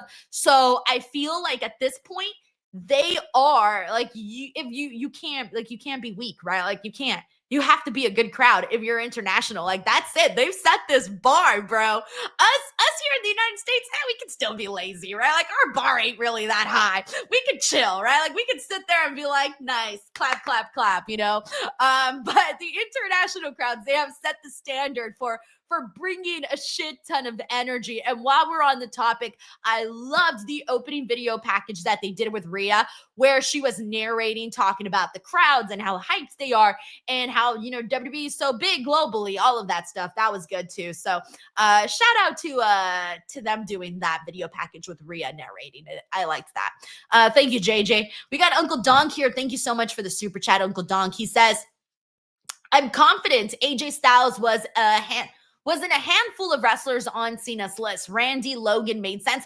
I forgot about Logan Paul. I forgot about that match. He says, feels like I'm the only one who thinks Ray will be a good candidate along with Gunther and Oba. I've been seeing a lot of talk for it being Oba Femi, and I'm going to be real with you. I just don't see it. I don't see it. If it were to happen, I would be so surprised. I just don't see it, guys. I'm really not. It's too out of left field for me to think about it that way. I feel like Gunther would be a good match. I just wish they had more time to tell a more of a story if that were to go down.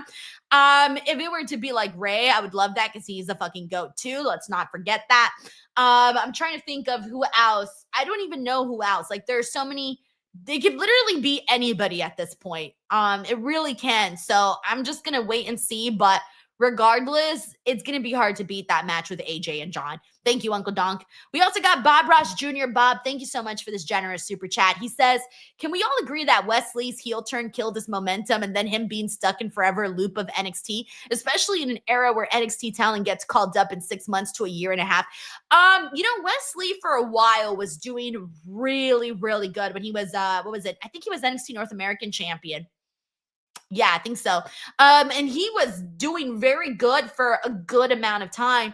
And then afterwards he got hurt and he took some time off and then came back and then did the heel turn.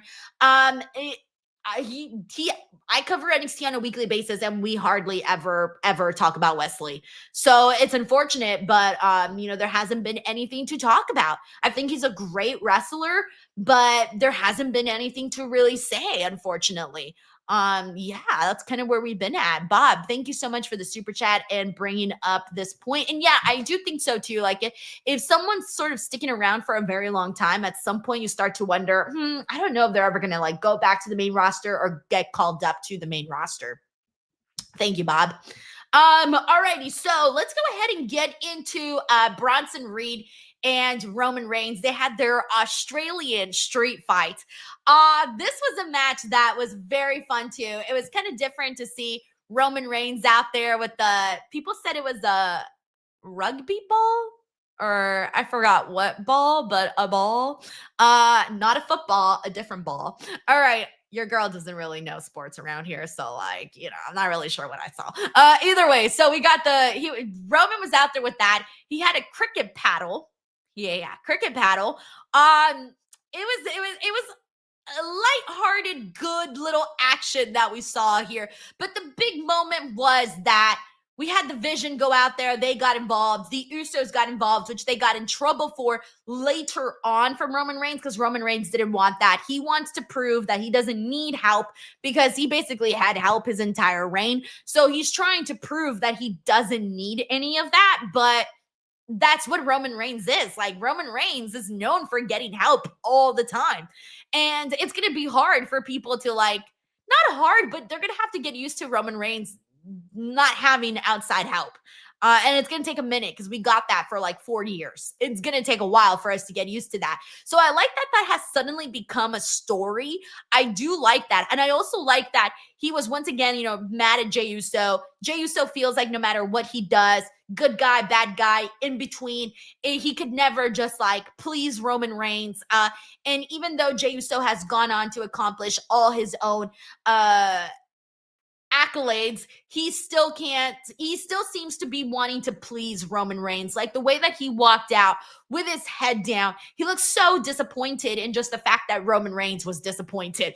And that's interesting. Like, you got to get into the psyche of Jey Uso to understand what's really going on there between his relationship with Roman Reigns, which we have been seeing play out now for several years. So I thought that part was interesting, but Bronson Reed getting a massive victory over Roman Reigns. Like, this is huge, guys.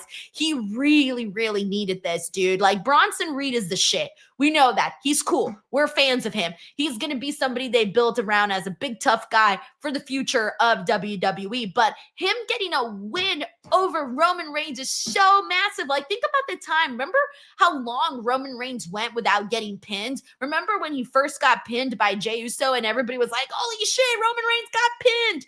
And now we're just out here seeing Bronson Reed pin Roman Reigns. It's something that's like, damn, I can't believe that happened, but it's so big for Bronson.